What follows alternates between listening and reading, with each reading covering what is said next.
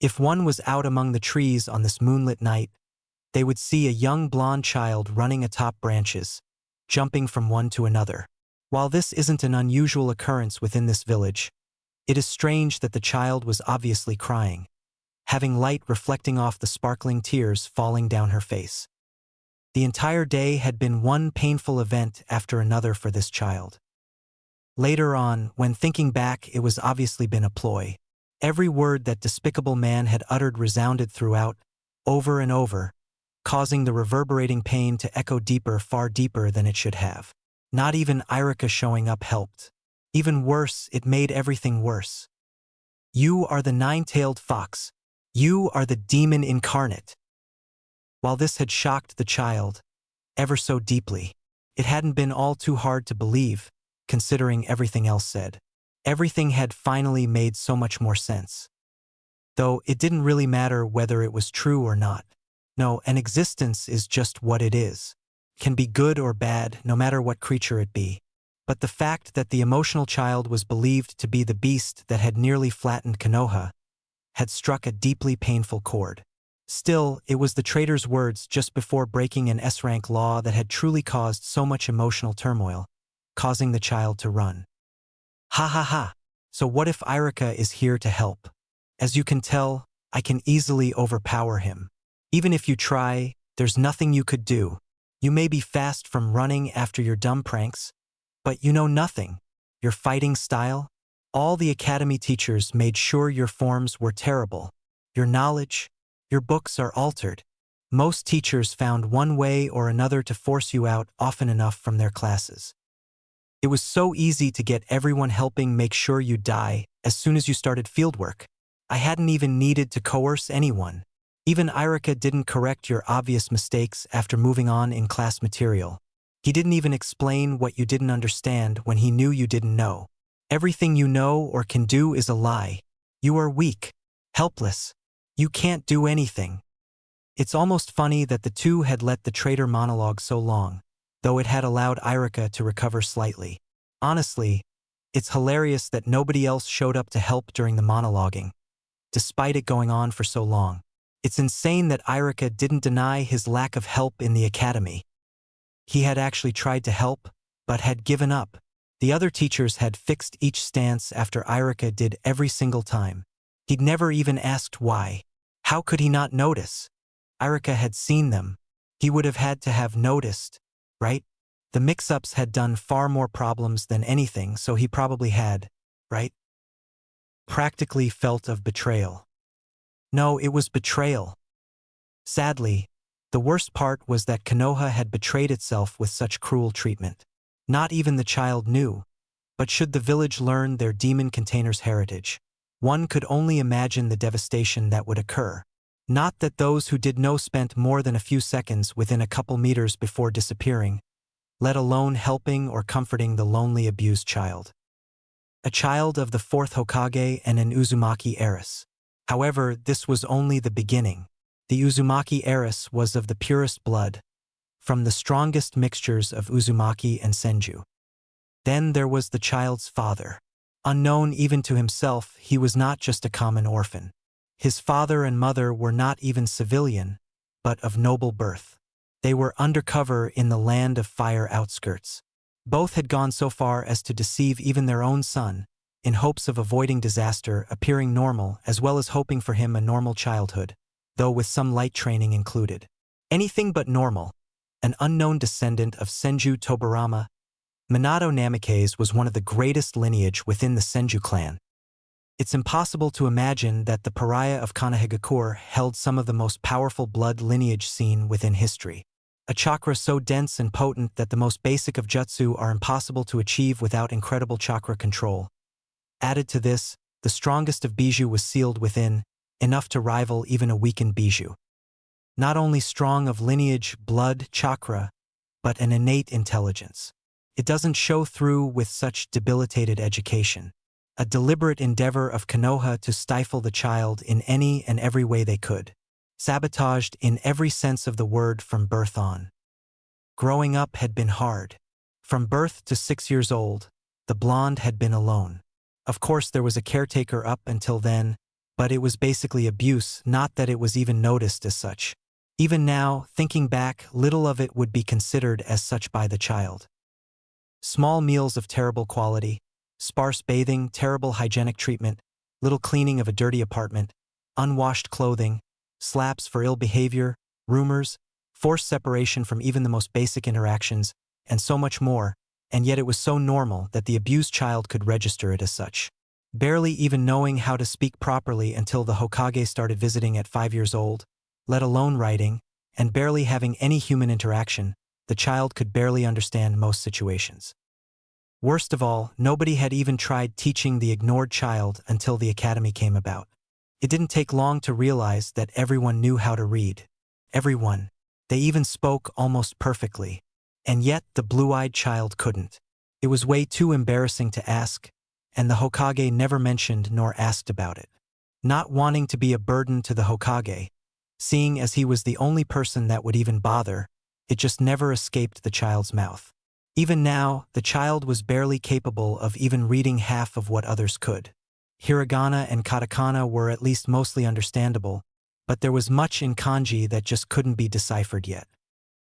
There was so much, far, far too much that had just now become obvious, and yet so much more was lost upon the blonde child.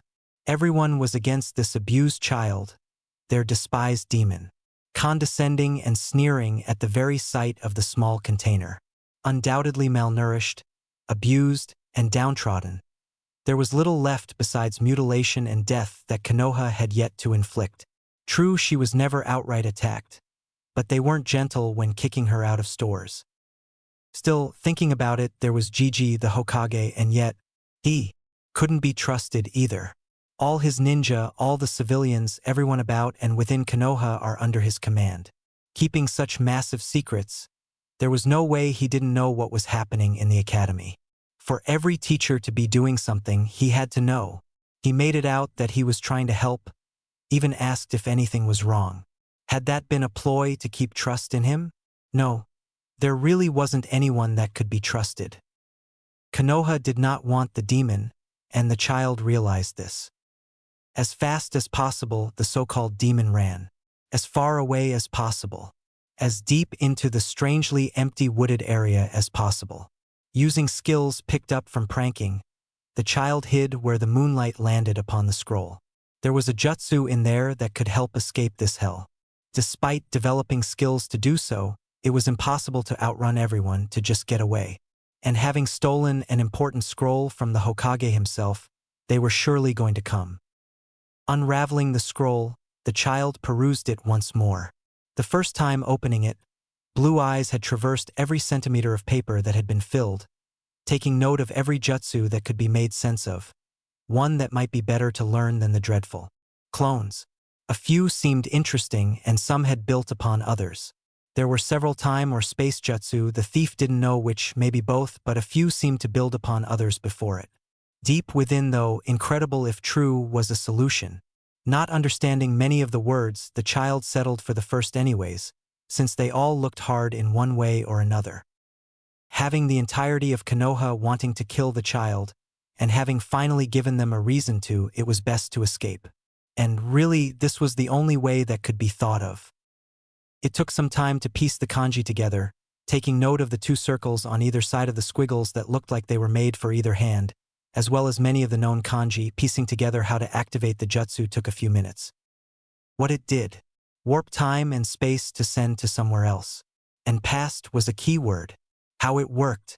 Many hand seals laid underneath the squiggles. Something about numbers represented by hand seals could replace others. They had to be used before placing both hands into place. However, the placement were too far away. Ignoring any and all other comments within, including the warnings, a twin was created with a single hand seal. It kneeled on the other side before glancing up at its creator. The two nodded before flowing through the seal's shone. In pain, just wanting to cry and leave as fast as possible, the two went as fast as possible to activate the past escape jutsu. No matter what lay ahead, or behind as it is, would be far better than staying to be killed. Right on the last hand seal, they heard someone call out. Scared at being discovered, stopped before they could get away, The two blondes, mirror images of each other, panicked and quickly pressed their hands down into the open circles within the scroll. It was best to leave anyways. Nobody wanted a demon around. As soon as Clone and Creator could, they pushed as much chakra as the two could into the scroll. A bloody Irika hopped down into the small clearing, barely in time to see a bright light engulf his student. His heart froze as the two blue-eyed children started screaming in horrifying agony.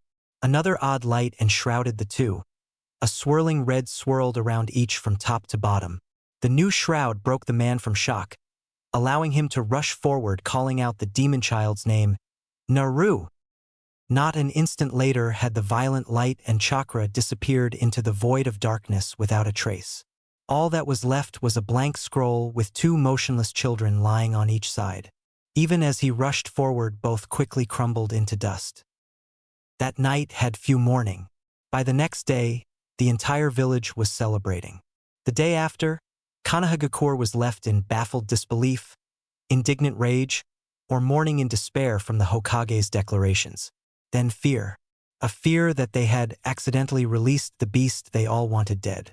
Truly, many felt regret at not being able to save the child, though more from fear of a repeat Bijou attack.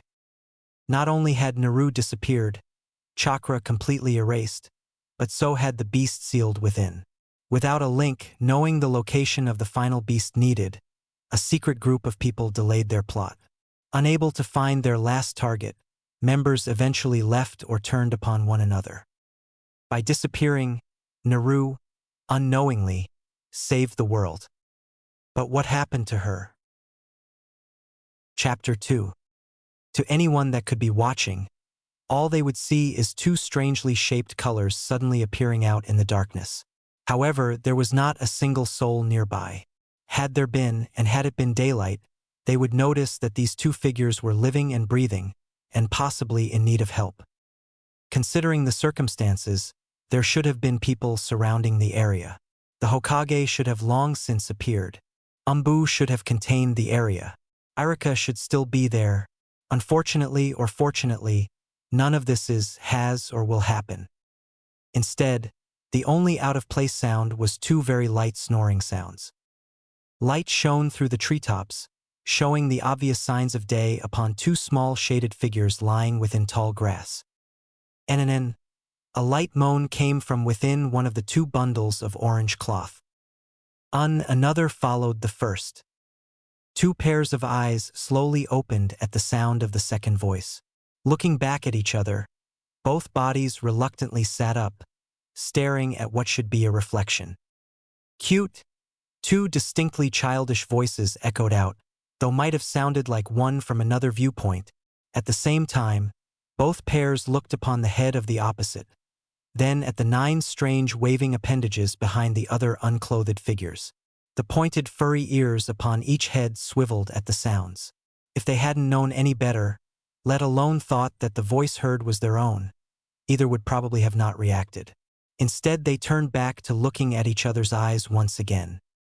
Soon, the reality of what had happened the night before hit hard.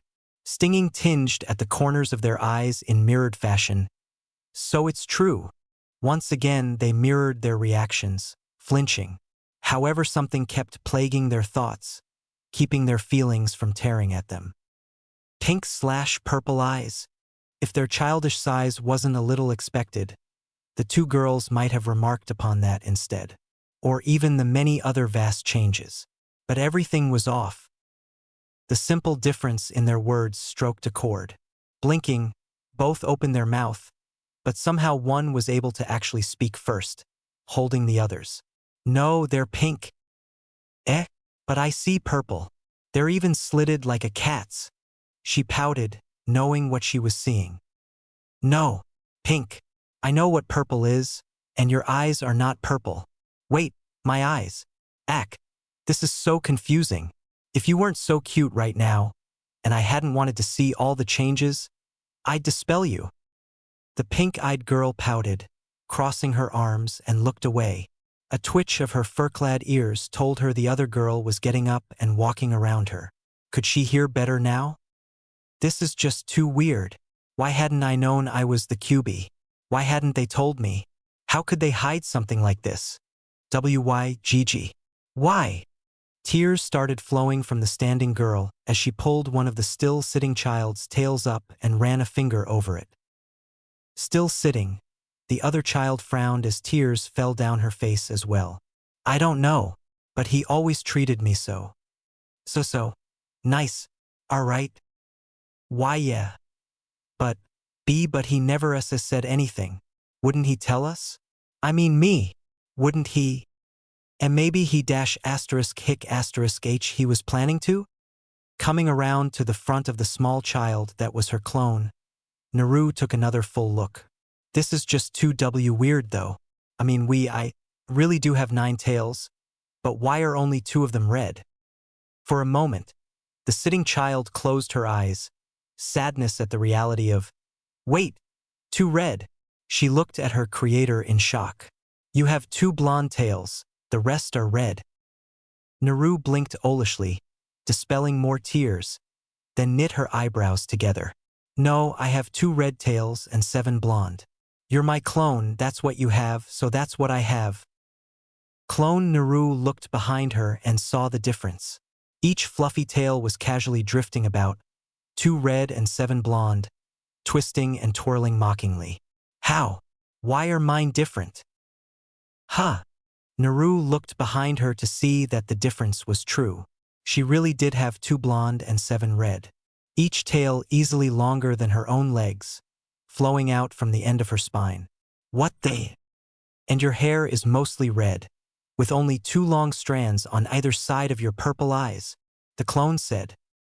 Naru blinked, gathered some of it up in her hands, and looked at her predominantly red hair, which had been blonde before then.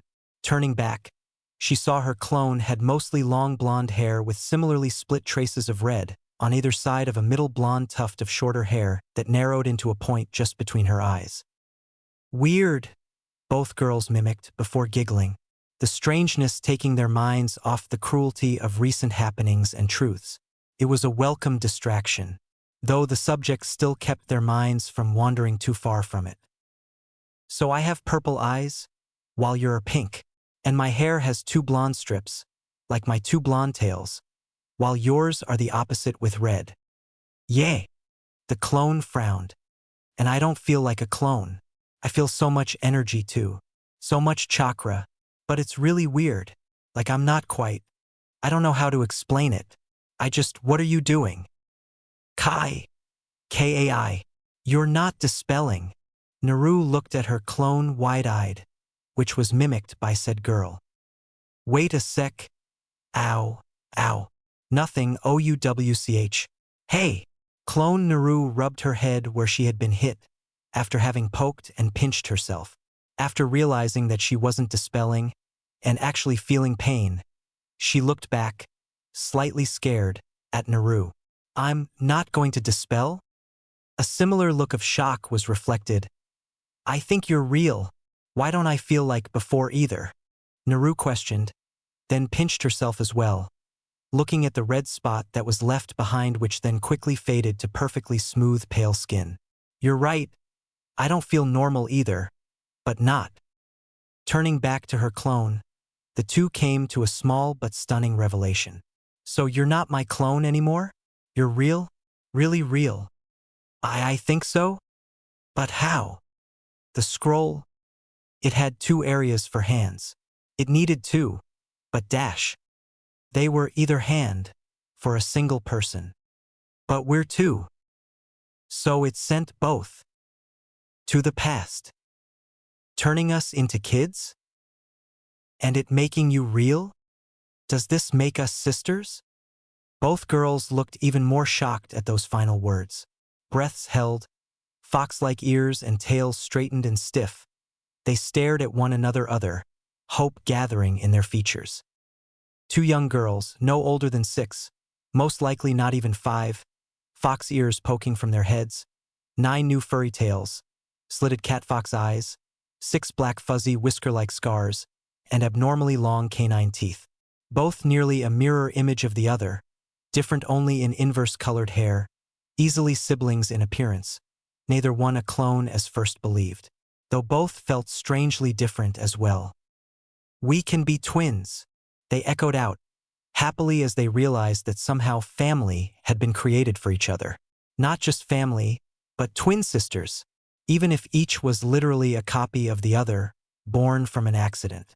A reality Naru had wished for since before they could remember. Though not in the way they had expected or the type of family imagined, they had still gained a family member.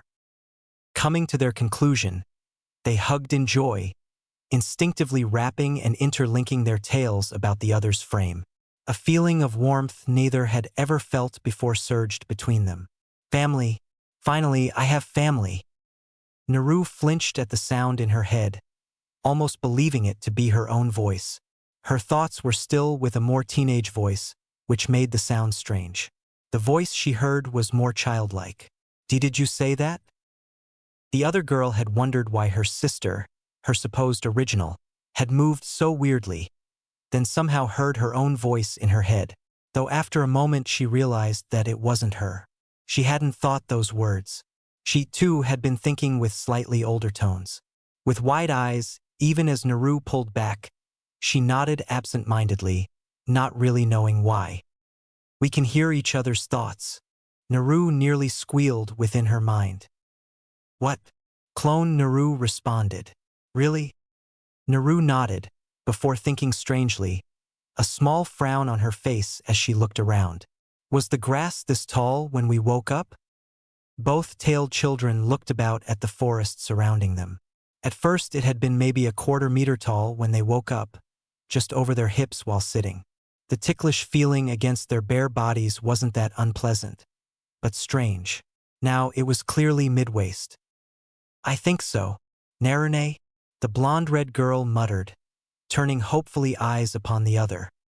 Slightly dumbfounded at the new name, a look of horror replacing it a moment later as true realization set in about their circumstances. We can't both be named Naru. Soon enough, the horror was reflected. But that's my name. I've lived with it my entire life. Ignoring the absurdity of such a statement, having been a clone, both started thinking. I know, mine too, but we can't call each other Naru. How could others tell us apart? Once more, their true situation set upon the two. Everyone? What others? Only 3 people ever called her by name, the Hokage and the Ichiraku family. Even Irika had only started doing so recently, but he didn't count anymore. Everyone else was either brat or some form of derogative, when not outright ignored. They didn't want to remember those people. Pushing the thoughts away, Naru looked at her former clone. Still another name. I'm the original, so I think it's only fair we change yours. She pouted at her original, but nodded. Just change E to a Narua. I don't want to change too much, else it will feel too weird. After a second, they broke down giggling and hugged again. A while later, they pulled apart, separating their tails completely this time. They looked around at the surrounding forest. It was already getting dark, but neither had any trouble seeing. The grass is really growing fast, Narune. The red blonde looked about and saw it was true. It was already up to their chest, though they were still sitting. Yeah. This is so weird. The 2 girls furrowed their brows for a moment, then gave up, shrugging. I really don't want to go back to the village. Yeah. But where else would we go? I mean, this is the past, right? Wouldn't Gigi be looking for us if we just ran off? Who knows how long it will take for him to notice, though. Narua frowned, but shook her head. Probably. We can't leave the village without passing people either. With our tails showing, they'd hunt us down, maybe even kill us. Both twins' eyes widened dramatically all of a sudden. How do we hide our tails and ears? They stared at each other in shock and fear. We can't go anywhere till we figure that out. Shaking her head quickly in mutual agreement, they started back and forth on thoughts, before deciding to try their henge. Naru started building up chakra, which quickly became a visible light violet wrapping around her body. Not an instant later, she was tackled to the ground, breaking her concentration. Looking back at her sister attacker, Not noticing her quickened breath or expression, she growled, "What was that for?" Narua, for her part, was freaking out. Spreading her arms around brought the other twin's attention to what she caused, to which she froze. What? I did this? Ignoring the nod, or not seeing it, she just continued staring at the meter-tall grass surrounding them. Only where they had been was it shorter, flattened from having the two children rolling around in it. Suddenly being surrounded by grass, which quite easily didn't seem like grass anymore, as tall as their full height, was quite daunting. I think your chakra isn't just stronger. The plants are growing from it, Narua said in awe. She turned back to eye her twin. Use less chakra. Much less. What you pulled out was so much more than we ever used for transforming before. Even though I've never felt someone else's chakra before, but even I felt that. What the two girls didn't know was that the forest they were in was surrounded by seals, which had been placed nearly 100 years before, to hold in massive amounts of chakra from being felt. Their luck, always being incredible, had thankfully kept them from exposing Konoha to a massive burst of unknown chakra and bringing attention to them. Naru nodded belatedly. Okay, less chakra. A lot less. Another nod. Okay. Narua placed a hand on her sister, trying to feel the energy more closely. Focusing on hiding her new features, Naru tried again, this time trying to rein in any that tried escaping her body. Even less. Listening to her sister, she focused on splitting apart the strange new energies that was held within her body. I told you less. Naru barely kept from growling and spread out what she had, letting go of more than half, doing so again and again, until her sister finally stopped. Running through the hand seals, Naru finally used the technique. A large poof of smoke spread out from the two children, enough to block the vision of any creature within several dozen meters, and reaching half as tall as the surrounding trees. When it cleared, Narua saw what amounted to a single-tailed kitsune. Kind of worked? You still have ears and a tail. Naru almost wept at having to do that again. That was so hard. Hearing a giggle, she turned on her sister, pouting. This only brought more laughter, so Naru lunged and tackled her sister to the ground.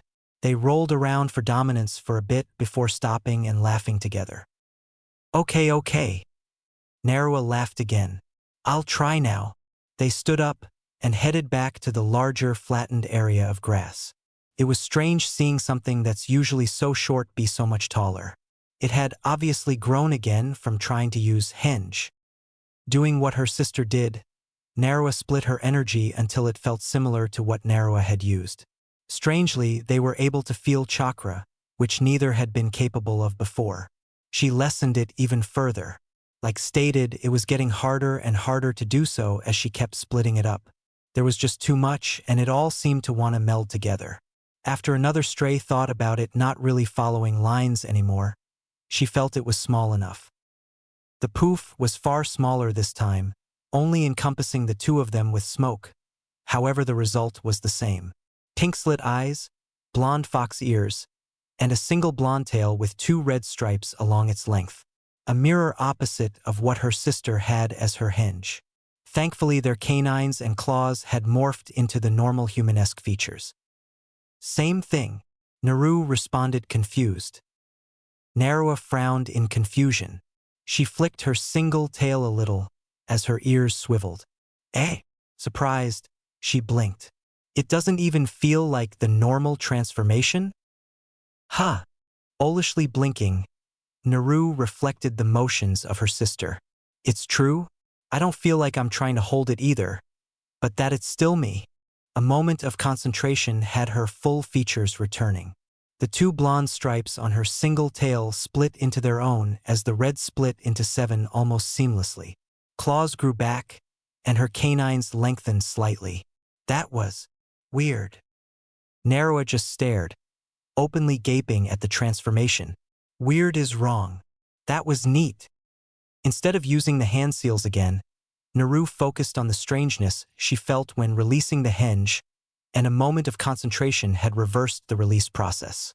Once more she was a single-tailed kitsune child, confirmed by looking behind her at the wonderfully over-fluffy tail swishing behind her in wonder. Soon she was mesmerized at the sway, ignoring her sister's words of amazement, even as the twin attempted it herself. Tail, fluffy, cute, want. Not a moment later she spun in an attempt to grasp the object of her recent affections, only to miss and fall sideways. Mid-fall had the tail actually sway back into her arms, luckily, where she hugged it tightly. A giggle broke through. Annie, that was really cute. Naru looked up to her sister, who was actually blushing from the sight. Smirking, Narua hopped at her twin, who released a startled yelp as she fell backwards. Hee, I want some of your fuzzy too. No, you have your own, Naru growled, which only brought another giggle as they rolled around, flattening the grass. A second later, the single tail of her sister was tickling her face. Hey, stop, I hi it. Unable to help themselves, both girls started laughing, albeit for entirely different reasons. Before they knew it, the two had fallen asleep in the middle of an overly padded area of flattened grass. Despite all their grief, sadness, and pain, small smiles graced their whiskered faces. Chapter 3. The village of Konoha was a quiet and peaceful place. How such quiet is possible, despite having been created in a militarized aspect, is due to the type of soldiers they house. Since before its creation, ninja have been used as a mercenary force. This hasn't changed. But shinobi and kunoichi are typically taught that silence is one of their greatest assets. As such, their force attempt to move and work with the least bit of sound possible. The civilians are louder than their counterparts. Peace is due to having a force capable of constant protection, shielding the people from inherent dangers. Despite having been in several wars, the village has never once been invaded by another militarized force.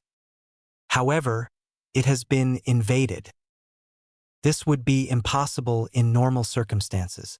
However, due to the type of foe, it was more than possible.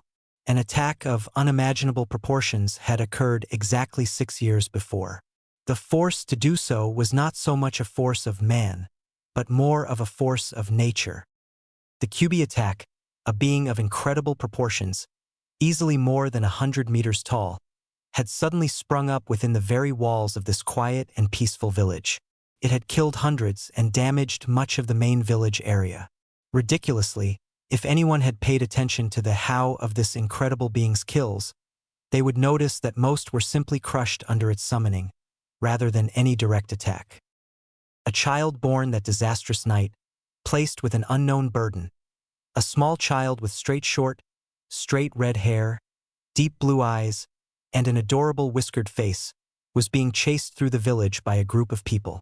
No matter how fast this child ran, what small places she crawled through, dirtying shorts and shirt in attempts to evade pursuit even as angry people were at every turn. Luckily for the child, such a strange, unannounced commotion was brought to the attention of their village leader, who stepped in quickly, protecting this exhausted child from any further harm. Somehow, the usual protection, whom the small child dubbed Shadow, wasn't around.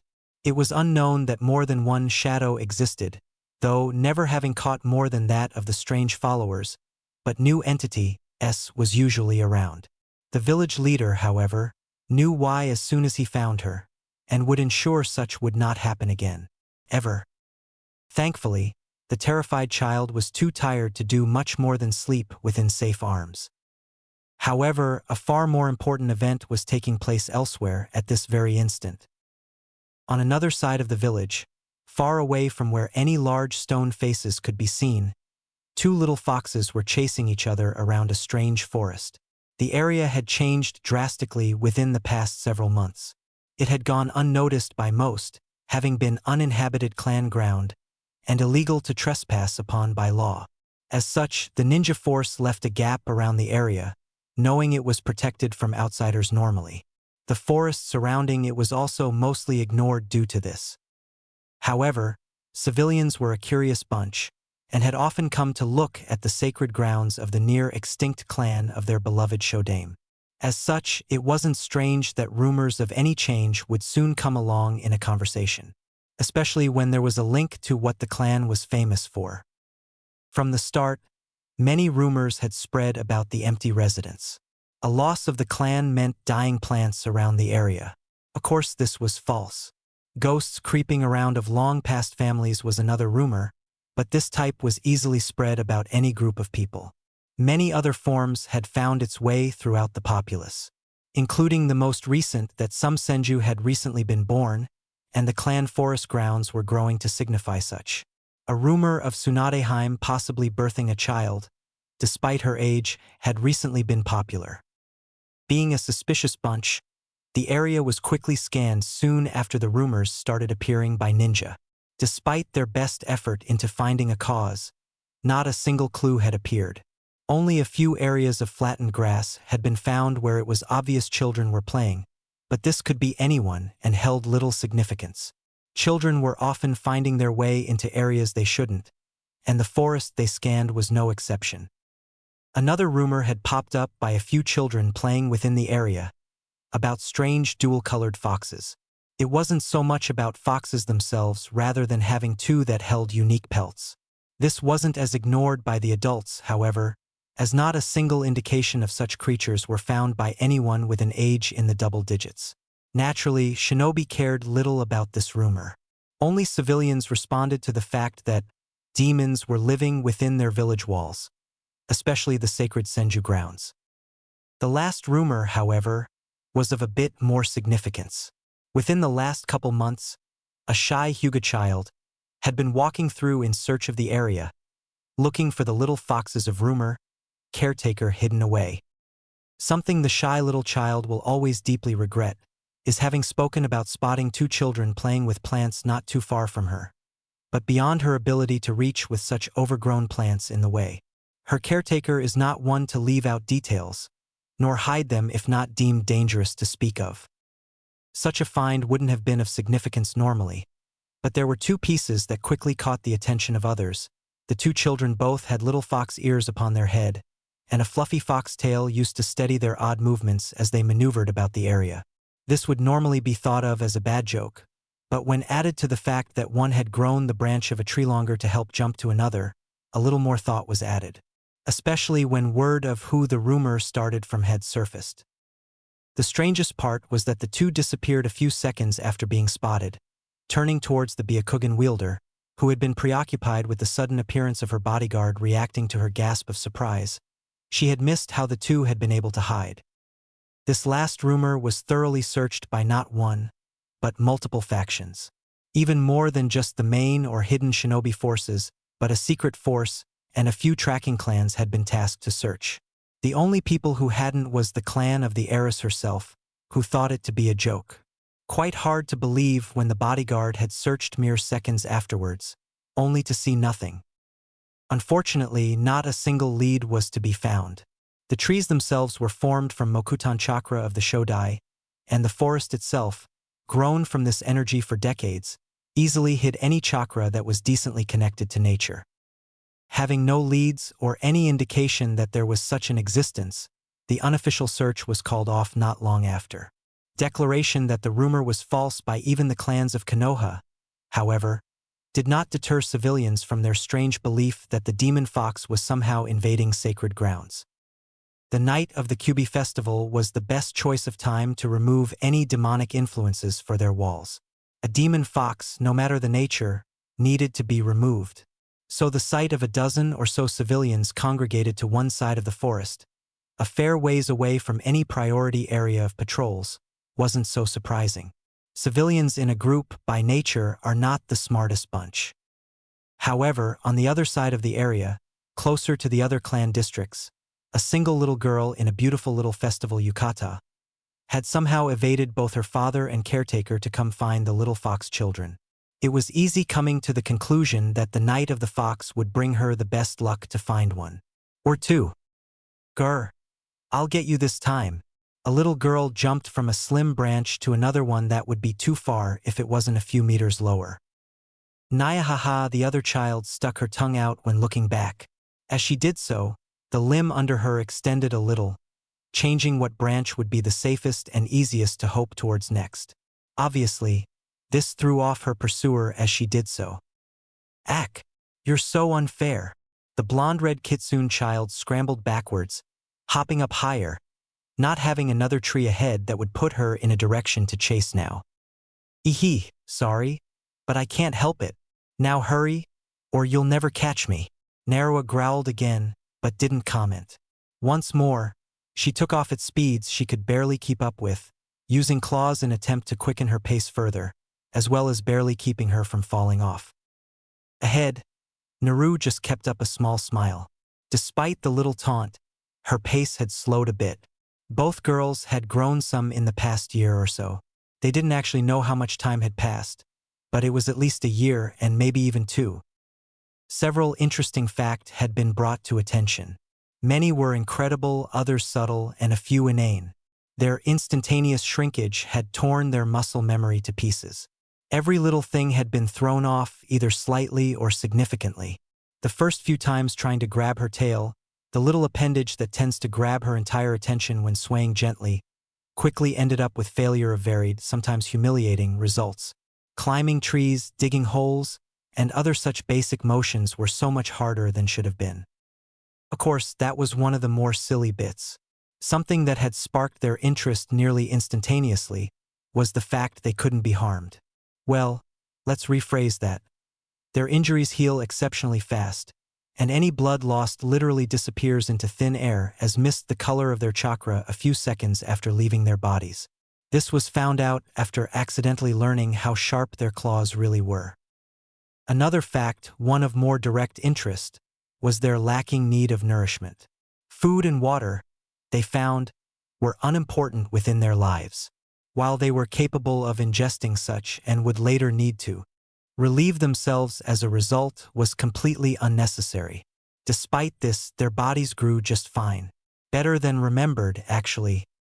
Best of all, the two had discovered their chakra were both unimaginably large and quite unique in and of themselves. Naruto wasn't just capable of growing plants, but directing them as well. Something she put to use, pressing more than a small amount into another limb, which allowed it to grow twice its normal size and length as she landed upon it, then hopped away in a direction distinctly opposite of her previous destination. Despite having family now, even if she was an accidental creation of a sister, had been far more incredible than Naruto would ever have believed. The girl wasn't just a simple person she knew. She wasn't just friendly, nice, or a bit caring. She didn't give off any of those strange auras other people did. She didn't smile with those strange faces which ended up somehow hurting her.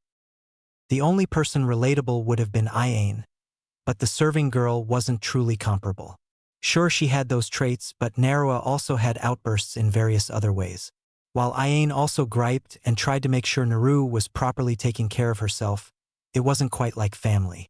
Naruto would get angry, fight, cry, hug, and even prank, like when Naruto would wake up purring, not realizing that she was literally put back to sleep, over and over, losing half the day to simple ministrations upon her head and tail, just so Naruto could secretly practice hairstyling. Of course, Naruto had done similar.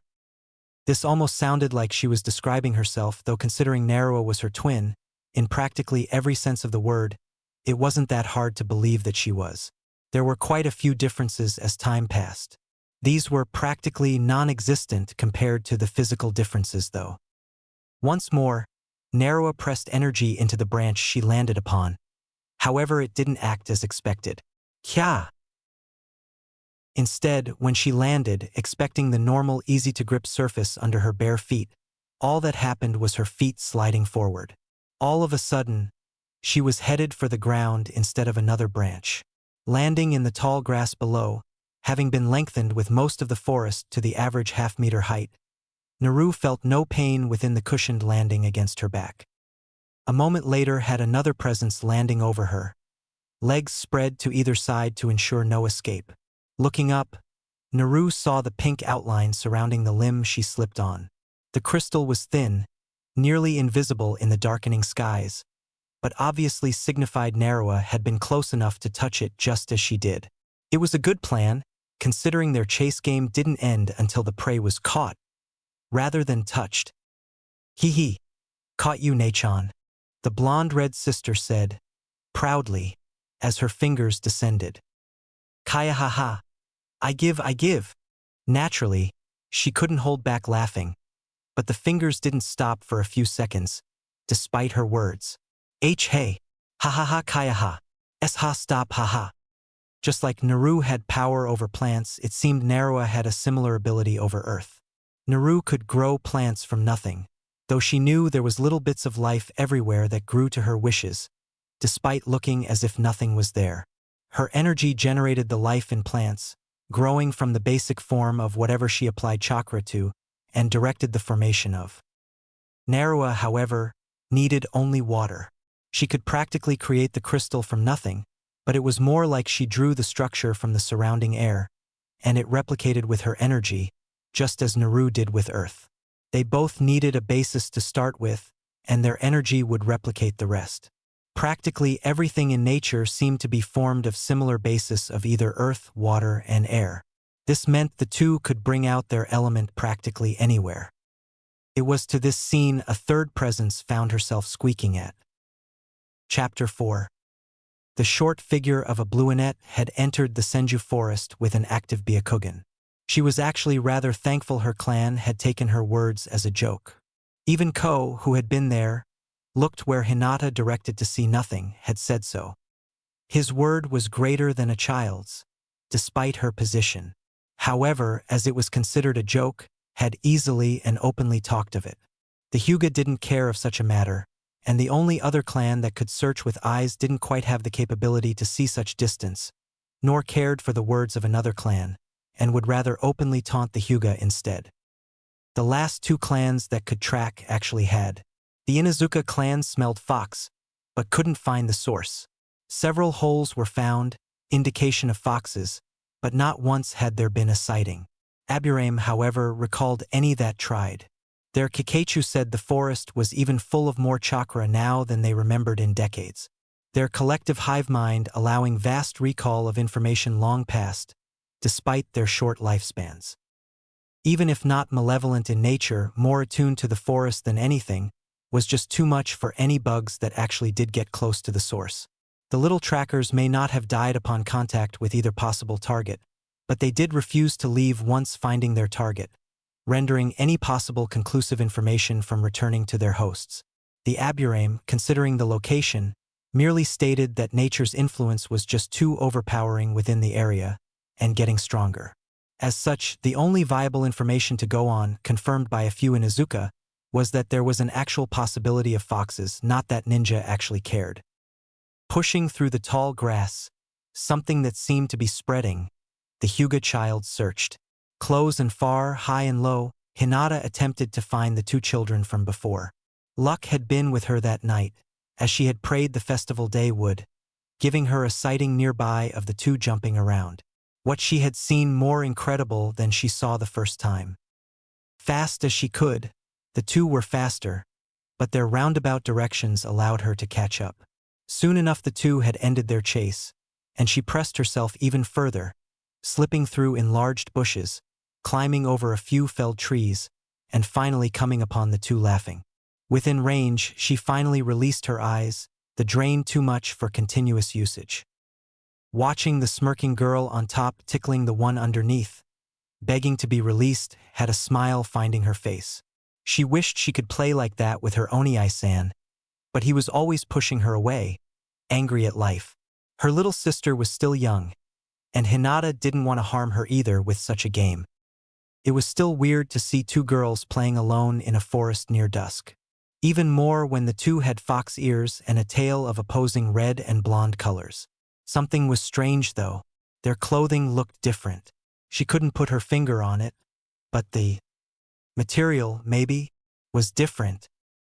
Due to the tall grass, it was hard to make out the laughing one underneath the other, but the one on top had a pink kimono blouse that ended just over her tail, leaving most of her legs bare, with a red sash tied in a butterfly knot behind her back.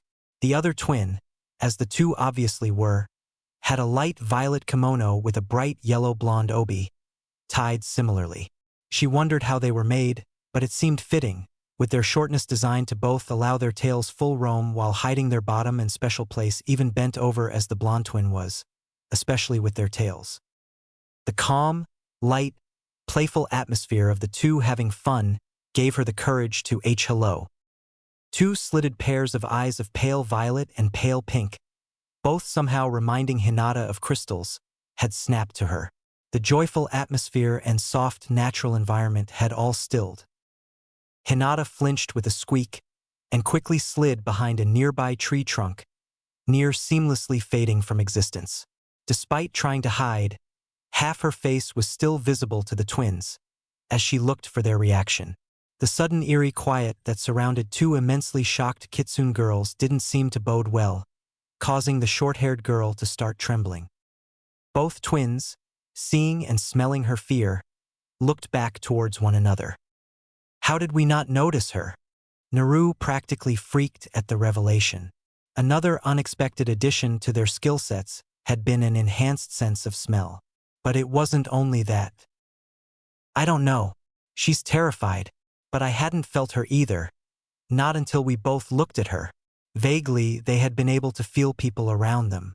It wasn't something they quite understood, but when a person had some type of intention that bordered on the negative side, said person quickly stood out among their senses. Of course, it was only within a certain range and far more prominent in closer proximity. Wait, isn't that? Taking a closer look, the figure of the intruding child was exceptionally familiar. The scent too, but differentiating others by smell wasn't something they had learned until recently. And yet, she was familiar.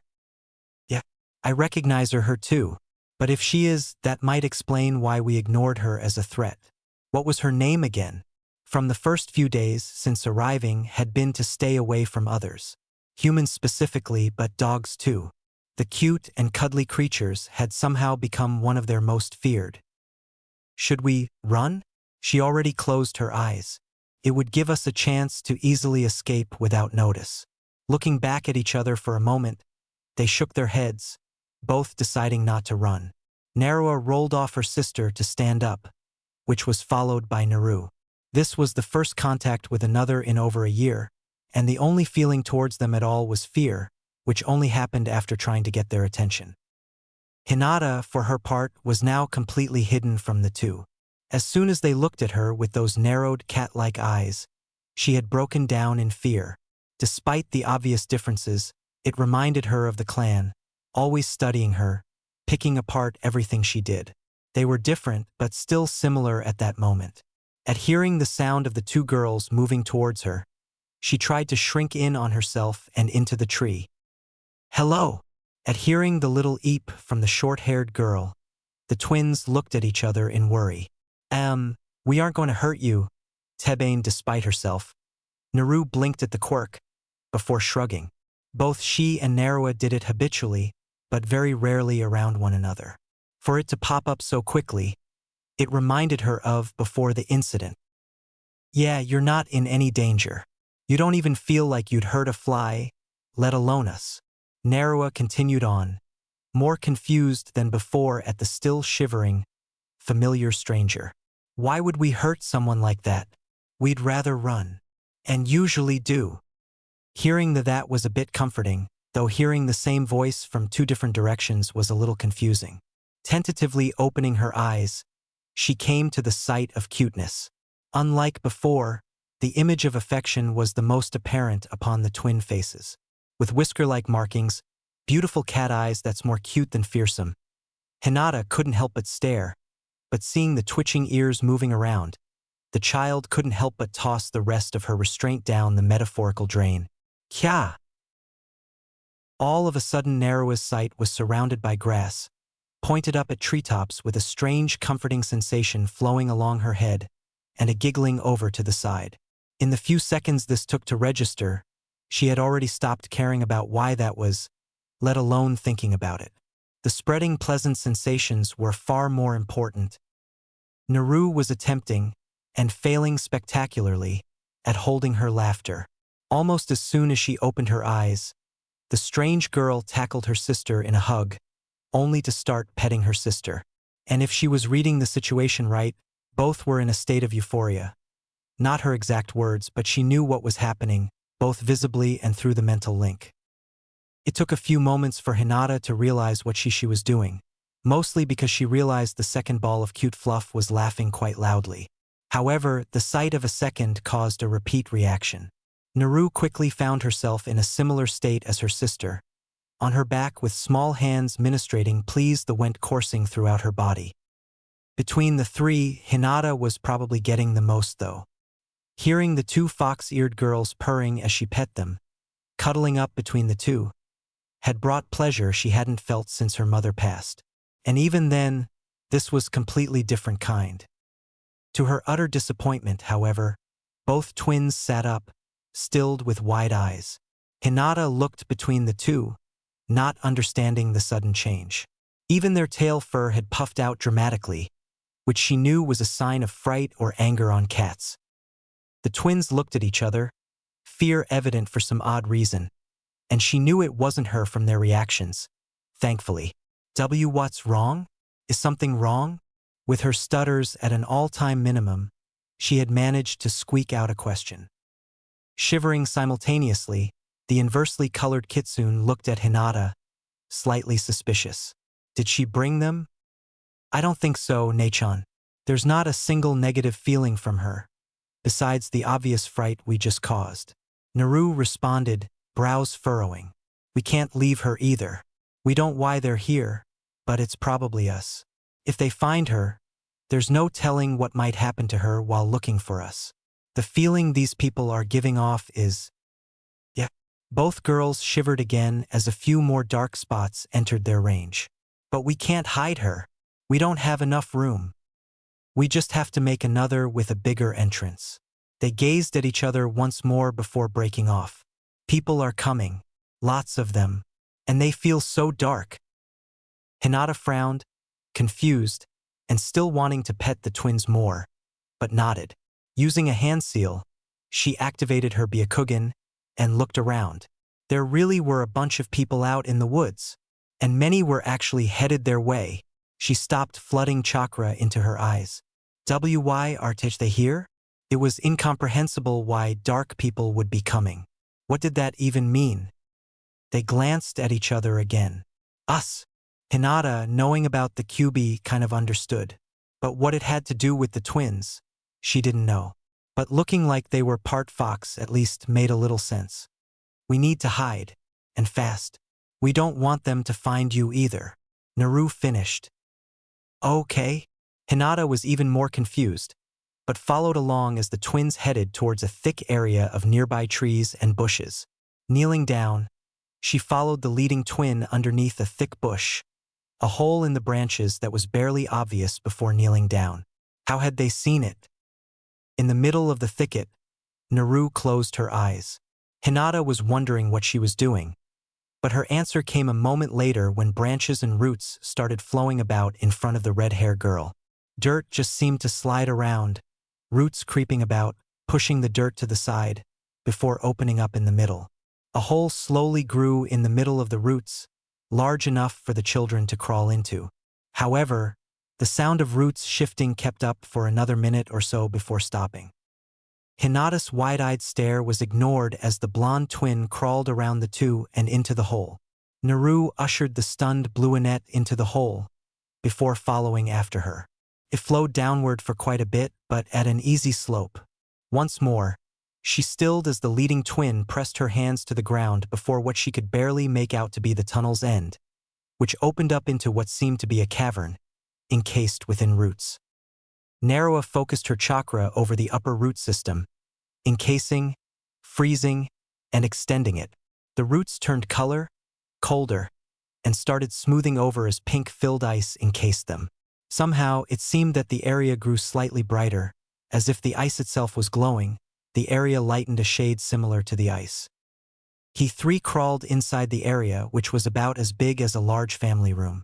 Naru, following Hinata inside, now had enough visibility to see with the cold crystal amplifying it to finish.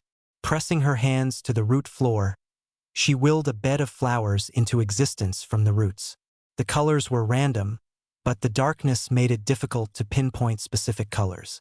As it is, Hinata could barely tell why the hard ground had turned soft, much less see what happened, but the sense gave it away. Flowers. Ah, hi. I grew flowers to make the ground soft to sleep on. And I made the roof to help reflect more light, letting us see, as well as keeping us cool. You, I see can't see. Hinata looked up at the soft pink glow above, but could barely make out shapes. Huh? We can see fine. Oh yeah. Narua glanced at her twin. We can see better than before, can't we? Aha. She nodded. It's probably that. Hey, you can sleep here tonight with us. Nobody will find us this deep. Beside, it's kind of nice to have someone else nearby that doesn't mean any harm. Is this normally how you live? Hinata couldn't hide her surprise. More by the harm than the rest, though all of it just as surprising as the rest. For a while now, yeah. It's comfortable, nobody bothers us, and we can hide from anyone, except the girl in front of them. Somehow she had snuck up. Even now, they can only barely feel her, but that was mostly because of the slight fear she was letting out. That, and they really didn't understand what most of those feelings were, or why it was only the bad parts they could feel. It didn't help that it was so vague. But dash. We're fine. We don't need anything, and we're safer this way. Naru cut her off, not wanting to be pitted or anything like. People don't react well to us, so we avoid them. Narua finished off kind of emotionlessly. From the start, they were practically ignored all of Naru's life.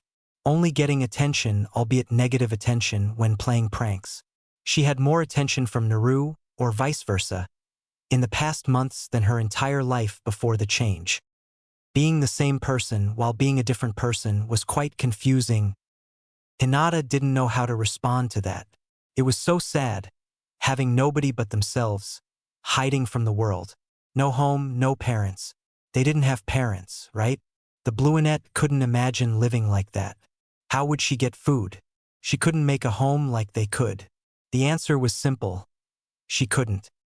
We should go to sleep. The hole isn't going to be found by the people out there. And it isn't safe to leave either. Hinata looked back and forth from the disorienting twins. Hearing the same voice come from either side of her, echoing off crystal within the darkness, was quite dizzying. Nodding her assent, she laid down on the unbelievably soft bed below her. Before she knew it, two soft fuzzies were curled up around her, removing any more worries. Slightly, only just, the twins could hear the voices just outside the hole. Despite telling their new friend to sleep, they couldn't. Felt chakra? Nothing. Something over the dash? An idiot. Around somewhere. Not. Nearby. Somehow, people had come close to the entrance. They didn't know how or why anyone knew of them, but people were searching for them. Only children had seen them so far because they never had these feelings about them. But the people above were close. Thankfully, no adult could get into their hole easily, let alone find it. Or so they hoped. It was going to be a long night. Chapter 5. Outside, in the festival, there was a hidden panic. Not only had the Hyuga heiress disappeared several hours before, but they had yet to find her. It was long past midnight, and every Hyuga was out searching the village without result. In fact, by the time it was dawn, a council meeting had been called, only for it to be cancelled a few minutes later when the heiress had miraculously reappeared. Apparently she had gone exploring a forest when a bunch of scary-looking people entered it as well, and spent the entire night hiding from them. It was completely true, just without a few minor details of why she was there. A simple fox hunt by the civilians nearly put the entire village on high alert. Despite the trouble she caused, there wasn't any severe consequences Hinata had to endure, maybe even a little praise at being able to escape notice overnight. Though there were some consequences, such as a closer guard and a bit harsher treatment from the elders. They may have punished her from running away from civilians, but there was no assurances that the forest invaders were merely civilians. However, the shame felt within the village as her story circulated was unheard of. A ridiculous goose chase which had obviously ended without a single result, again, had scared a child into hiding all night long, alone, in the woods. Even the Hokage felt old at that point. They may have been empty, but they were clan grounds. Usually the clan itself takes care of intruders and the like. But the compound itself was sealed, and the forest relatively safe to allow trespass, usually by academy students, which nobody truly minded. They were just lucky nothing happened. Somewhere in said woods, two girls were looking out upon the village from within. We never heard her name. Blonde hair turned to the side.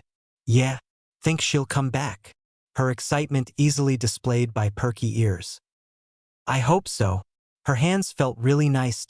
A red tail started swaying from side to side. A giggle responded to the strange statement.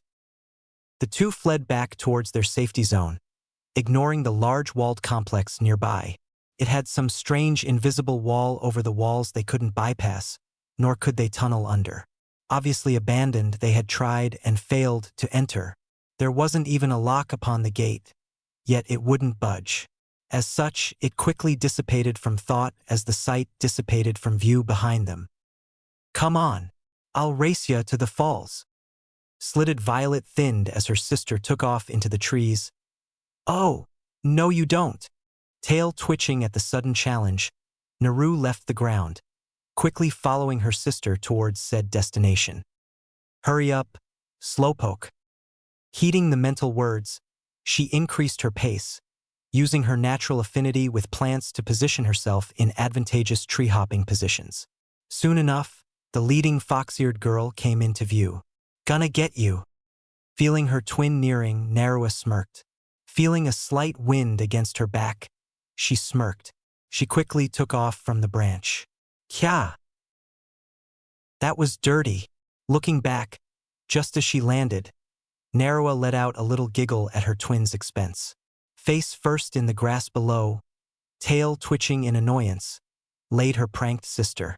Just overhead, upon the branch both had stepped upon mere seconds before, pink reflected in the morning sun, as if mocking the downed child. Having successfully pulled one over on her sister, Narua continued onwards towards their destination, ignoring the indignant complaints and promises of payback flowing through their mental link. She had no doubt there would be. It was still worth it. Hey, are you seeing this? Black slits narrowed as wide pink eyes attempted to expand into saucers. I think so. Surprised and awed by the sight, a twin blonde-striped red fox just stared at the strange intruding figure, jaw practically on the ground. Is that really possible? Damn it! Where are they? A feminine voice grunted out from high above. The sound shocked the two fox shapes below, making them crawl deeper into the grass and further from view, their motions near soundless even to themselves. It still drew the attention of their apparent purser, who quickly looked about the area before shrugging it off. You think she's looking for us? The twin red-striped blonde fox mentally asked, quietly. Who else would people be looking for out here? All we've seen are rabbits, mice, and birds, the other mentally sighed, while trying to keep herself as small as possible. Not true. There are snakes.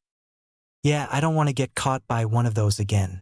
Both refused to shiver at that thought, not with the kunoichi above sniffing around, listening intently. Gar. They're around here somewhere. It should be easy. Damn overgrown grass. She crouched down in preparation to jump, which looked awkward with the diagonal angle she was at, standing on the side of the large tree with a hand holding her slightly upright, instead of completely sideways. A few leaps had her on the other side of the large clearing, before she started sniffing again. Another figure appeared nearby, which caused the twins to shiver. Despite not feeling anything except frustration from the woman, they hadn't cared to show themselves to either. The scent of both were running havoc with their instincts. While neither felt like a threat on the emotional level, their physical senses were saying otherwise. Calm down, Tsum, they're here. But if you let your emotions take over, it will just be that much harder to find them. The second voice shocked the twins into pure disbelief. Asterisk psi asterisk I know. But their damn scent is everywhere. They even smell so similar that I can barely tell that it's two instead of one. Confusing is tame in this instance. This caused a sigh from the four-legged speaker. They really are looking for us. I don't get it. How do they even know we're here? We've only shown ourselves to kids. Don't parents usually ignore what they say? Every time we ever played with another kid, no matter what they said to their parents, it was always ignored, and were told to stay away from us. Naru refused to believe the innocent kids would be able to pull a Konoha Kunoichi's attention, but that was not the only possibility. You don't think it could be that blue-haired girl? But she said she would never tell, and it didn't feel like she was lying.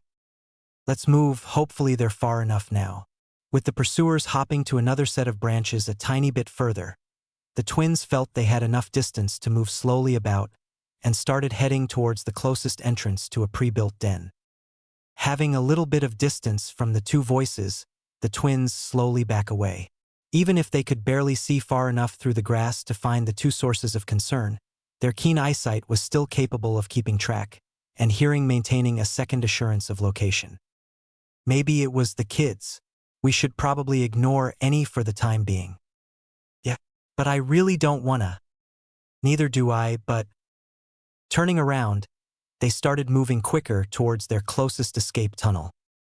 Grr. It's like they've been playing all over the area for days. Without sleep, the spiky brown-haired woman turned to her partner. Kuramaru, you found tracks earlier, right? Hi. But with the overabundance of plant life, I was unable to follow any trail. Let's return. Their scent is all over the forest, and if they really are spending so much time in certain areas, it's unlikely we'll find their den. With most of their scent obviously focused away from their home, I doubt we'll find a lead. The large wolf-like dog supplied. But the woman tried, only to be cut off. Haven't you noticed? The wolfish dog nearly growled out. Surprised, the woman sniffed again, looking for anything off. Took a moment, but her eyes went wide. There's no scent of blood, nothing more than the tiniest of injuries that normally permeate a forest. Kuramaru nodded. They're not hunting. Either they are intelligent and capable of completely removing any traces, or someone is caring for them. Sum pondered this for a bit, perplexed, before shrugging. Guess we really don't have any leads. If there was a blood trail, it would have easily led to a den. But like this, if someone is caring for them, then maybe we don't have to worry. Either way, let's go back, Kuramaru. The wolf dog nodded, before jumping away, followed by Tsum. What he didn't say was that the fox scent was odd. They were mixed with human. It wouldn't be odd for the two foxes to be pets of a human. However, this was different. They weren't just mixed with human scent, but the scent itself was mixed. It's nearly impossible to recognize, but there were another pair of scents, human-like, that had fox mixed in. They were a perfect counter for the fox scents, and yet so similar. He didn't know what to make of it. But it seemed the foxes really were being cared for by two humans, too, because, like the foxes, they seemed to be twins. The coincidence was uncanny. I feel them moving away. Slitted Violet turned towards the other pair of slightly glowing eyes. Yeah, but why? They've been out there all morning. What changed? She shrugged, just happy that they were able to finally escape. Despite their dislike of the overgrown grass, it made moving about unseen quite easy. Even with their distinctly colorful coats, it was hard to find them if the grass was several times their own height. Let's just rest for the day. Naru simply curled up on the flower bed in their den. Just like the others, it was a dome-like cavern, at least 10 meters in diameter with most of it over 2 or 3 meters in height, allowing their full human-sized bodies easy maneuvering, built at least 15 meters deep with a fox-sized entrance. Neither knew why, but silently felt that deeper homes were better. The roots encasing the roof were covered with a thick layer of ice, both keeping a comfortably cool temperature and dim glow lighting. Narrow as ice was far from normal, and both knew it.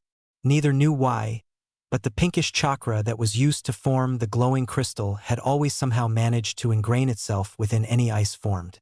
Strangely, this produced several phenomenon that the twins could only barely understand. With it being her ice, Narua instinctively knew that there was more chakra within her creations than needed to merely create the ice. With that known, they had concluded that being the reason her ice was the color of her chakra, which allowed it to glow. On top of that, it somehow prolonged the time it took for any ice to melt. So far, only the first den they had created this way had melting ice, and it was only halfway gone. The second would have as well, but Narua pushed a little bit of chakra into the ice, which proved that her chakra was indeed keeping it cold. Multiple entrances lined each den, all of varying sizes, allowing the two several areas of escape and rest. They had even interlinked many of these areas. It was easy with Naru's natural aptitude with plants, allowing her to feel where the dens were. So, she was literally standing on the side of the tree. Naru mentally giggled. Too excited by what you saw to rest too. Huh? Yeah, I can't wait to try it. Don't you want to know too? Obvious excitement lit her mental voice. Shifting into her human form, Naru allowed the soft flower bed to caress her skin. While fur was nice, skin allowed more pleasant sensations in certain situations. Yeah, I do. We'll figure it out, hee. The shift was quickly followed by her sister. Just not today, I guess. Sigh. Their new forms also allowed them a more sensual comfort when sleeping together, which was why they quickly curled up together. Yeah, not with the possibility of the dogs coming back. They both shivered at the thought. Neither really understood it, but were quite fearful of the dogs. It was an ingrained instinct they felt.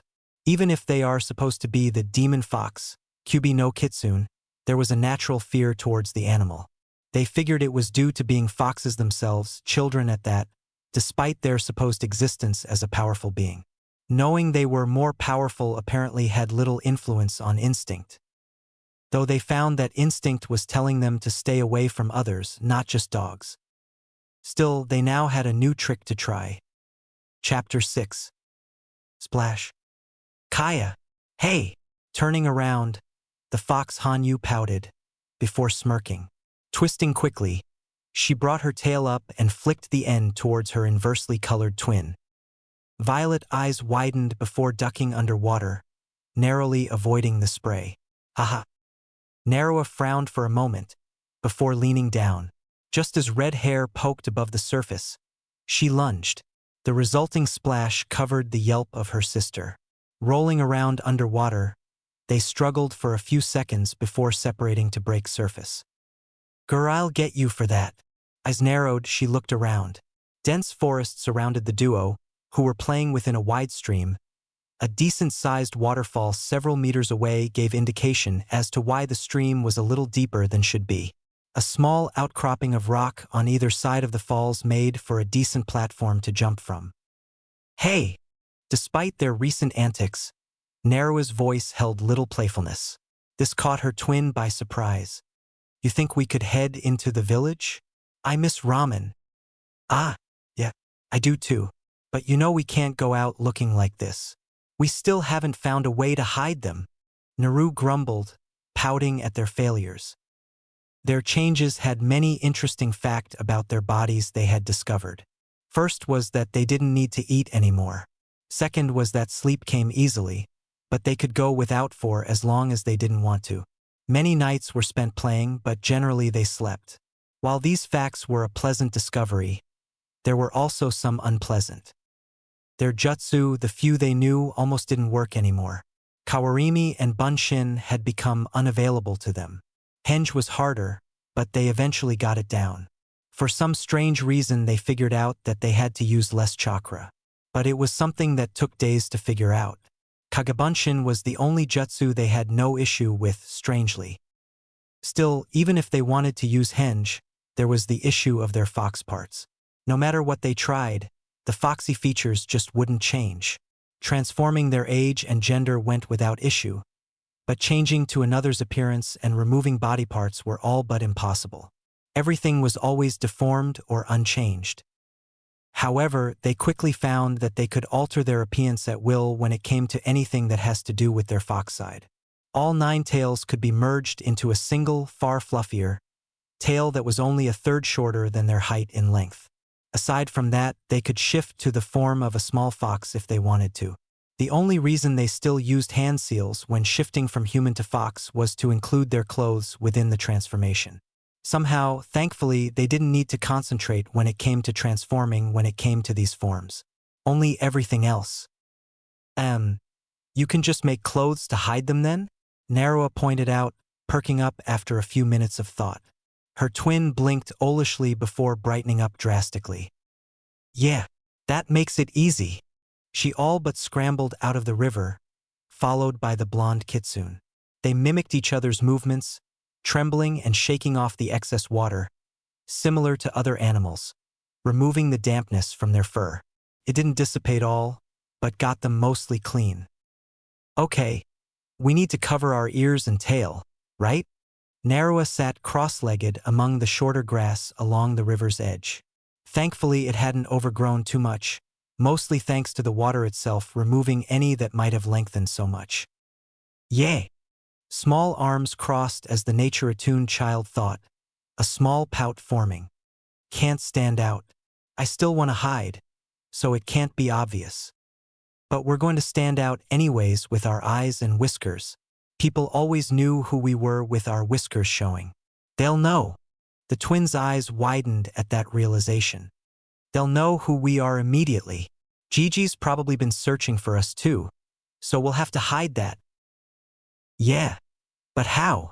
Both saddened at this, but Naru's glance at her sister picked up something interesting. Their hair was far thinner than before, soft and full, just like their foxtails and ears. But another change came with it. The long strands were mostly straight, but the few that were below shoulder length were curling. Hair. Huh. Narua looked up, then tilted her head. Hair. Her brows furrowed. Yeah, hair, the mostly redhead declared, smirking like a fox. We'll hide it with our hair. Make something sharp to cut with. Narua frowned, but complied. First she formed a comb, something she had taken to doing to keep their hair straight and neat. A moment later, she started thinking about something flat and sharp. She pulled the little water still nearby into her hand and added chakra to form a short blade.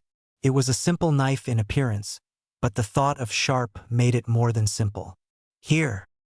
Brushing their hair didn't take all too long. Soon after had Naru gathering a blonde clump of hair on one side, before she sliced through it just past chin length. This was copied on the other side as well. Now she had a point of red hair forming just between her eyes along her nose, with the two blonde strips flowing out over either side of her eyes and curling back to cover her cheeks, which had additionally covered her whiskers. The rest of her long red hair fell to just above her tail along her back. Forming a mirror of ice, Narua took a look at the results of her sister's meddling. The blonde was quickly left with her mouth smiling at the ingenious of it all. And it looked really cute too. My turn. It didn't take long for an inversely colored reflection to have appeared across from Naru, giggling at the tickling fur across fur. They didn't realize it for so long, but the whisker scars were actually an imperceptibly thin layer of dense fur. Okay, now for clothes. The only thing I can think of that wouldn't look strange is a yukata. The red-tailed child supplied. I was thinking that too. Normal colors. Pink slitted eyes looked on, more demanding than questioning. Yeah, I'll do our normal colors. Naru nodded. Looking around, the two walked about the nearby area for the flowers needed. Narua with yellow and pink, and Naru with red and violet, as close to their eye and hair colors as possible. They also searched out a few various types of vines. Once more together, Naru nodded. Pushing chakra into the flowers, she willed the petals to shift, grow, thicken, widen, and conform to her desires. The results would be plain, but soft and smell delightful. In a few minutes, Narua was wearing a pink ankle-length yukata, with sleeves along their arms to match their forearm length and width, tied with a burnt yellow sash, hiding the thin green vine ties underneath that held it together properly. Naru was dressed similar, only having the kimono a light shade of violet and a red obi instead. Though the colors didn't exactly match their own personal colors, it still looked quite nice. Grinned at each other, They accepted the results, but faltered in mirrored mimicry upon seeing the other twins' ears pointed tall. They shifted in annoyance at the sight. Okay, still need one more. Amen. The two sat down, though more ladylike with the yukata blocking their normal motions, into a seiza. Something that would hide our ears, but wouldn't look strange. It's too hot for a cloak, and straw would look weird, Narua continued. Hats are too easy to remove by wind. Needs to be cute. Should it still be a hood? Yeah. Narua frowned and fidgeted in her clothes. Hey! Naru looked up. Seeing her sister trying to get comfortable already knew the issue. Besides their mental link, they had this problem with the battle kimono they had taken to wearing, so was common.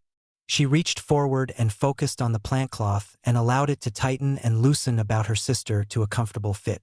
The back of the obi grew a tiny bit, allowing the butterfly bow to straighten into perfection, albeit unintentionally. Sorry. Narua nodded. Okay, so a hood, but it should wrap around the shoulders too? Understanding, Narua focused on the flowers again. Another petal matching the obi was focused on. Soon it grew into something resembling a cloth, ruffled and loose, but mimicking the top part of a cloak. Smiling, she put it around her twin's head, laughing as she struggled to avoid it. Hey, this one's yours. It's not my color. Despite her struggles, the blonde twin couldn't keep it from being placed upon her. Eventually she gave up. Humph! She pouted, crossing her arms and looking away. Naru took in her sister's appearance. Despite everything, it fit well, just not enough to look normal by other people's standards. Though her upbringing was rough, she had seen enough of others around Konoha to at least understand what looks wrong or terrible. Though it had been a while. Mostly, she had been trying to mimic that weird girl's clothes from that night a few months back. Realization dawned upon the sunny-haired girl as Naru focused upon slight changes. Forgetting her annoyance immediately, she decided her added input would be better. Hey, my ears too. Can you fix that part too? For a second Naru pondered, then nodded. Two pieces of the cloth plant shifted upwards above Narua's head, allowing her ears to fit comfortably within. She knew they couldn't show their real ears, but hiding them in plain sight, that left her laughing inside. After it looked normal enough, she pulled it off her sister and copied the process upon the other flower for her sister's hood. They donned their own, allowing the ruffled material to enshroud their shoulders and cover the tops of their heads. Their hair was allowed to flow freely from underneath the red and yellow cowl/shawl like hoods. It was strange, because it nearly hid their primary hair color while highlighting the secondary that was covering their whiskers. Cute, they reflected before giggling. It was a long-standing effect of their split. Though they tried to be different, it always ended up with both acting and saying things at the same time all too often. Looking up, they could easily pick out the morning air that still permeated the forest. The time it took to form their new attire was surprisingly short. With foxy grins, they turned to each other. Time for ramen? Ramen time, the other replied excitedly. Quickly they headed towards where they felt the most darkness. Even if the feeling was vague, almost non-existent the further away, it was still quite easy to pick out where large groups of people were. After a while they had started recognizing the feelings as people, so they still knew that Konoha was nearby, along with its direction eventually. Hopping up into the trees, they allowed their tails to flow freely, which barely allowed them to poke out the bottom of their new yukata. Despite the natural length, their tails were always curved somewhere, so it always appeared half their body length instead. Once again, they started a chase to their destination, as they always do, laughing and growling along the way. Though they didn't know it, their games had quickly ingrained their natural movement and understanding of their bodies into their minds. And without worries of injuries, they had been able to do whatever crazy stunts they wanted without fear, pushing this even faster and furthering their instinctual understanding. Landing on the outskirts of the forest, they looked out with their slightly glowing slitted eyes, anticipation and excitement glaringly obvious. You ready? Blonde glanced over. Yeah. Chapter 7. Something strange was happening within the walls of Konoha. What this was, not a single person quite knew. Birds were not singing their normal songs. Cats were not quietly meowing. Dogs were not simply barking. The animals were completely quiet. This kind of effect was not usually noticed, not even by some of the ninja. Hiraishin looked out from his window, frowning. Even though most couldn't place it, the people could feel a tiny, near imperceptible presence. To civilian and ninja alike, there was a sudden feeling within their walls that hadn't been there before. It was nearly undetectable, silent and non-threatening, calming even, but present everywhere, and almost missed by even the most experienced of ninja. Those that could affect the entirety of Konoha with their presence alone could be counted upon a single hand. Hiraishin was one of those few, yet even he was unable to do it without the underlying announcement of a threat. Not so subtly, nor so quietly. Whoever was causing such a vast, yet nearly undetectable feeling to permeate their walls had to be powerful beyond even him. The fact that the presence was actually comforting to feel had not done anything to soothe his worries. The true issue was that they couldn't place where the cause was. Few knew it, but he was one of the village's best sensors, at least when trying. Not many could evade his focus. Yet there was a being, one powerful enough to easily match a Kage, spreading their calming influence, but completely capable of hiding their location at the same time. He couldn't even place the direction of influence. Not even the chakra signature itself. None had suddenly spread about the village, vibrated in recognition of its owner, or had any other indication that this person was emitting their power. The slow constant of appearing Anbu and Jounin within his office the past few minutes gave him little hope. If any had located the source, they would have informed him immediately. Even worse, there was not a single ping upon the village barrier that any significant chakra signatures had entered their walls. It was unsettling. Search for the stranger within our walls. I want the person responsible for this disturbance brought directly to me, unharmed. On the other side of Konoha, two young girls were quietly making their way towards a familiar stand on the outskirts of the village. It had taken half an hour to subtly and quietly walk around to the more occupied and condensed area of the village, and in sight of the stone faces, but they were trying not to completely stand out. Obviously they still talked and laughed, not truly caring who saw them now, but they still knew they couldn't just hop around like ninja when nobody knew them. Miso, it has to be first. Even if she hadn't been the best student, many rules of the village were still quite obvious. An unknown child running across rooftops would bring attention of the ninja, and they would be brought in for questioning. They knew that with their changes, neither being completely blonde anymore, would probably bring up even more questions, as well as solidifying that few would recognize her, if any could at all. Show you. It's been too long. They would be looking for the village pariah, who had disappeared years before, right? But wouldn't they be looking for twins, neither of which were completely blonde, nor had visible whiskers scars? Miso is our favorite. Even though their clothes were slightly off material-wise, it wasn't so obvious as the little cat-eared hoods they wore, which took the focus of the villagers that laughed at the bickering twins passing by. All ramen is our favorite, but we haven't had soy since before. See, we had miso the last few times, she pouted. Their back and forth arguments, along with the hoods, had kept anyone from taking a closer look at the twins' feet. If looking at just the right angle, a shadowed point could be seen swaying back and forth underneath slightly. Even then, it gave too little to be worth investigating why it was there, even if it had been seen. It doesn't matter. We haven't had any for so long that it should still be miso. This continued on until they were already halfway across the village. Neither had noticed the strange increase of shinobi and kunoichi frantically hopping about the roofs. Even more, too caught up in their ramen battle, they hadn't noticed the quiet squeal that had found the pair. Kaya! Getting tackled to the ground, the twins couldn't help but cry out in surprise.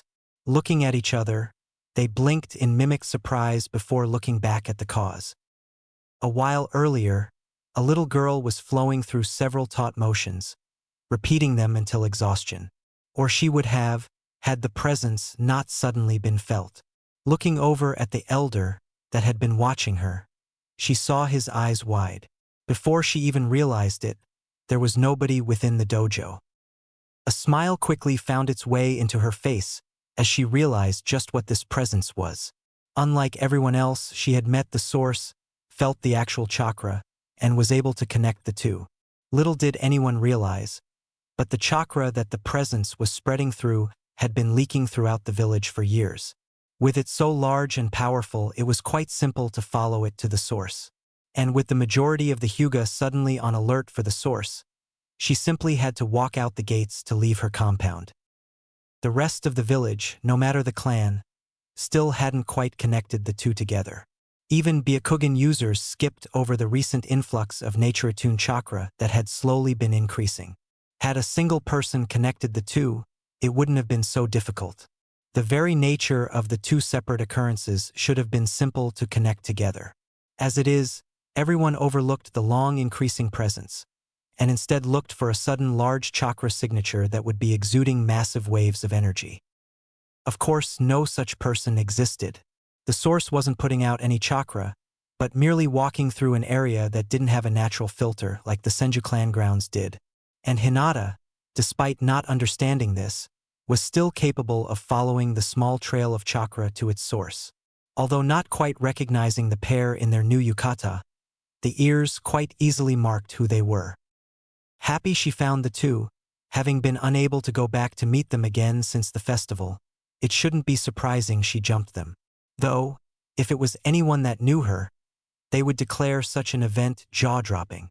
Even if she had only spent a single night with the pair, barely knowing each other, she knew their easy attitudes would overlook her behavior. They treated each other far rougher after all. It also helped that she was still quite childish, and hadn't yet had too many terrible and morally detrimental experiences quite yet. It was also how she saw the pair interacting during their first meeting. Funa, Haruna, Hinata giggle at their faces, when turned to her in disbelief. They grinned, though, when they realized who it was. That turned to confusion an instant later. The Bluinette gently pulled herself from the pair, only now realizing what she had done. "Ah, I am so sorry." Getting up, dusting themselves off, the twins looked even more confused at the bowing girl. "It's okay. We're happy to see you too," the other finished. Hinata straightened up, looked between them, then giggled a little again. "Still doing it." They smiled, but they were still confused. "We never got her name." Naru turned towards her sister, who returned a similar look at the statement.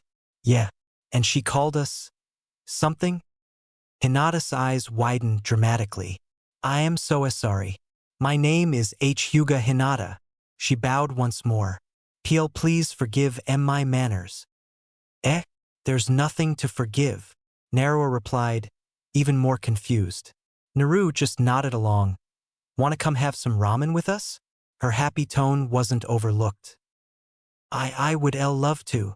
Hinata's heart jumped at the invitation. She hadn't been invited to anything before. She was barely allowed to socialize with anyone outside the clan. Smiling in response, they each grabbed a hand and started pulling her towards God's kitchen, Ichiraku Ramen. 3 girls quickly found themselves upon seats within a small stall. "I can't wait. It's been so long." "Yeah, wait. We still didn't decide." A look of horror passed the yukata-clad girls. The other mirrored her reaction. But I thought we were getting miso?" "ID like miso too? Is that alright, Funa?" She glanced at the twins, questioningly, before letting out an eep, when both twins suddenly turned towards her. No matter how comfortable she'd gotten to the pair so quickly, having 2 pairs of slitted cat or fox eyes turned towards you like that was intimidating, at least for a shy, unconfident girl. "You called her Funa?" Naru furrowed her brows cutely in thought. "Why?" The other finished, mimicking her sister's expression. Hinata blushed furiously. "Ayano, I'm sorry. I don't know why your names, but I didn't just want to keep wondering."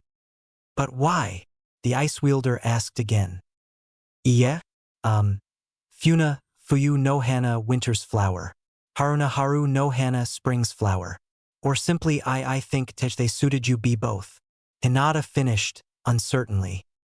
Having heard the reasoning, the sisters turned towards each other with wide eyes. Those names. They're pretty. And they really do suit us. But what about Naru? And Narua?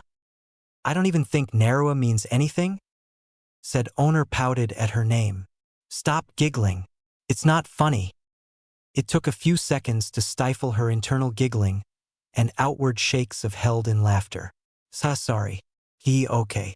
It would also be better than our names. We don't want Gigi to find us either. Our names. I saw we use her names. I really like them too. Yeah, at least when we look like foxes. Our orders. The voice broke the girls from their mental chat. Surprised, they looked at the old man and smiled brightly. To their side, their new friend was looking at them oddly, but they ignored that. We'd like miso ramen, the twins chorused. And me too. The quiet voice was almost missed, but having run the place so long, the man hadn't missed it. All right, 3 miso coming right up. He turned and left, giving a cursory glance at the twins before shaking his head, as if to clear it. Ayano, looking between each other, they ended their unknown chat, then smiled brightly at their friend. You can call us that if you want. We really like it, more than what we were called before. What you were called before. Hey, but I like mine too. Humph. Yeah, thank you. Hinata got slightly dizzy turning back and forth between the two as their voices echoed on either side of her. Kia. The twins looked down at their friend, who had somehow fallen off her stool, before giggling. Hinata returned to her seat, blushing, just as their meal arrived. Here, best I can make, as deserved by beautiful little flowers. This only intensified Hinata's blush, as he referenced her name as well, Sunflower, along with her new friends' names. Obviously he had overheard, though made no mention of such. Instead he focused on the other 2 girls, placing them as twins by a simple glance. He knew their drooling faces were familiar, but couldn't place it. The cute hoods and hair covered too much to make any true guess, and they hadn't introduced themselves, instead going with what were more like nicknames. Being in a ninja village, a person can't help but pick up a few traits of them too. The pair were just off, but everything pointed to them being completely harmless. Before anyone knew it, the twins had finished their meal with bliss written across their faces. Hinata had only halfway finished, but was obviously unable to eat more. Ichiraku could tell when someone didn't finish because they didn't like it, rather than simply being unable to eat. So good, Naru Haruna moaned out. Yeah, Narua Funa mimicked. The other 2 sweat drop at the blissfully content girls. Their sighs gave away the fact they wanted more, but they suddenly stilled. Slowly they turned towards one another. Ichiraku, though observing only half the time, it was rude to stare, could easily pick out the reason why. More than that, he could tell when the reason was purposeful or deceitful. The shared shock and horror upon the twins' faces told him the truth, which was quickly confirmed. We don't have any money, Haruna whispered. We don't have any money, Funa echoed louder. Hinata once more looked between the 2. She was surprised, but having seen where they lived, knew it was probably something she should have expected. Ayano, she tried, but a bit too quietly. So neither of you can pay, huh? Ichiraku, despite being a kind and gentle man, normally wouldn't allow someone to eat for free, not without good reason. His expression was neither kind nor dangerous, but still allowed it to stay serious. Though, for customers like these, first-time customers, truly regretful and thoroughly loved the meal, he would normally waive off the payment. But something was still bugging him. What do you expect to do? Comically, the twins hopped down, tears pouring out of their eyes, and kneeled into a position to beg forgiveness. Once more, Hinata's quiet attempt to gain attention had gone unheard. Well, unheard by the twins. Ichiraku was purposely focusing on the twins, who were praying and begging forgiveness now. He almost wanted to laugh. The meals themselves were only smalls, and usually free for children if an adult buys a meal. Though it seemed cruel, the girls still seemed to be niggling his mind for some strange reason. Glancing at the third child, no longer trying to get attention as she stared at her friends in disbelief, his eyes sparkled. If you spend an hour helping, cleaning dishes, I'll let it go. Yatta! A moment later had the girls jumping for joy, hugging each other at the acceptance and forgiveness, though more in comfort of each other as emotions struggled to break out. It wasn't so much the fact that they were allowed to work it off so much as being forgiven and accepted, once again even after wronging him by one of the few people that had done so before. A man they never wanted to push away, and almost accidentally might have. Hinata was still disbelief while the stall owner just chuckled at the children. He could remember several who were just as expressive. "All right, you two. Follow me to the back." He looked at the third, almost regretfully at her sudden sad expression. Maybe this wasn't such a good idea? They seemed to have only just made friends. Still, his gut instincts were telling him this needed to be done. "I will charge the Hyuga account, Hinata-sama. If you can, you may return in an hour to meet your friends. It won't take long." She nodded sadly. "Ko will probably be looking for me soon." Her tone made it sound like she didn't want to return, which made the Tuchi's heart clench. For some reason he felt like he was splitting up a friendship before it even started now. "Ah, you can. Watch if you want. Maybe chat while they work." He sighed in relief as the girl eagerly nodded. He had enough room for all three with how small they were, but it was still going to be crowded. "Come along, you two. Let's get you started." Chapter 8. Hyuga Hinata was shivering, though it seemed she could burst out in laughter just easily as screaming out in terror. The tilt was centered, hence her shivering. Ichiraku Tuchi was stoically stilled. It was unclear of his thoughts, though it might also be that he was passed out standing up. There just wasn't any way to tell. Two little causes were balled up, trembling, soaked with dirty soap water and broth of various types, covered in noodles, vegetables, and a myriad of various tidbits needed to make ramen. It was unclear as to what happened, but there was something distinctly wrong with the entire situation. Needless to say, but the twins were the central cause of it all. There were pots dumped and spread all about, utensils broken or stuck in walls, and a myriad of random damages everywhere about the kitchen. Taking a closer look at the true reason for such reactions from the two, one would only have to take a closer look at the twins themselves. Despite being covered in so much, it was quite easy to understand, should one have been born within Konoha. The shivering twins were literally balled up, peeking out from between a few of the tails. The girls were awaiting a reaction more than silence. They hadn't meant to cause any damage. They had even tried to fix it before their Tuchijizan saw. That obviously hadn't worked, and then somehow he saw one of the girl's ears, and then the other's tail got loose while trying to hide with her sister, which ended up causing more damage, and eventually they just wanted to disappear, which resulted with all 9 tails appearing to wrap around the girls as they curled up inside. All in all, they truly didn't even know what happened themselves. They had just wanted to fix things and hide. Neither had wanted any of this to happen.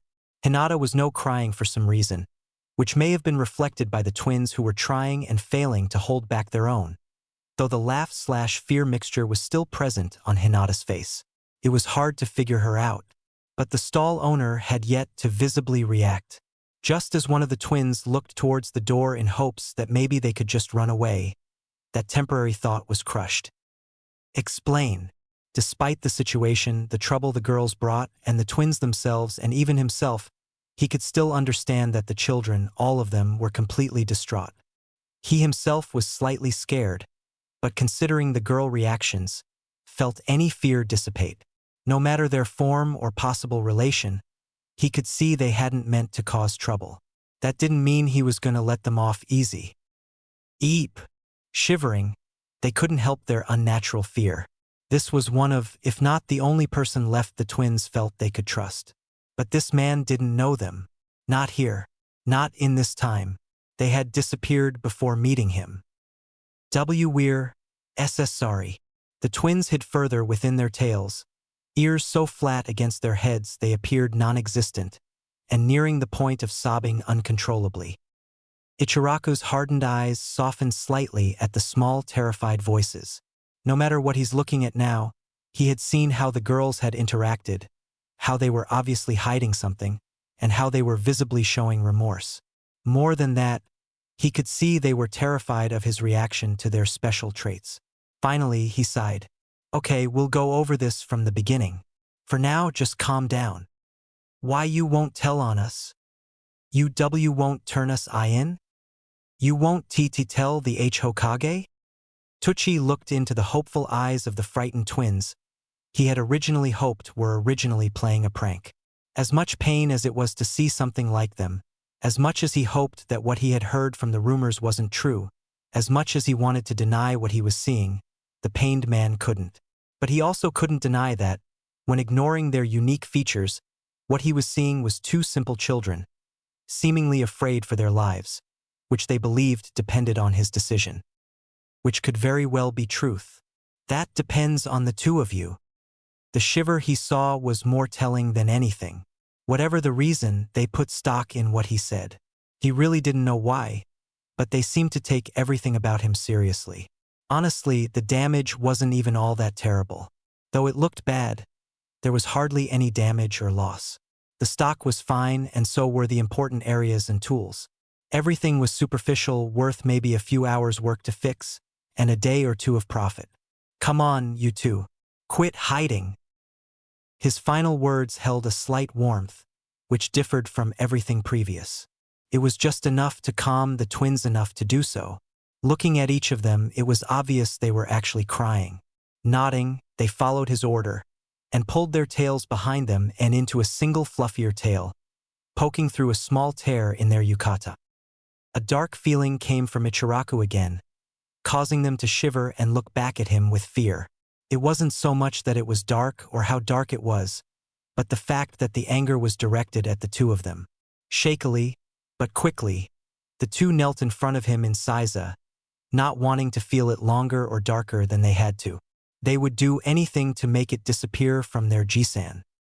Thankfully, he had already put a sign out telling people he had taken the rest of the day off. The man had more important matters to take care of, obviously. Tucci waited for the tails to disappear, but they merely dawdled for a few moments, staring at each other. As soon as he was going to tell them to hide it too, his patience shortening quickly, they looked up at him in fear and quickly sat as if awaiting punishment, trembling even more. Despite the confusing timing of their reaction, he ignored it. Why is there still a tail still visible? He saw them look at each other, as if having a secret conversation, which they probably were. Many ninja tend to do such. Seeing shinobi doing this was one thing, but for children to do so was a bit unsettling. He looked over at the Hyuga heiress to see her slowly calming down. At this point, she seemed more scared for her new friends than of them. He felt like he knew why, but ignored it for now. We can't hide the last tail or our ears. One of the twins spoke up fearfully, voice shaky. They had to have hid it within their yukata, if that was the case. What are your names? And I don't mean what Hinata-sama named you. He noticed the two looking at each other once more, and frowned. No silence speak. The troubled girls looked up at him with wide, disbelieving eyes.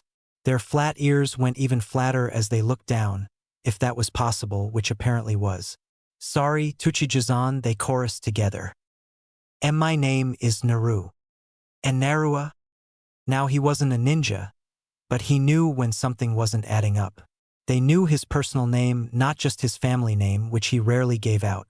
And the second twin's response seemed even stranger. He'd leave that for later though. But the similar names had given him even more to think about. And it wasn't just of these two girls. No family name? He watched as their trembled forms turned shaky. Obviously, they were frightened beyond belief at the mere mention. Then they looked at Hinata simultaneously, then back to him. Obviously, this was something that was quite sensitive. Do you not trust her?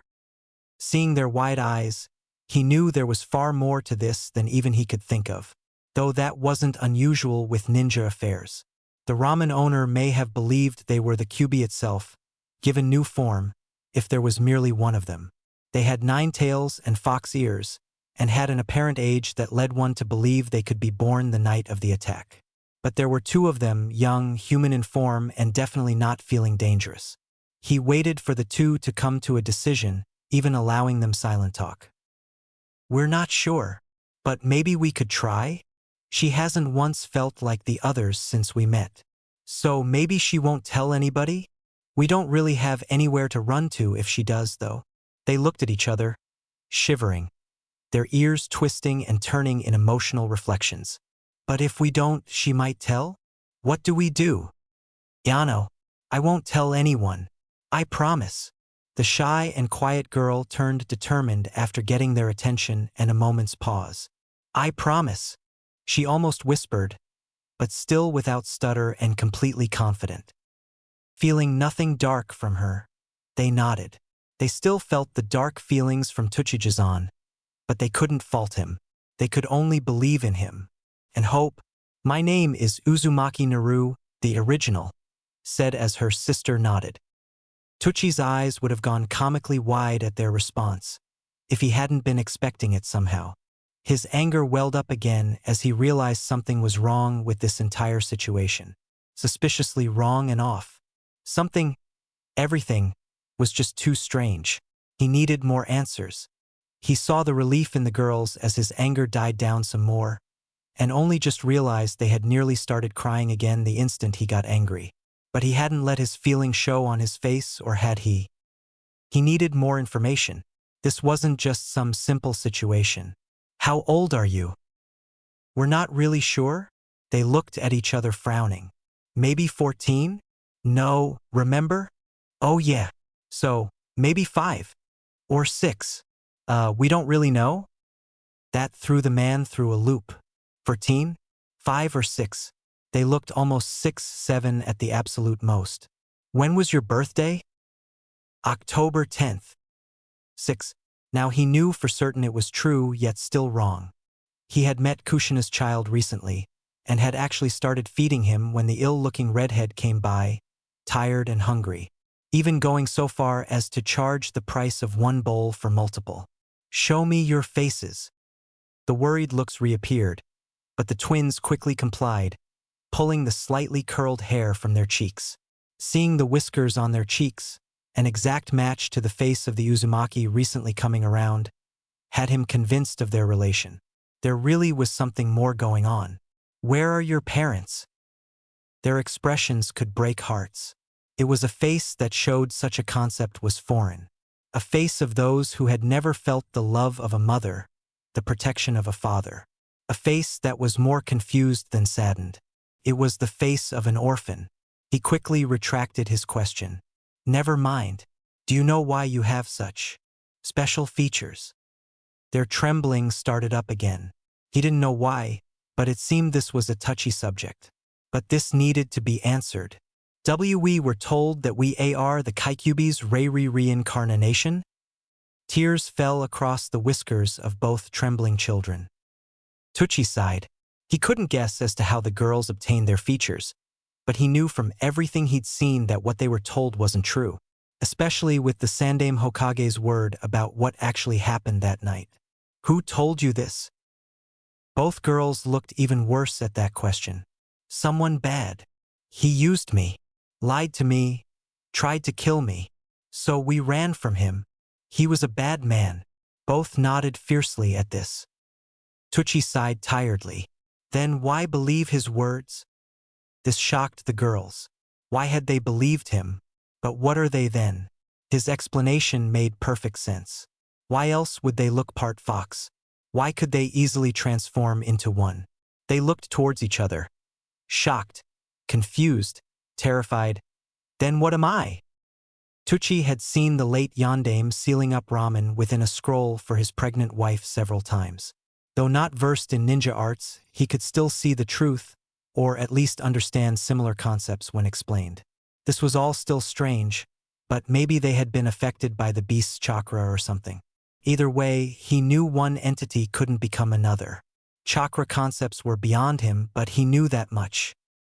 Ramen sealed in a scroll didn't make the scroll ramen.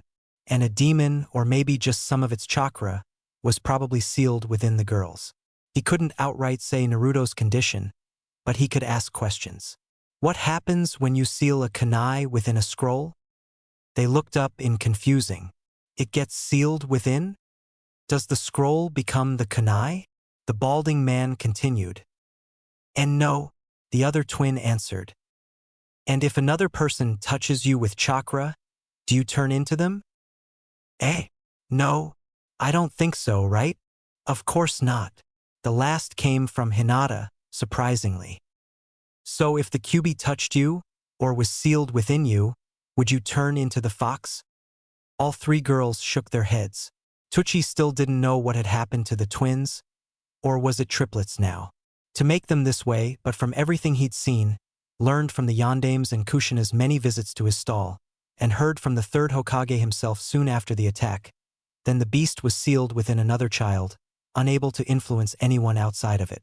Whatever these two girls were, it wasn't a demon fox. They didn't even seem to know what they were. Trust me, neither of you are the Kyuubi. Not that I have any clue as to why you look as you do. Haruna and Funa, Naru and Narua looked at one another. A strange expression on either face, though perfectly reflected by the other. The scroll! Both suddenly shouted, before turning back towards Tucci. We didn't look like this before. Instead, we were perfectly normal. But we did still have the whiskers, and it was only until we used a forbidden seal that we changed. He subtly eyed Hinata swaying in her chair from the back and forth talking of the twins. Still, this just added more questions. Somehow it felt less like he was scolding children, trying to figure out what to do with them, and more like he was piecing a puzzle together. But he knew now that he was right, that these girls were truly human. Or used to be. It's all questionable at this point, but there wasn't much use in speculating. It wasn't really that important anyways, Tucci decided. Though he knew otherwise, it wasn't something they'd be able to figure out. Why don't you want the Hokage to know? Tucci shivered at the temperature drop within the room. The dull look upon the twins' faces told him all he needed to know, but he got an answer nonetheless. We don't trust him. He says one thing then does another. Or he doesn't do anything at all when he should. Even though he's the leader, he won't help us. He should have. No, he had to have known. Or maybe ordered it himself. He won't help us. Especially now. Even if he tries. He probably wouldn't help. If he even could. Or would. At least neither thought so.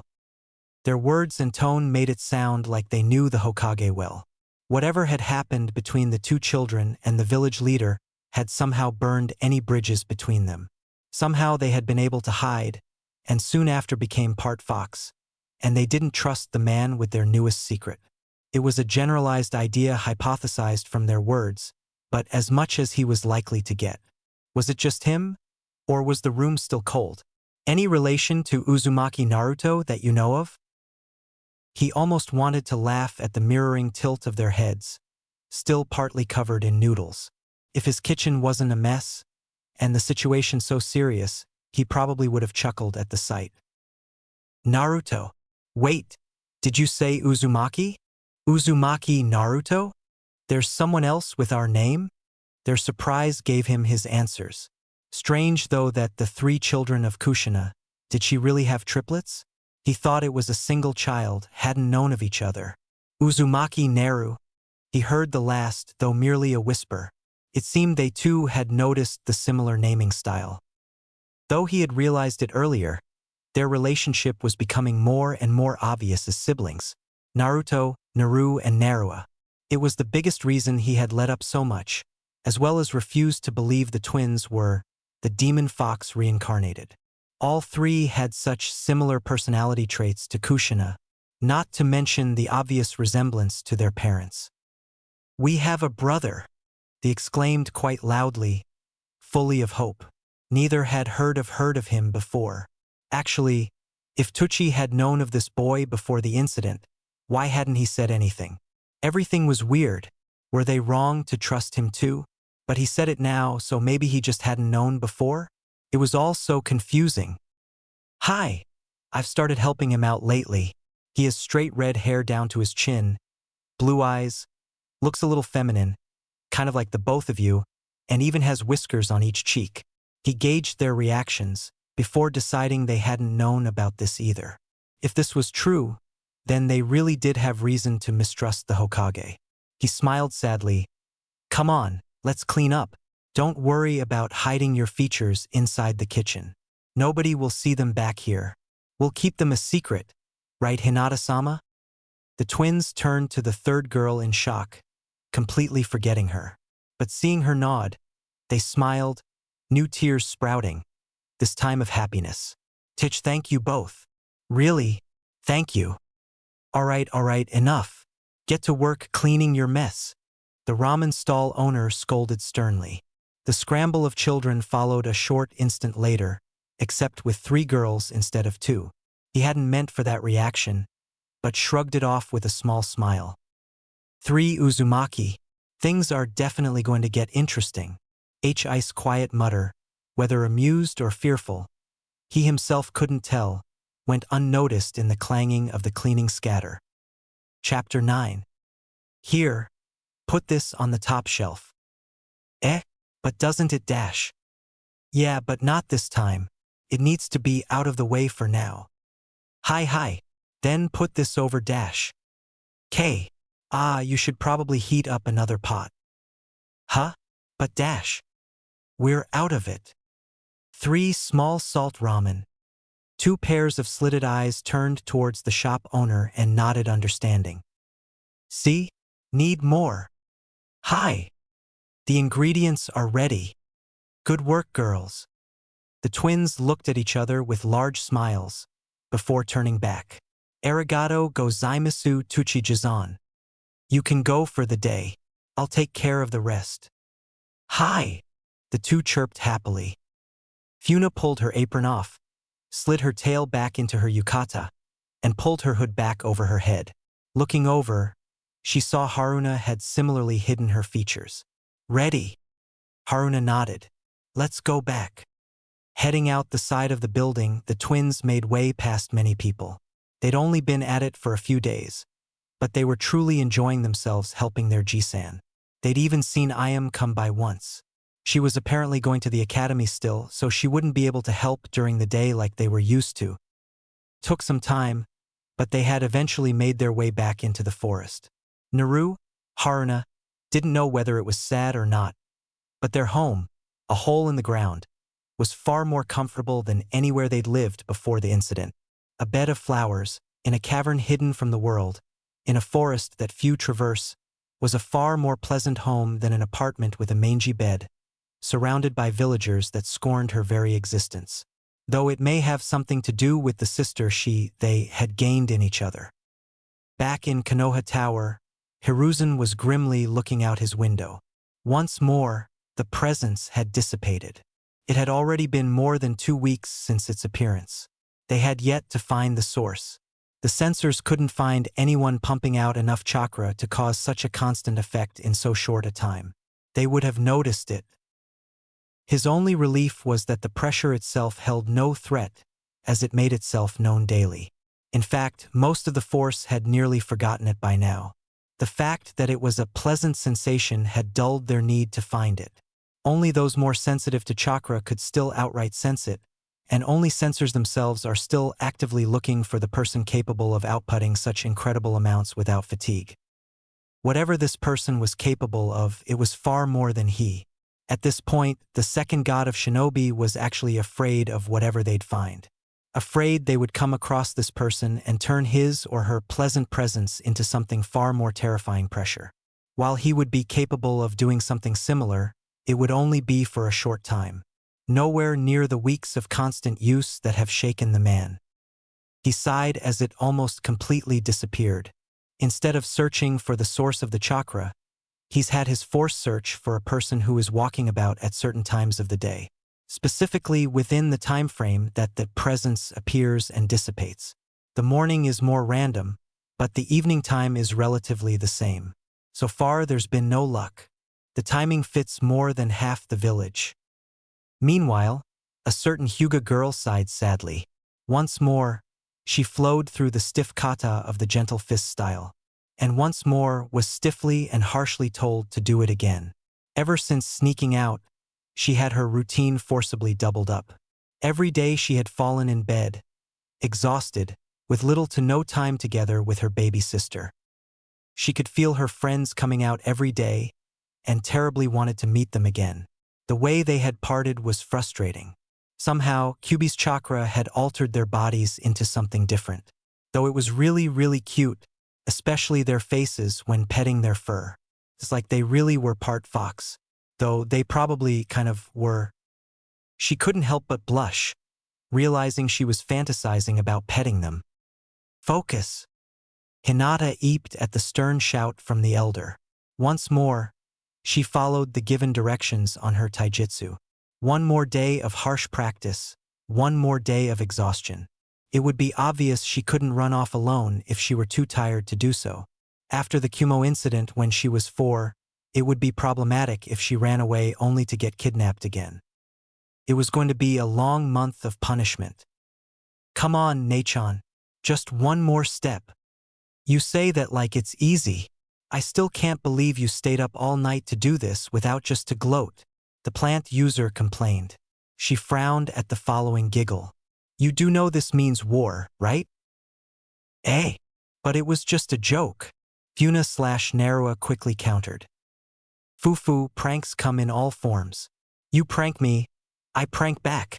Her foxy smirk widened as she ran forward and up the tree without hands. Her bare feet trekked halfway up to just below her sister's branch.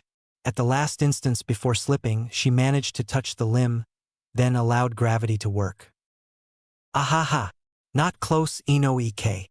Feeling something slipping around her foot, Funa frantically tried to jump away, only to get stuck in midair and fall.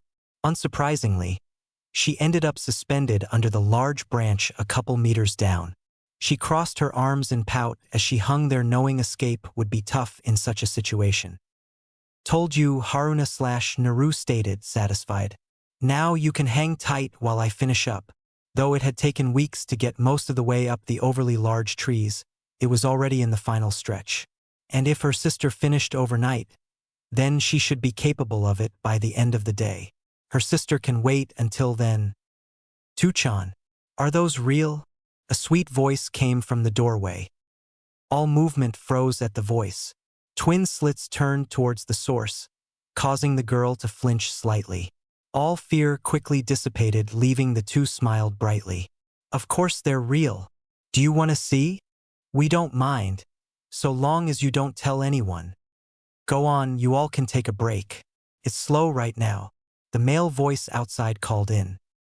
Closing the door, Ayam watched the swaying tail of a twin, mesmerized by the large appendage. Before she knew it, the fluff was already within her grasp, and a hand stroking through it. Or so she'd thought. It took a few moments to realize her hands were stroking a fuzzy ears upon a child's head. Ah, but I wanted to be first. The dismayed voice went unheard by the other two, both in bliss from the feeling of fur, or melting from gentle ministrations. Humph! Soon a smirk found its way upon her face. Turning around, a blonde tail swayed in front of the brown-haired girl's face. A small whine told her of her success. Then she too followed in the melt of pleasure. Before she knew it, Ayam was petting two of the softest furry heads and tails she had ever had the pleasure of touching. Similarly, the two under her ministrations were in a world of their own. The only comparison was their first friend, but they hadn't seen her in a while. Despite knowing from experience what feels best along their fur, it seemed neither twin was capable of truly pleasuring themselves or sister. Cough! Startled, three girls jumped and looked towards the ramen god, trying to hide the red creeping upon their faces. I could use a bit of help, if you three don't mind? Though he looked like he had sinned by interrupting the girls' enjoyment, he had a small backup of customers outside. Though rare, it was one of the few days Ayam had time to help her father. Trying to force their blushes away, three girls scrambled to do as asked. Are you really going to do this? You know it will hurt. Despite the words, her face was showing excitement at the thought. MHN, and I know you're going to be following me not long after. Haruna looked down at the water over 15 meters below, over 10 times their own height down. While it doesn't look terrible, a fall like that nearly makes water seem like rock. Well, at least I'll get to see if it's really worth the experience before I do. The obvious pout followed. But instead of a reply, Haruna merely released the chakra flowing into her feet, allow her body to drop. She rearranged herself to be feet first. Splash. Funa watched in apprehension for a moment, then sighed in relief as a figure quickly emerged. A second later, she had released her chakra hold and allowed gravity to take her. 1 second, 2, and splash. The pain felt was far worse than she figured. Haruna had quickly come out, but had obvious hid what she felt from her face. Though she felt nothing broken, having slightly stronger bodies than they used to, it still hurt for a few moments. Soon enough the damage had healed up and she headed towards the surface. Wow, you spent a while down there, Haruna stated matter-of-factly. I know it hurt, but I thought you'd come out quickly like I did. Funa, not seeing anything smugness or other abject expression upon her sister's face, pushed her previous thoughts away. It wasn't true, apparently. Maybe Haruna had simply got out quickly to avoid her fall. Yeah, that hurt. Let's not do that again if we can help it, she pleaded, thankfully getting a nod. Hey girls, prepare for a large batch. Confused eyes turned towards their employer. Why do you feel so sad? And why do you need a large batch for a single person? Girls don't eat that much here. And there's only one out there. We already have enough ready. Tucci let them ramble on for a moment. Girl, the kid outside eats a lot, and probably needs it. Despite themselves, the two nodded. They knew there were some capable of eating vast amounts of food quickly, themselves included, but so far they hadn't come across any while helping. This was a first. Quickly, they had started up a few batches of ingredients as their Jisan prepared and made the ramen itself. He stopped before walking out and glanced at the two girls helping. Though they only got a bowl a day, if they did eat, which was all the twins asked for in return for helping, they had thoroughly enjoyed helping about the kitchen. Their work was enough to pay for several large bowls a day, but they had declined, even after paying the man back. There was a bigger reason for helping, and he knew it too. He was sure they would have still helped, regardless. Don't let him see you, and don't follow him around, especially if you want to stay hidden from the Hokage. But you both should take a look at this customer when you get a chance. Glancing at each other, now even more confused, the twins followed Tucci to the door, quickly donning their hoods and hiding their tails. They had changed the yukata to have a whole flap. It didn't look like it was even there until in use, but worked wonderfully. Obscured by sight, they listened to the sad voice as it replied to being unable to buy so much ramen, only to be rebutted by a sale that day. The happy cries of the child were nearly heartbreaking. It reminded them of their time getting ramen in similar ways, and how they had felt and acted. Finally, when Tuchijizan moved back a little, they saw the reason. The Uzumaki that Tucci had told them about. Straight red hair, blue eyes, whiskered cheeks. The girls slid back into the kitchen with wide eyes. That's not me. No. Narua looked back at her original, though she still felt just as real. That's not right. Shouldn't she should have blonde hair? But, if that's not me, then where am I? I don't know. Maybe she really is us? Me? Just with her hair dyed. We'll think about it later. For now, let's just believe that she's us, but with red hair. I don't know why she's dressed like a boy, but she's definitely. Yeah, she's me, you? Us? Ack. So confusing. She pouted for a second before returning to the situation. Why did Tuchijizan tell us not to be seen? I don't know. But there must be a reason? Still, we have her scent and can find her. Sniffing the air, Haruna mimicked her sister. Over the time within the forest, they'd quickly learned that others were tracking them by smell, and started adapting to it when they learned it was possible. Though they couldn't go too detailed, they were both capable of memorizing specific people or animals. It's similar, but still so different. But we smell kind of like fox, right? Yeah. Tsuchijizan doesn't want us to be seen. Then, we'll just have to do it another way. They mirrored Foxy's smirks. Chapter 10. A lone child was walking down the road, ignoring her grumbling stomach. The surrounding people were often glaring or completely ignoring her again, but this was normal. She smiled as the instant ramen within her shopping bag was once again on her mind. It wasn't often that she went shopping, but every time she did, they had cheap ramen. Everything else cost more than her entire allowance usually, so she was glad there was some available today. Of course, it was similar everywhere else. She would be sad that she couldn't afford anything herself, but knowing that you don't have parents to provide, she had long since gotten over this. With her apartment in sight, she smiled. Though it wasn't big, and nobody else living there, it had been her home for as long as she could remember. Though she wished the masked men would start coming again. It was lonely otherwise. Not that any of them talked. What is with them anyways? She couldn't help but think they were more like sticks in mud whenever around. No reactions, no words, no anything, but they did at least help out. She cut herself off before going deeper into what others had that she didn't. Just as she was about to take a step up the stairs, a sound echoed off the walls. It was strange, because she'd never heard anything like it. A scratch and thump, but from where? She looked around to find nothing visible. Then a small sniffing sound caught her attention. Leaning over, she peered under the stairs. Narumi blinked at the slitted eyes that seemingly glowed within the dark. Strangely, the creature's eyes followed her own as she tilted her head at the strangeness of it all. Was it a cat? What are you doing here? Obviously, a cat wouldn't understand her words.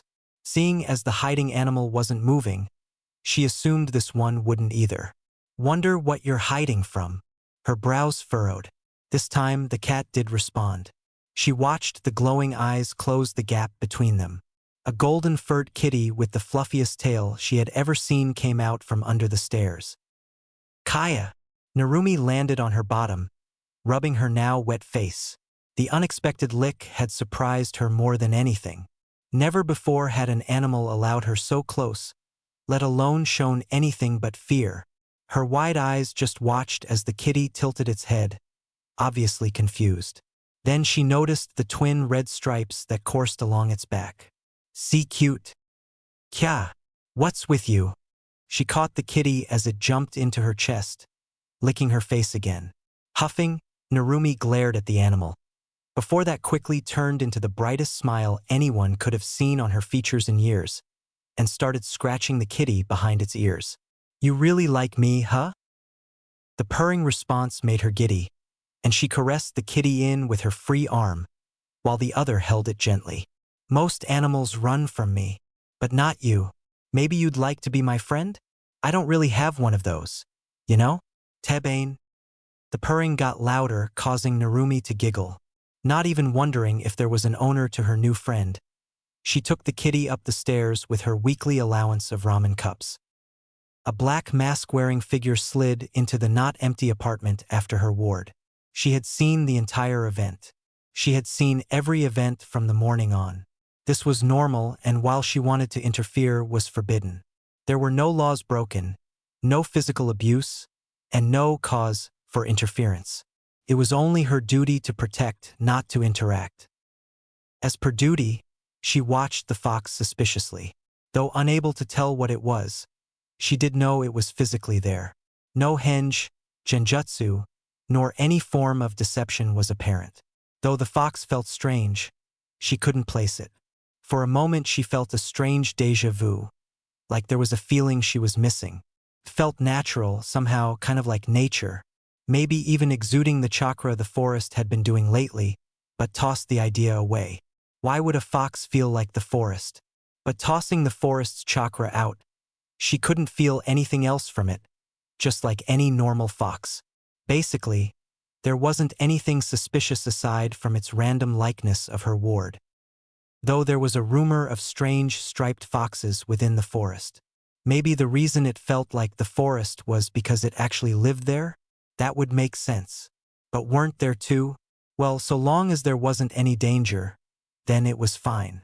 Their unique appearance may have something to do with the Kyuubi's chakra. Maybe it had altered the kit somehow to give it such an appearance. That would also explain why the girl and fox had come across each other. Still, she would keep a watchful eye. That was her job after all. What? Someone is watching her. I heard. But why? Did Tsuchijizan know? Funa?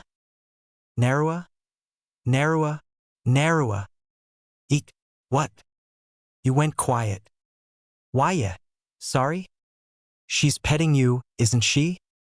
Sai, we're switching tomorrow, Databane. Eh? BBU. No, we're swapping. I want to see her too.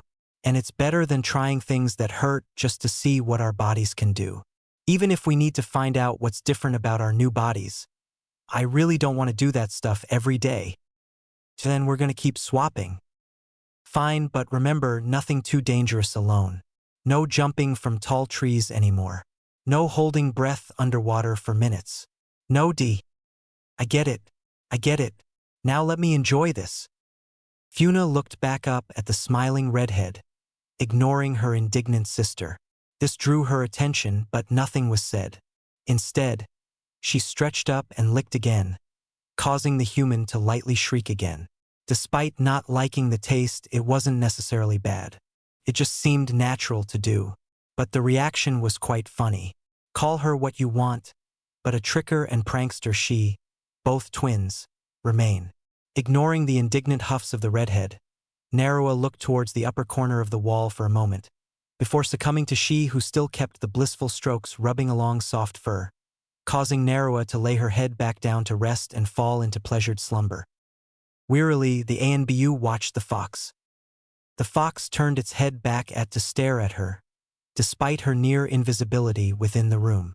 Worry turned to slight fear at this. It's nothing new that an animal could pick her out, but this was a red fox, and it had turned to look at her. Not just glance, sniff, and wander off. A red fox looked at her. She could only stay tensed as it turned its head and laid it back upon her ward's lap. The long-haired ANBU knew it was merely paranoia due to having seen the Kyuubi itself, but the fox still unnerved her, somehow. This was the second day another fox had shown up. A different fox, yet oh so similar. Different when it should be the same. She could safely say that this creeped her out. It was abnormal. Completely and terribly abnormal. Even more, it had the same twin pattern of colored stripes starting from its eyes, down the side of its face and back, that the other had. That's not to mention the familiar stripes that started from the same place, up to the tufts inside its ears, just like the Kyuubi had. Were they siblings? They had to be, though it could be the same fox, just with its color changed. That would be even worse though. Still, the first hadn't done anything, and this one was acting the same. So far there was no perceived threat, just a confusing abnormality. It unsettled her though, especially when it looked at her when her worry peaked. Those eyes showed intelligence. Though not uncommon, wasn't something comforting either. She knew the Inuzuka dogs were as intelligent as humans. This fox showed similar eyes to such dogs. But the fact that she remembered rumors about twin fox kits in the Senju forest removed any idea of shinobi, allied or foreign, of having likely set this up. For nearly 2 years, these two had been randomly appearing before children that wandered the forest. All evidence heard had pointed towards them being peaceful. But why were they outside the forest? She would report this, but somehow knew it would be overlooked as nothing more than coincidence. No matter how much curiosity those in charge might have towards the foxes, there was little to no evidence about a devious plot happening. Logic dictated that this might eventually happen in hindsight. NBU or not, the hair upon the back of her neck still stood on end from when that creature had looked at her. Not red eyes. That was all it took to finally realize she was overreacting. Logic rarely dictated emotion, but look through enough, and it might eventually affect it. Again, the fox felt like the Senju forest. No malevolent chakra, no red eyes, and a different shade fur with unique stripes. This wasn't the QB, nor was it even a piece of it, not that she'd ever heard of such a thing. Even if both had looked directly at her, it was just a fox. There were just foxes. I couldn't see the person watching us, right? It was so weird. Do you think we had someone watching us too? If she's us, then probably. But for how long?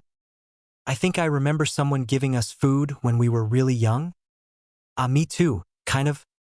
Haruna purred as the fingers slid down her back once more. I think I know why you didn't respond. He, already putting you to sleep? Purr. Don't do that. It feels too weird in my head. I wonder if the other kitty will come back tomorrow? She like you. Haruna opened her eyes to look about the place. It was small, even for an apartment, but easily big enough for a lone child to live. A single room with a kitchen, resting area, and futon all fit within. This was the apartment she had seen so many times and left behind from the future. She was nearly certain that this girl was her now. But why did she have red hair? Everything was just as she remembered seeing in the mirror years ago, except the red hair. It was also shorter than either could ever remember it being. Just down to her chin except for the shorter bangs. And she was wearing boys' clothes, a simple t-shirt and shorts. If neither had picked up the scent, or knew beforehand by simply being the same person, they might have assumed she was a boy. Even Tsuchijizan didn't pick up on it. They could remember the Hokage giving them yukata when they were younger, though they moved on to wearing that jumpsuit later on, since it was all she could afford in the clothes section when shopping. She couldn't depend on Gigi for everything. It did help keep the paint and stuff off when playing pranks, thankfully. Well, she'll see me tomorrow. Hey, I was thinking. Naru paused, wondering if it really was a good idea. This girl was them from the past, so would she accept it? Hearing the rumbling vibration again, she decided it didn't matter. She hoped so. Let's swap out working with Tsuchijizan. I forgot. We haven't seen him since we started looking for her. No, oh, there you two are. I was wondering when you'd come back. Tucci smiled at the hooded twins. Almost been lonely during the day without you, with Ayam in the academy and all. Their smile faltered after being ushered into the back. Tucci almost didn't notice it, but when the two children didn't rush off, he knew something was eating the two. Are you both okay? Sharing a quick glance, Narua/Funa nodded. Taking a deep breath, the other sister steeled herself. We would like you to help feed our sister. Both twins bowed. Their nervousness was apparent. Ichiraku raised an eyebrow. Don't I do that already? When you two are hungry, you're welcome to a bowl. You've already paid off your debt for destroying my kitchen last month. Naruto, we want any food that you might give us to go to her. Please. Neither raised her head. They just waited for a response. What about you two? We don't need to eat. But she does. Her stomach is always growling. She needs more. While we don't. We're fine, so please. After a long pause, the ramen chef sighed again. All right, if you two are sure you don't need any, then your work will go towards feeding your brother. Yatta! Tucci smiled at the over-exuberance of the girls. Though it had taken a few days, their work had improved drastically. It had allowed him some leeway during his job, as well as allowing him to serve more customers quicker. It was a small price to pay to feed them, or their sibling if they wished. But ramen isn't healthy to have every day. While I can give him what you work off, his body won't grow well without a proper diet. Wide eyes turned towards the food expert. Eh? Can't you just make a healthy ramen then? Yeah. There has to be something you can make for her. I suppose so. I'll have to get a few extra ingredients daily then. Their smiles were contagious. We'll see what I can create for the boy. You're awesome, Ji-san. The best. He chuckled at the hugs. He'd slowly grown accustomed to the fuzzy tails wrapping around his legs as they tried to tackle him from either side. Yeah, we can't thank you enough for helping out our sister. Tucci smiled, but he wondered who was teaching these girls. You should reference a boy as him or he or brother. Ha! The mirrored sound on either side of him was dizzying. He kind of understood why Hinata-sama reacted as she did when they talked. But she's our sister? A girl. We can smell it. The response was unexpected. Uzumaki Naruto was a girl? How could that be? But if these two say so with such certainty, then who was he to refute it? Tucci couldn't be certain himself, but the kid did look a bit feminine, despite the ragged clothes. It brought up far too many questions but gave him even more incentive to feed the child. I understand. Now, shall we get started? He happily watched as two scurrying girls happily flowed about the kitchen, preparing his ingredients for the day. This scene was a happy recurrence that he was slowly coming to enjoy. Chapter 11. A small shadow could almost be seen as it slipped behind a wall. The hiding entity looked around in the slowly brightening daylight. Few people were about, but it was still too early to safely move around. Last time, several people had tried to corner her before she could get to the Hokage's tower, nearly succeeding. But that wasn't her destination this morning. Her stomach grumbled in protest at the mere thought of her reasons to be out. Not seeing anyone in along the road, she took off towards the next closest alley that was still hidden from anyone that she couldn't see before. Each change in location gave a slightly different perspective and a different area of sight. She knew the furthest travel point from one alley to another that still guaranteed safety. Another few shifts brought her into sight of the greatest place in her world, Ichiraku's ramen. The balding old man let her eat, didn't glare, actually talked to her, and was actually nice. He was the second person in her life to do more than ignore her existence, spit or glare in her direction, or simply curse her away. Smiling brightly, Narumi watched as two cute girls entered the back.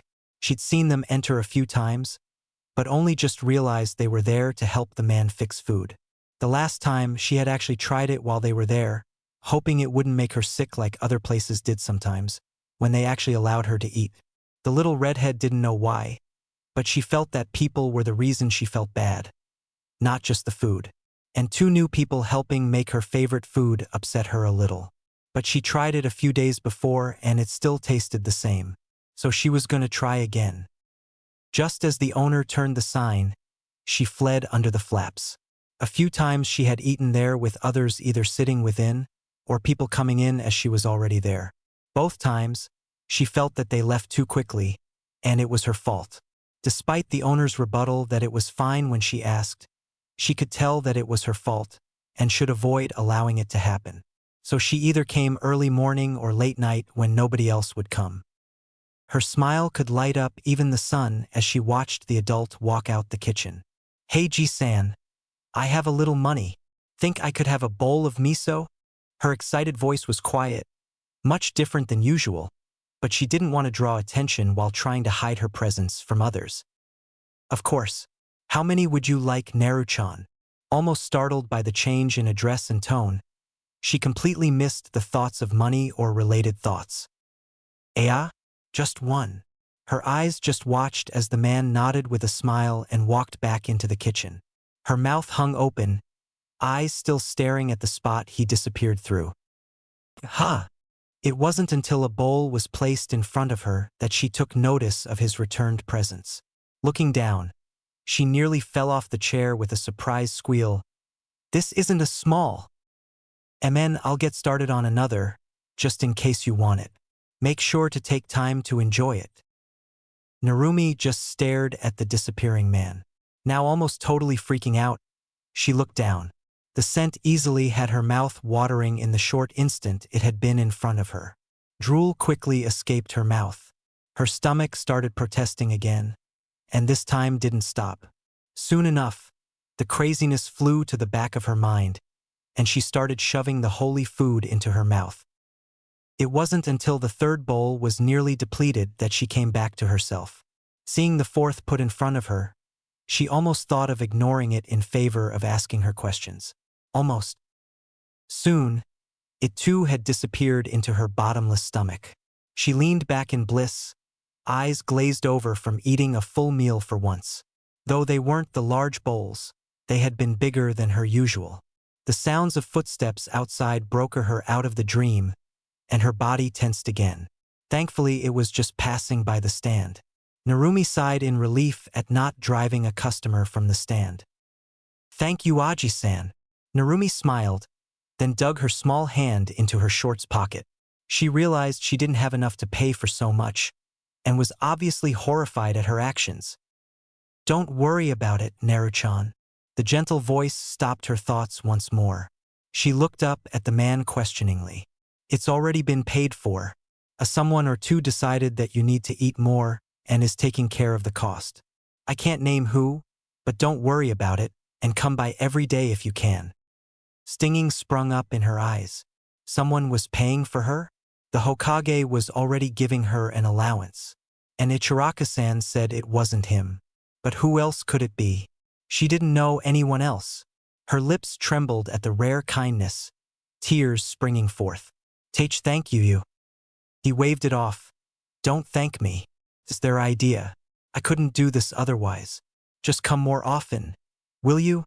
He left off that he probably could, but it would probably put his business under if he tried. The two helping him out really did allow him to take care of customers much easier, faster, and give them better service. Having people spread around the fact that he allowed the demon brat to eat at had really drained his business recently. So providing better quality service to pull them back was truly a godsend. It did help that the girl in question tried to avoid others when she realized it herself, but he couldn't blame her. "Tell them thank you for me?" She nearly sobbed out, but kept from breaking down. She had to get going soon. Otherwise, she might cause problems. She dropped from the high stool with his nod of assent. Peeking between the flaps, she waited for a clear opening before dashing to a nearby alley. Narumi exited the other side and ran towards another, quickly doing the same. Finally, she started walking along the streets normally. For the rest of the day, her thoughts kept flowing back to the chef's change and the random kindness given to her. Who knows? Maybe she could meet the person someday soon. Then she would have a third precious person in her life. Run, run, run. For padded feet hurried as quickly as they could move across the road. Golden fur fluttered in the wind. A tail flitted back and forth to keep balance. Ears swiveled as they heard the quickened steps chasing after her. "Kaya, I can't believe I took this day." What's wrong?" "I'm being chased. Stupid man won't give up. Run up a wall or something?" Eyes glinting at the idea, the small fox-shaped girl quickly turned towards the nearest building before simply doing just that. Her pads left the dirt-covered road and up the wooden building. She could hear cursing below her as she continued up to the roof. As soon as she reached the top, though, she almost regretted it. 2 rooftops away, a black figure had just leapt towards her direction, fur quickly standing on end. Funa's heart froze at the incoming sight. A second later, the figure flew over her, completely ignoring her existence. Her body shivered, baffled at not getting attacked, captured, or any other possibility. Slowly, her puffed-out fur flatted. Looking behind her found nothing but the inner wall of the rooftop. Blinking owlishly, she followed it down to just underneath her feet. Yellow. The stupid roof is completely yellow. She felt like laughing, but the narrow mist kept her from doing so. Though it wasn't her exact shade, most of the roof was painted golden, with lumber spread about it. The shades produced by the unused wood and reflecting yellow from the rest had somehow hidden her from sight. Moving across to the other side, she carefully walked down into another alley and back into the darkness. More footsteps caught her attention, and she quickly hid underneath more trash and boxes. Once more, her purser flashed by, but without a goal within sight anymore. Black-tipped nose poked out from the hidey hole as the cursing grew distant. Finally got away. "Oh, don't traverse the rooftops." Just don't." "Okay." Once more on her way, the golden fox followed her nose, her sharp eyes picking out the best places to hide and scamper to. Inexperience had her going back and forth to get further without being seen as dead ends kept popping up. But eventually she found her goal sitting alone on a tree swing in the park. Unable to get close without being seen, the ice fox stayed in the surrounding shrubbery.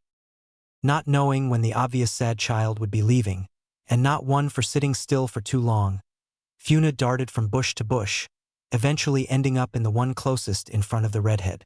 She kept herself visible to the girl, but not to much else. The bush easily covered the sides and back, but not the front where she was purposefully attempting to garner attention. A child, though much further away than the redhead, turned towards her direction, and she easily slid back behind the leaves. Soon enough the child's attention was upon something else, and the golden fox was once more attempting to garner attention. Finally, the redhead shifted her gaze back in front of her, and away from the other children. Blue Eyes noticed a tiny movement within a bush some ways from her, finding a color that should not be within the green. Her brows furrowed as she squinted. The moment happened again, and she got up from the swing. She kneeled in front of the plant, trying to make out the strangeness within. Kia! Once her face was close enough to the bush, a foxy face poked out so quickly she didn't realize what it was until she felt the wet lick against her cheek. Narumi blinked as she rubbed the wet spot. You! Her voice lit with happiness. You're back again. The fox leapt out of the bush and into the lap of her giggling sibling. Soon enough, Funa was drowning in the pleasure that is petting. Purring her approval, she nearly fell asleep to the bliss. Only when it stopped did she remember why she was looking so hard today. Unlike the last few weeks, where the twins would only show up around evening when their sister went back home, today she had a different goal. Leaping off her affectionate sister, Funa once more entered the bush. She didn't notice the pout of the redhead, but knew that she would want more attention. Darting out the side of the bush, the golden fox quickly disappeared into another. Looking back, she knew that Narumi had seen it and patiently waited. Finally, the human got up and walked over. Once within reach, Gold Fur once more darted to another bush, causing a deeper pout on her sibling's face. This continued until the Uzumaki in human form finally caught on and started chasing the little fox. She didn't even realize that they'd eventually left the playground and back into the village. Though when the fox didn't run from its hiding place, Narumi finally noticed others were around. Just as she started thinking about it, the fox ran into another hiding spot across the road. Narumi followed again. A few more times of this had her realizing the little fox was actually avoiding the sight of the surrounding people. Just as she had been doing in the mornings as she secreted to Ichiraku's. Laughing, Narumi turned it into a game and started following the fox's example to not be seen. She couldn't help but wonder if all animals acted this way. The chase picked up pace as they entered more and more secluded areas of the village, with less people traversing the streets. Finally, they came to a stop just outside a forest. The road they were currently on led to a walled compound, but the fox obviously wouldn't live inside such a place. Nor did it appear to be headed there either. Instead, it ran into the really tall grass. She would be unable to follow it if there hadn't been a thin path made from the small creature flowing through it. Though it got harder and harder to follow as the grass seemed to grow as she moved through it. Well, get taller as she went deeper into the forest. It had been fun before, but now that she could only see the thin spot of parted grass where her furry friend was moving at, she wasn't so sure. Her doubts and frustration increased as it got harder to follow, and the amount of time she'd been following within the forest lengthened. But she kept on. Her friend was leading her somewhere, and she wanted to know. Eventually, Narumi could hear the sound of water. Unlike anything she'd heard before, the subtle sound seemed to roar, but it still sounded like water. During her approach, it just seemed to get louder, and her more sure of what it was, but still very confused at how it could be possible. Those doubts cleared up as her wide-eyed gaze moved up the wide falls. It wasn't all that high, but still several times her height. She was startled from the view as soft fuzz rubbed against her leg. Looking down, She smiled at the cute creature. She'd almost come to think of the two foxes as her best friends. It once again led her again, but this time into a patch of flowers, a very large patch, that covered much of the area by the waterfall. It laid down upon them, which she happily copied. For the first time in her life, the red-headed child was completely at ease. She could never remember feeling so relaxed. Her smile, a rarely seen genuine expression, increased when the furball curled up against her arm as she shifted to the side to hold the purring creature. The girl didn't even notice her tiredness before falling deeply asleep among the flowers and fluff. Far up in the trees, a black-clad woman gazed down upon her ward, a child shunned by others, a little girl that is being manipulated into hiding her gender for her own safety. A fragile existence that has little in her life to appreciate and nearly nobody to care for her. Even she hadn't allowed herself to approach the child. Only when the Hokage practically forced the job upon her recently had she even taken an interest. But now that she was a guardian, she was unable to personally interact with the girl. But she was currently in shock. If someone had tried to sneak up on her, they would be able to do so with the simplest ease. Maybe even if they had tried to attack the child below, they might have been capable of doing so. The past couple weeks, she had taken notice of the two foxes that were obviously alternating between days to keep the lonely child company for a few hours each day. Even after reporting the strange occurrence to the Hokage, no orders to take action were given. Though he too found it highly suspicious, there was no indication of foul play. Indeed, there were rumors of the two foxes, and even he had heard of them. Only now had they been spotted by an adult, but only by his ANBU. That in itself was strange. But with the rumor and little evidence of danger, he had merely ordered her to be attentive to the creatures. Today, though, watching as the intelligent vulpine pull her ward's attention, comfort her lonely soul, then have her follow it through the village while keeping completely hidden from others? It wasn't expertly done, but with her ward following so closely, not a single eye caught sight of the creature, and the few that could had only seen her ward trying to sneak around. Even more, it had led the boyish girl to the forest of the rumors. She watched as the child followed, albeit frustratingly, through the tall grass. Where they stopped, though, she had never seen an area so beautiful. The small river was maybe 3 or 4 meters wide. Waterfall was easily 10 meters in height, surrounding trees anywhere from 15 to 30, grass short enough to not be a bother around the waterfront, and several flower beds about the area. Specifically, just under the rock face on either side of the waterfall, at least as wide as the stream itself on either side, and a good few meters long, the assortment of random flowers enhanced the view of beauty to nearly unimaginable levels. A breathtaking sight, to say the least. But the fact that one of the foxes led her ward to such a place, showing her the love that should naturally be given to a child, even if it wasn't human, it had given her more attention and comfort than any other had probably done within the girl's short life. But the real shock came from the smile upon the mistreated child's face. She never seen such a smile from the girl before, almost as if any smile seen before was utterly fake. The ANBU watched as the redhead lay there, happily dreaming, hugging the suspicious golden vulpine as it purred their troubles away. Maybe they were fake? That thought would make anyone feel terrible. A shift in the grass brought her attention back to reality. The darkening skies told her that she had actually been there for far longer than she wanted to believe. Had she been so out of it? Her gaze fled back to the moving color within the grass. A bright red that quickly shaped into the form of the another fox. The blonde stripes that slide from either eye, an inversed coloring of the other fox, told her it was the twin sibling. It was strange how they looked exactly alike, yet inversely colored. It made its way into the field, traversing the flowers towards her ward. Eventually it crawled into a place between the redhead's arms and her tummy. Despite her rank and the requirements of it, she was still young, still a girl, and still enjoyed cuteness. It was simply ingrained into her being, as it was with nearly all females.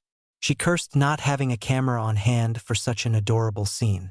It would probably keep the old Hokage happy with her for months. Instead, he's going to be upset that there wasn't any evidence of it.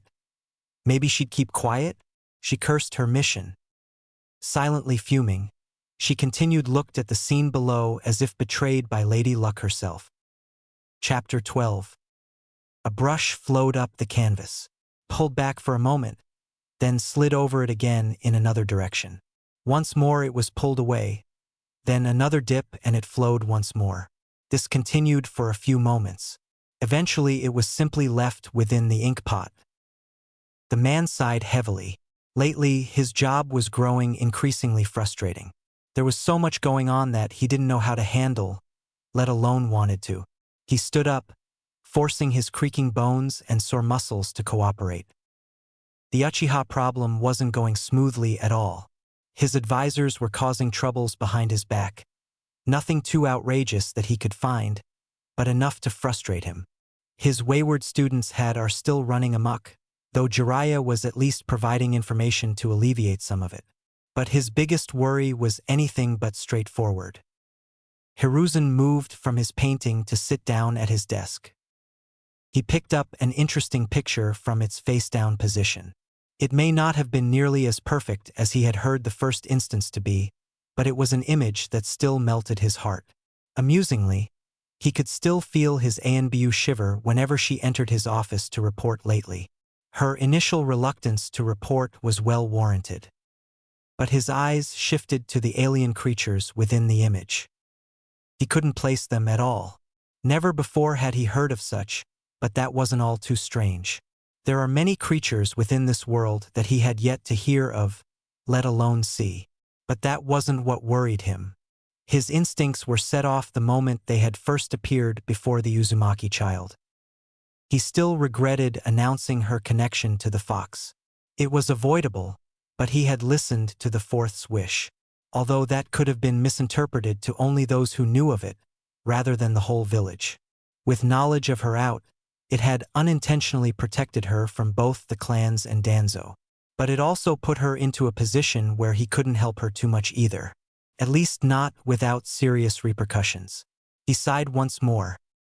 The two vulpine creatures drew his attention once more.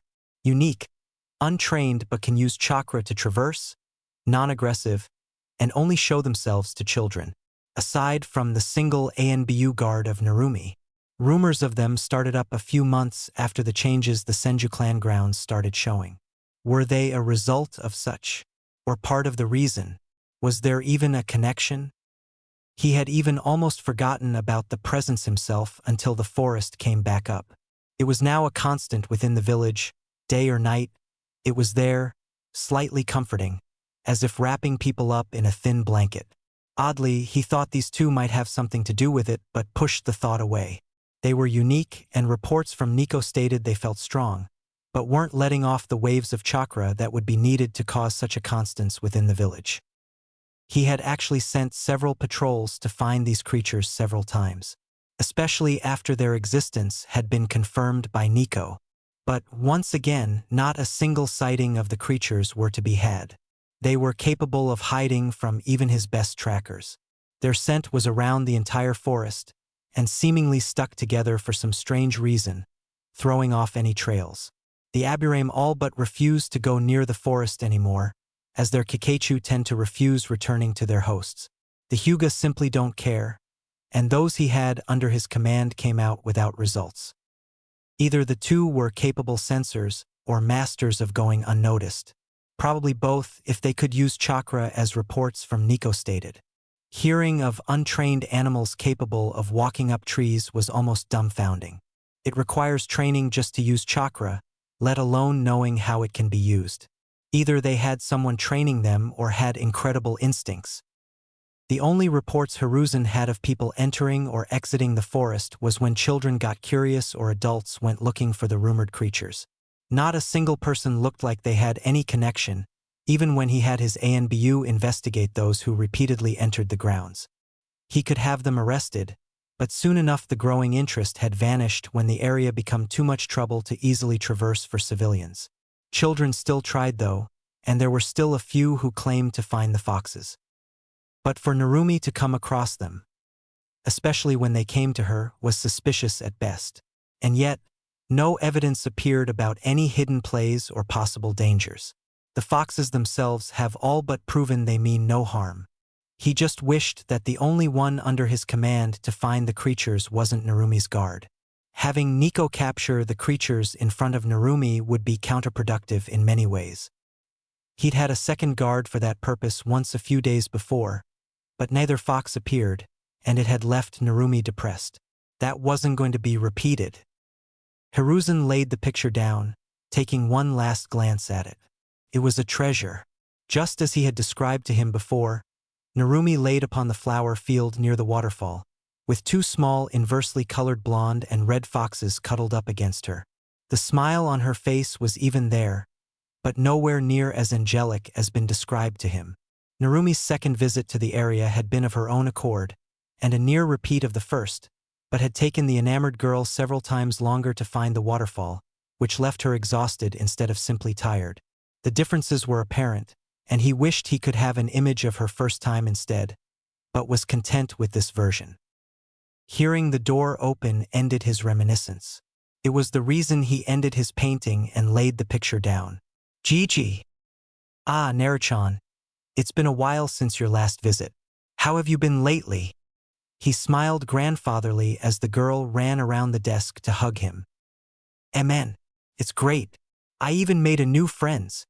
She released him as her smile brightened. Oh, this is a first. Who might they be? Ah? The elderly man watched her blinking in confusion, almost wondering about the reason. I don't know their names. That's odd. Friends usually have a name. Hiruzen could almost laugh as he asked his question, but held it in. Narumi pouted. I can't. They can't talk. Databane. I see. Well, there's usually other ways you can ask or for them to tell. Hiruzen held in his laughter and watched as her pout deepened. But they're cats. How do I ask a cat its name? I want to know. The old man chuckled. He wanted to correct her, but couldn't find it in himself to do so. It wouldn't just give away her guard, but was too cute. Her naive notion that she might be able to ask an animal its name was humorous as well. Still, he knew that some animals were intelligent and quite capable of doing so. And if they were capable, he'd like to know as well. Did you try just asking? If they can't give you a name or don't have one, you can simply name them yourself. Maybe I could even meet them sometime. Narumi's eyes brightened at the notion. Okay. Thanks, Gigi. I wanted to let you know that the academy starts next week. I figured you'd like to meet some children your own age. Maybe even make some friends. It's also where the yondaime learned to be a ninja. Really? Friends? I can learn like the yondaime did? I love when you tell me about him. Can you tell me another story? Please. Hiruzen chuckled again at her restless probing. She would keep asking questions for hours when he started talking about ninja. He was just glad it was mostly about the fourth Hokage, though sometimes he wished the girl would inquire about his own tales. Well, let's start with. Haruna huffed as she pulled a pot of water onto the fire to be heated. Then she moved the stool over to where the chopping board was and started slicing vegetables. She was enjoying seeing how her favorite food was made and preparing it herself.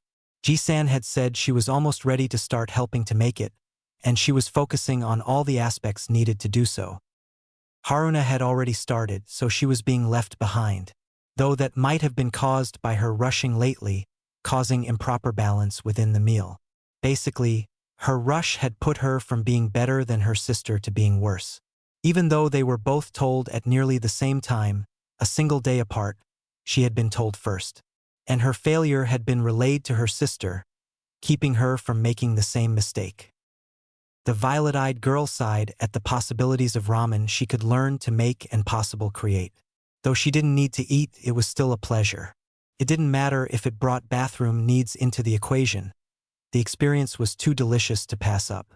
But it had been a while since she enjoyed a bowl. Her thoughts were broken with the voice of her sensei. Our special customer has arrived. Widened eyes took off to hurry the process. She had been daydreaming. It was too early to be doing that, especially with a sister to feed. Back and forth, her hands flew as she fished out the rest of the ingredients needed and prepared them for Tucci to use. First bowl, second, she needed more. Her little feet took her across the room and back. A third, fourth, and fifth bowl's worth of ingredients quickly found its way to be sliced, diced, heated, and prepared. Fixing enough for a single bowl at a time was too much effort, so ingredients were usually laid out for several. Haruna heard Sensei call out "order up" from outside, and rushed the last bit, dumbly. She watched as Tucci came back into the kitchen, but just as the door started closing behind him, she saw a pair of eyes leaning far over to the side, trying to peek through the small gap. Locking upon one another, both feminine sets widened, unknowingly mirrored by the other, just before getting cut off. Violet-slitted eyes stared at the now closed door.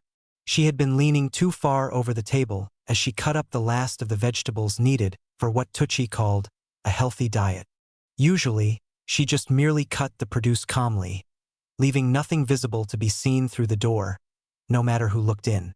Having someone see her was shocking, even more so when it was her sister. She saw me. Huh? And my ears. Let's just hope she doesn't. She will. She's us. Of course she will. Tucci? Haruna took a deep breath. Tucci-san. He didn't reply, but the turn of his head told her he was listening. "Nei-chan just saw my ears." The man stopped at her words for a moment, then nodded understandingly. He knew the twins didn't want to be outed just yet. The girl sighed as the man walked out with another 2 bowls for his usual early morning customer. Narumi's gaze lingered upon the open door. She had pulled herself out of the gaping daze a moment before, but was still in disbelief. Had she seen what she did? Were those really real? And those eyes, those violet-slitted eyes were so similar. And that hair, if she hadn't seen the human face, she'd have thought it was the fox. Watching the door open brought her attention back to the bowls of food. She was hungry, but far less than she had been in recent weeks. It wasn't the starving pang that had tormented her for so long anymore. She could wait a moment. Narumi looked up from the steamy bowl of godly smells. That per dash, she stopped with a blink as the old man raised a finger to his lips. It was the first time anyone used such a gesture, but she did know what it meant and frowned. "Boo dash." This time he shook his head. "Don't worry, you'll meet eventually." Now visibly pouting, the girl returned to the nearly impossible to ignore bowl of angelic deliciousness. Unable to resist any longer, her desires were soon fulfilled by the twin sticks of deliverance held within her grasp. Her thoughts still lingered on the impossibility. Chapter 13.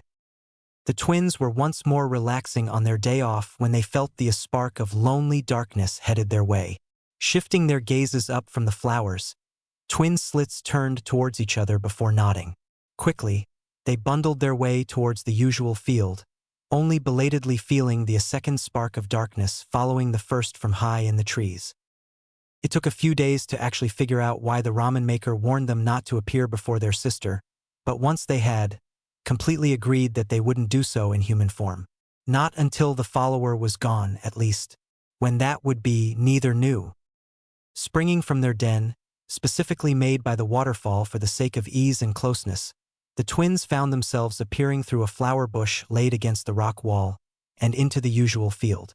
They continued from there towards the middle, then proceeded to lay down, as if always there. It took a few minutes more for the slow human sister to come into sight. Her smile brightened as she rushed to them, almost squealing as she picked them up into a hug, much to their dismay. "You're here again." Being held so roughly wasn't by any means pleasant, but they endured.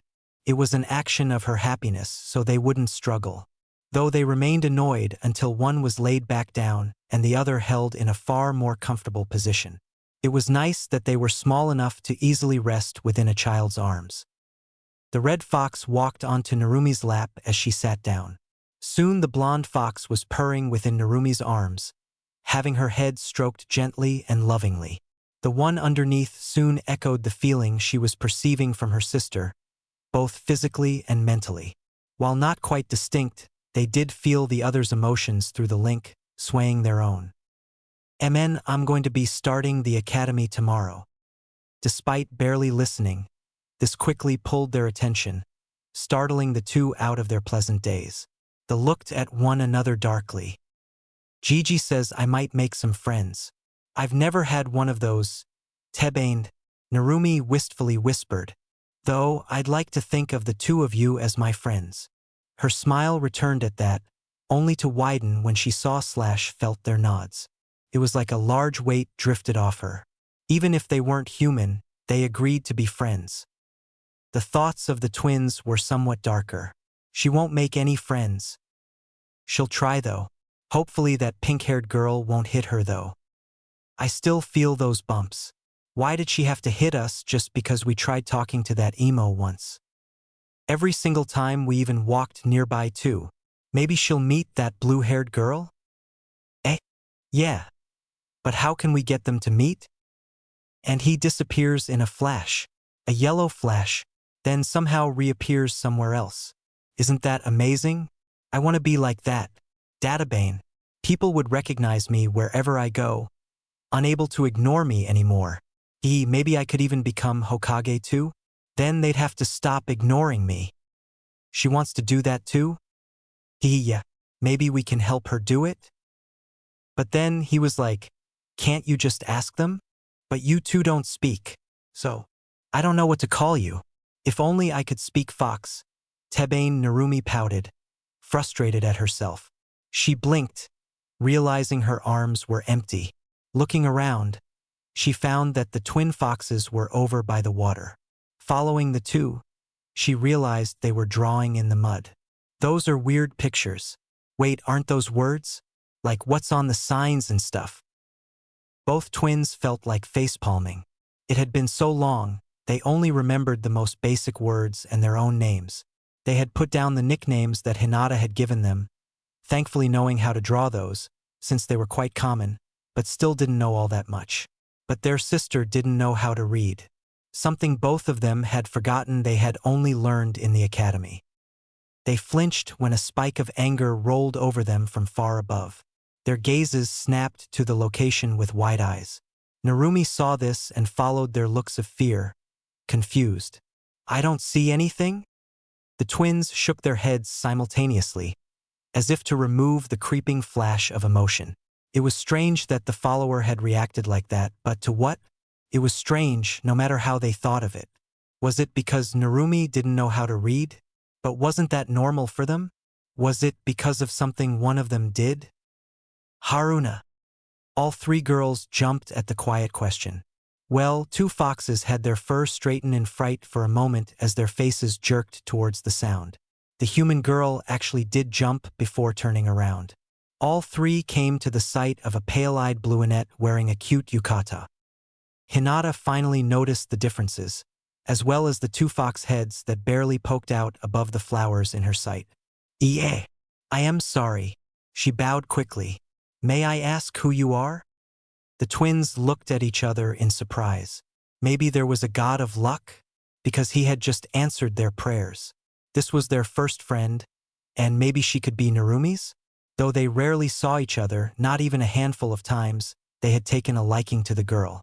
She was so nice that there wasn't any dark to feel when the girl was alone. Hesitance and worry around others, but not alone. She was the only person that they'd ever had sneak up on them. There was another presence just outside the forest that they felt like was watching them. But the twin foxes dismissed that as paranoia caused by the sneaky child. It's like she can literally just hide her presence. Narumi just stared at the newcomer. It was a first for her to have someone talking to her like this. The girl wasn't glaring, looking at her weirdly, or scared. Every kid she had ever seen was warned to stay away from her. She could even hear parents telling their kids that, or other kids warning their friends of what their parents said. No hint of anger or disgust. No show of laughing at her. No jokes or lies. She wasn't doing anything that made her feel uneasy. Really, she wasn't doing much of anything. She was simply waiting for a reply. "Ayano." "Ah, my name is Uzumaki Naruto." The girl replied, still stunned, though a bit hopeful at not garnering a negative reply with her name. Such a simple response to those who didn't recognize her was practically taboo if she wanted to be treated normally like everyone else. Not that it happened anymore. When did it actually happen? Hinata's paused. Wasn't that the name that ramen chef spoke of? It's a pleasure to meet you. Narumi openly gaped. For the first time in her life. Second? Someone had replied kindly. She was dense, maybe, but she knew the difference. But nobody was kind to her. Wait, wasn't this called formal? She didn't really care. The redhead smiled brightly. You too. Databane. Ano are you playing? Eh? Narumi blinked a few times, trying to remember what it was she was doing, then looked at the ground at the written words. I was asking their names? But I can't read. Hinata's eyebrows pulled together. Why couldn't she read? Shouldn't that have been taught years ago? Though it was a long process, Hinata could read almost everything around her. So could Niji. Wasn't it needed for the academy? She had heard that even orphans were taught by the matron. And if Naruto was an orphan like the twins, then shouldn't he have been taught? Looking down at the ground, Hinata found the names she gave the fox girls. Haruna. Funa. Eh? Are those your names? Narumi looked down at her newfound friends, which nodded happily. Wow, you're amazing, Hinata-chan. Yh? Ch-chan? Her face flushed at the suffix. Mn. Thank you. I wouldn't have found out if you hadn't come by. Narumi smiled brightly, ignoring the glowing blush of the brunette. And there she goes again. I remember her doing this before. Ah yeah, now I remember her. She was always passing out for the strangest reasons. Andy, down she goes, said Hyuga, quickly descended into the soft grass, unconscious. Narumi blinked owlishly, confused at the sudden disappearance of the girl as she opened her eyes from the large smile. Her gaze drifted to find the fallen body. Eh? Hinata, are you okay? What happened? Hello? Don't die on me. Wake up. Please wake up. Laughing inwardly at their prediction, the two foxes patted their way around to the unconscious girl's cheek, licking either side, ignoring their panicked, almost teary sister. Soon enough the girl had awoken due to the twins' efforts, calming the crying and frantic redhead, and leaving a flustered brunette. Far above, a masked Anbu watched on at the interactions. She was ready to step in instantly when the Hyuga heiress suddenly collapsed, but when the fox kits moved, she forcefully stopped herself. She also knew of the Hyuga guard outside the forest watching in.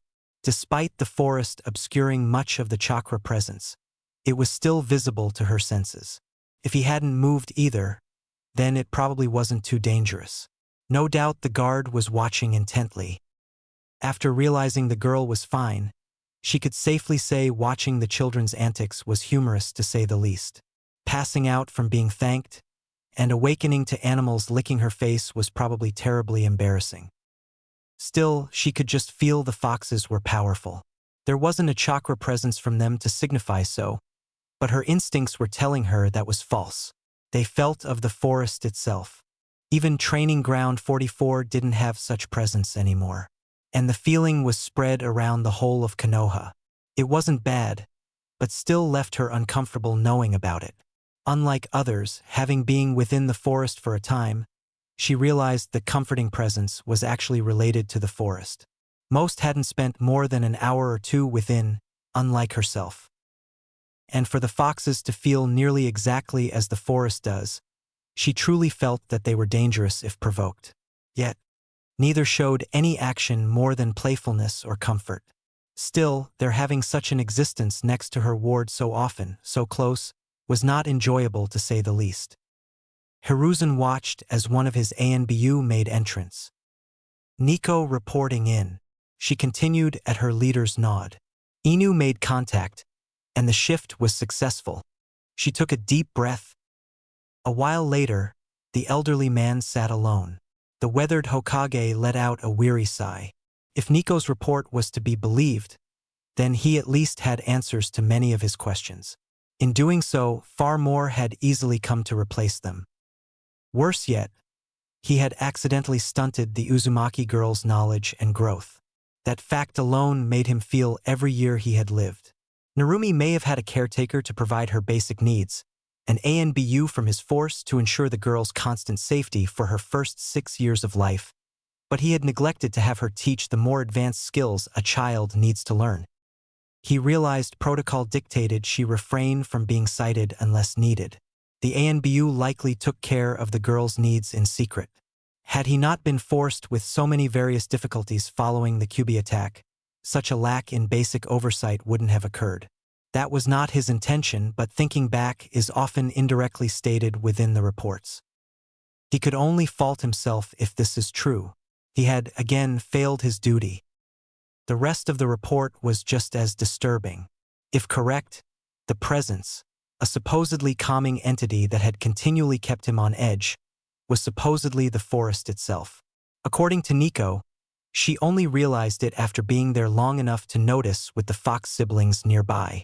They had some connection to it as well, probably as either the source of the presence while the forest spread it. She stated that there was a slight shift to it according to how the foxes themselves were acting. It made sense, really, but he couldn't figure out why. Had the Kyuubi's chakra been involved somehow? It didn't matter. But now he knew how they were avoiding people. Empaths. They could feel emotions. That was not a sensory type that was easily avoided. He doubted that even Root ANBU could avoid such a skill, despite their training. Worse yet, they were intelligent.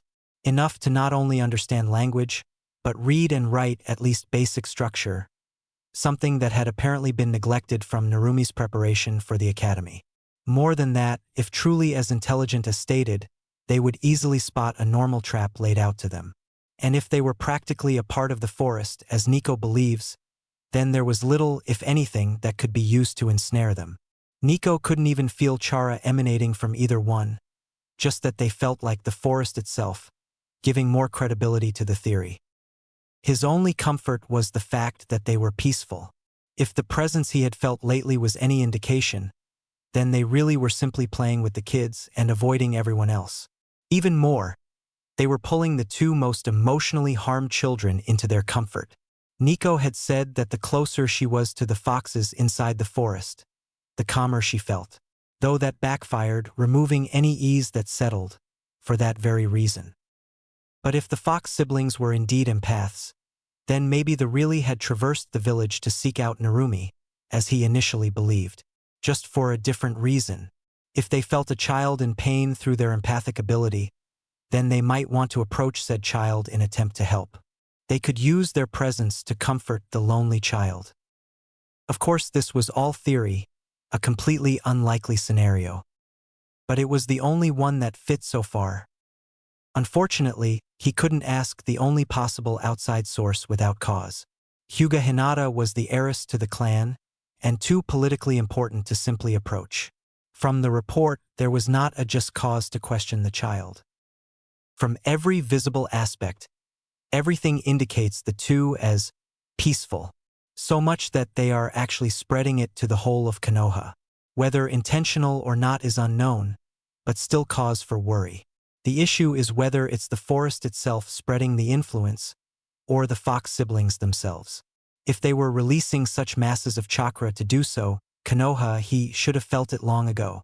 But if the forest was, or maybe the forest was amplifying what the foxes were putting out. But they felt like the forest, not the other way around. There were far too many unknowns for his liking. Chapter 14. Narumi sat in the near-empty classroom, anxiously waiting. As per usual, she enjoyed her morning ramen. Lately it had started changing, but tasted amazing anyways. She couldn't figure it out, but her body felt a little better too. It wasn't just easier to move around, but she felt quicker, lighter, and her body could bend better, like taking off some thick clothes or something. Her eyes roamed towards the door as another to-be student walked in. Short brown hair, normal clothes, taller than her but bland. His eyes went to her, and she could just feel the annoyance in his demeanor as he realized who she was. Another kid that was told mean things about her. Sighing, she let her head hit the destination. Was it really too much to ask for a single person to not take offense by her very presence? Everywhere she goes, someone is always saying something about her and keeping the others away. Even things she didn't really do. The sounds of footsteps drew her attention again. Black hair shaped kind of duck butt-like. What kind of hairstyle is that? Did he like ducks? Black turtleneck, white shorts. And the police emblem? Weird. Eep. I'm sorry. Narumi's gaze snapped to the voice. Another brown-haired boy walked in, followed by Hinata. She waved, smiling, hoping to get her attention. Hearing a sound next to her, she paused. Looking towards her side, she found duck hair sitting next to her. She looked left. A window. Right. Left. No empty seat. Her head hit the table again. Hey, doesn't that hurt?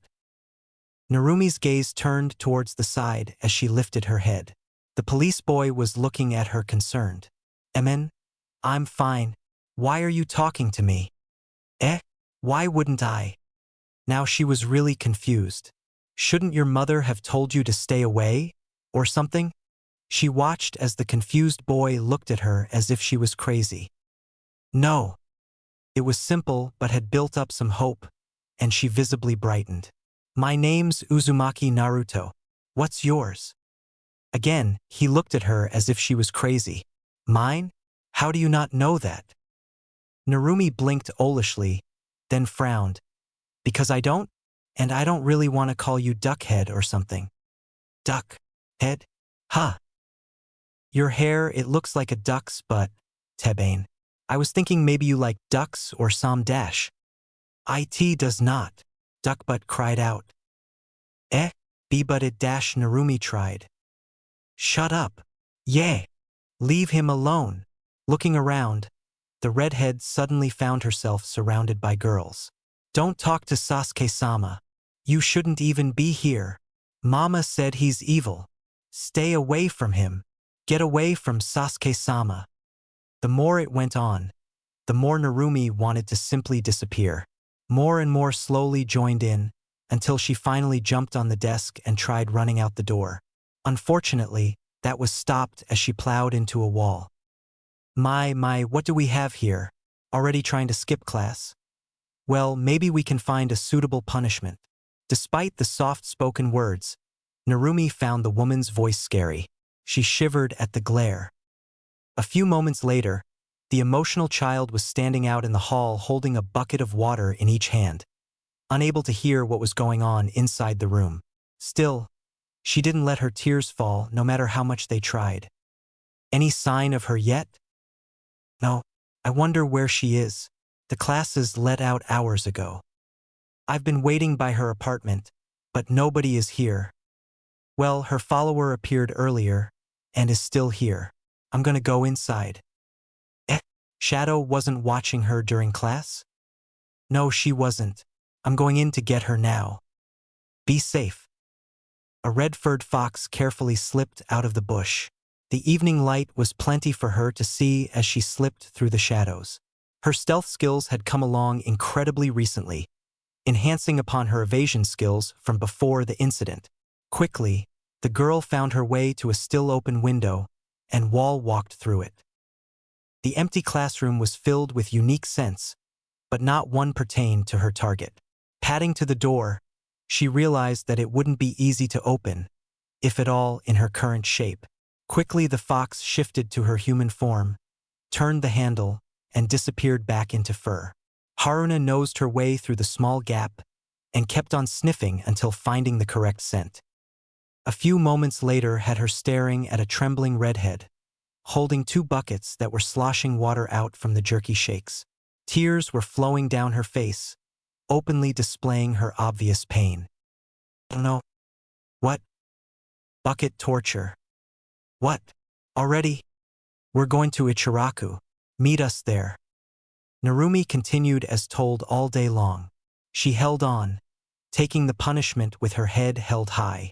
It didn't stop the taunts or jokes at her expense. A few had even tried pushing her over, hoping to get the buckets to spill. She knew that would get her in even more trouble. But when class let out, the teacher told her to do it until dark. Only then could she leave. A sudden fuzz against her leg shocked her to attention. Narumi looked down at the red bundle as it wormed its way around her legs. Haruna. It looked up and nodded. I'll come with Yoyu in a while. I have to stay and Feeny dash. Hearing a growl, the redhead jumped, spilling some water, shocked at her fox friend's attitude. She was growling, "Boo, but I can't." The sound only got louder, which started scaring her. "Okay, we'll go. I just need tea to empty the essay." Narumi set one down and went to toss the water, then did the other and put the buckets up. Never before had her arms felt so dead to her. They were more wiggly than jello. Tentatively, she followed the little fox out of the building, opening doors for using her back and legs instead of arms. Only when she got near the smell of heaven did she take notice of her path. Eyes alit with joy, her soreness practically disappeared as she ran ahead. Ji-san. Ho-ho. Come back for a second time today. Have you? How was your first day of the academy? The dead tired child almost didn't notice the fox hop upon her lap as she proceeded to fill him in on Duck Butt Boy, the girl gang, and evil buckets. Her surprising happiness at such a terrible day put a frown upon the old man's face. He could almost believe she really was happy. Or maybe it was because of him and the ramen, though her appearance did explain why Funa had returned. He wanted to tell her that was wrong, but by now he was sure she really was happy. Apparently just being there was enough for her, as sad as that thought was. He unfortunately stayed quiet about it and allowed her to talk. Tucci didn't want to spoil her improving mood. Despite her happy demeanor, it didn't rub off. This was not a pleasant night for the chef, as displayed by the stiff smile. Pink-slitted eyes watched as a tuft of red was, once more, heading out the doorway of a classroom. She's out. Again. This makes 2 entire weeks. Longer than ours. I wonder what's different. What can we do, though? She can't learn if nobody is willing to help. We can help. But how? We can't force the teacher to do anything. We can't even show ourselves. People try to chase us every time we're seen. And our human form is even worse. Who knows what would happen if they find the 2 of us not going to the academy? Force us to go? Yeah, but what if they ask questions? Or take us for an examination? Who knows what else? Terrible things? Quit that. We can teach her ourselves. How? Most everything we learned was a lie. Most, but not all. We know a little bit of reading, right? Yeah, but not enough. We'd have to go to the library or something. Exactly. The library. Bad idea. But it's all we have. I'm gonna get her out of the hall. See if you can get something from the library that can help us to read. Ask if Ji-san can help. Jumping from branch to branch, a tuft of blonde descended to the ground before shooting off towards an open window. She didn't care that the room was filled, just jumped through anyways. The open door was her aim. Shooting through the window, her aim proved true, landing her against the wall outside the door. Her second leap had her headed towards her sister and back on the floor. Funa ignored the surprised shouts from behind. Stopping behind her sister, who was filling buckets of water again, unimaginative teacher. Maybe, but definitely a painful punishment, and growled. Water splashed everywhere as the redhead whirled around. Narumi sprinted off, an insanely happy sister following her already. It didn't take long before the pair slipped through the streets, the fox child staying hidden, and towards the ramen stand. It would obviously be empty soon, but they didn't chance it. Funa led her into the back door of the building. Ji-san, is it going to pick up soon? No, it's going to be another quiet day. Why? Nei-chan is coming. Ah, she doesn't have to help out today. One of you is more than enough. The other Nei-chan. Tucci turned towards his little helper with a raised brow. Isn't she in class? Haruna looked downtrodden. They kicked her out again. Funa is bringing her here. We wanted to know if you could tell us a good book to learn reading. Tucci's features unnaturally hardened. I thought I told you both not to approach her. But her follower Shadow doesn't watch her at the academy. She'll be coming alone instead. The ramen chef was still disgruntled, but left it at that. So long as they were being careful. He just hoped it would turn out okay. Have her back before the last hour of academy, just to be safe. Haruna smiled widely. Hi. And get a dictionary. Go to a bookstore, not a library. I'll help you with the basic hiragana and katakana if you need it. From there, the dictionary should show you the rest. He walked out the door with a steaming bowl. Haruna hurried towards the other door and hurriedly opened it just in time, forgetting to say her thanks in the process. Hurry in. Two blurs flew through the door before it shut. The blonde watched as the redhead giggled, finally catching her sister. She followed suit after seeing the distraught appearance of her fox-shaped sister. Took a moment for both to settle down. Narumi let the struggling fox go before realizing that someone else was in the room and had been laughing with her. Then the smells hit, and she knew it was Ichiraku's. Only then did she look at the other person, gasping, "Why you?" "Hello." Nei-chan Funa waved, unintentionally distracting Narumi from seeing Haruna shapeshift into a human right behind her. "You're so cute." Just as she was about to jump forward and hug the strangely familiar girl, somehow comfortable enough to want physical contact, she felt arms wrap around her. Narumi was stiff from the unexpected contact. It was a strange sensation. She had seen others doing this and had about done it automatically herself. It was almost foreign, with only her Gigi doing it every once in a while. Looking back, she found herself in the similar hugging she had tried to put the other fox-eared girl in. Something Narumi was surprisingly completely okay with. "Hello, Nei-chan." Narumi furrowed her brows. "Why are you calling me that? Who are you?" She looked back and forth between the two fox sisters, shifting anxiously. The redhead didn't know why, but she didn't want to be rejected by these two at all. Not if she could help it. How to explain? Maybe just get it out there? "So, we're your sisters? Kind of. Maybe, but not quite. We don't actually know?" Now even more confused, she picked out the one word that made sense from the weird look-alike girls going back and forth. "Sisters. Probably." "I have sisters?" Narumi breathed out, wide-eyed, watching as the twins, they had to be, looked between each other again, pulled the hair away from their faces to show something that had only been seen in a mirror before, then nodded. "Kaya." She lunged at the sister in front of her, hugging tightly. "I have sisters. I really have sisters." Don't forget me," the other followed, finishing the three-way hug. Narumi found herself snuggled between two soft and cozy tails. Of course they were attached to the sisters, as they said, but the tails. They jumped all at once as a distinctly male voice coughed. "Shouldn't one of you be headed towards the bookstore?" I'll go. I just need money." "Where is it?" Haruna removed herself, pulled her hood up, and hid her tail.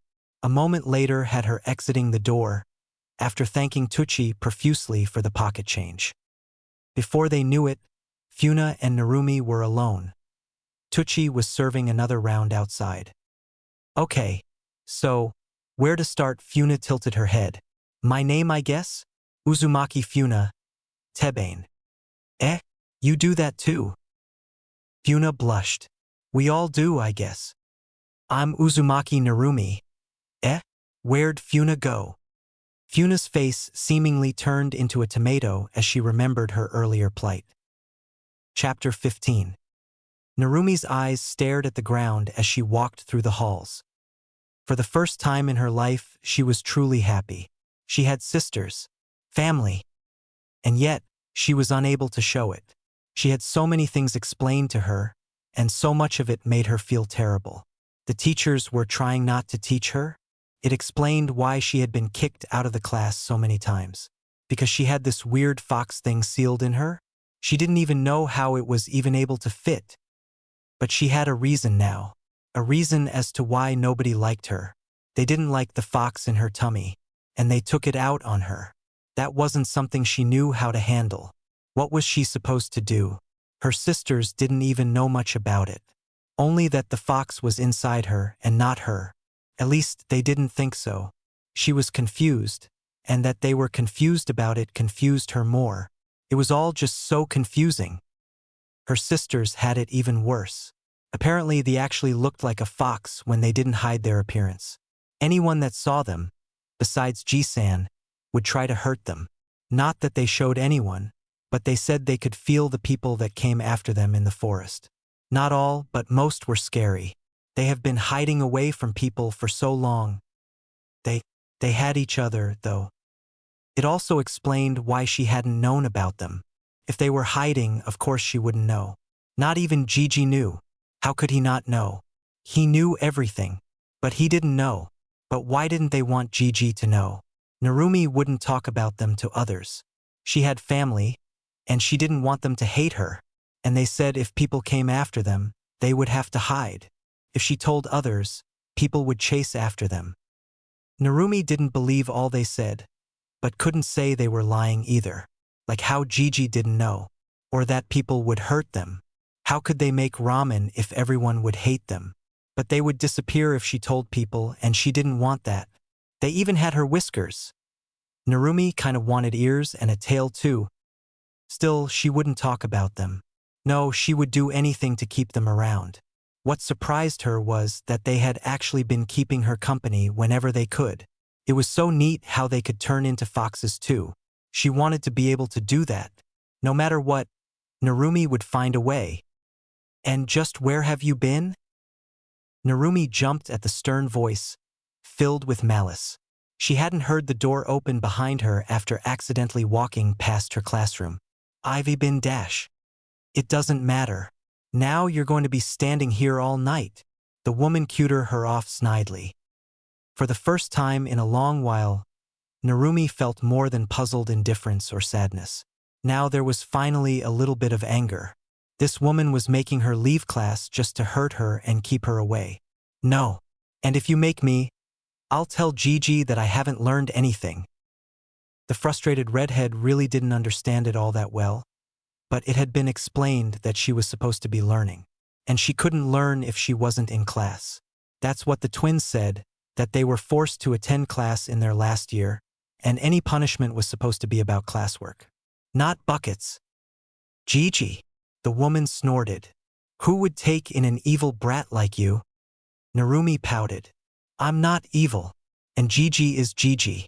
All ninja follow Gigi. They have to do what he says. If the Hokage Gigi gives them orders.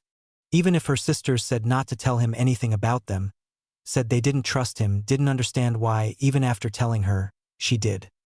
He would help against mean teachers not teaching her like they were supposed to. The woman's entire demeanor changed, realizing the Uzumaki boy might have somehow realized what she was doing. I'll let you off with a warning today. She tried to recover. Now wait out here until class is over. Your punishment for today isn't over yet. Narumi frowned again, but complied.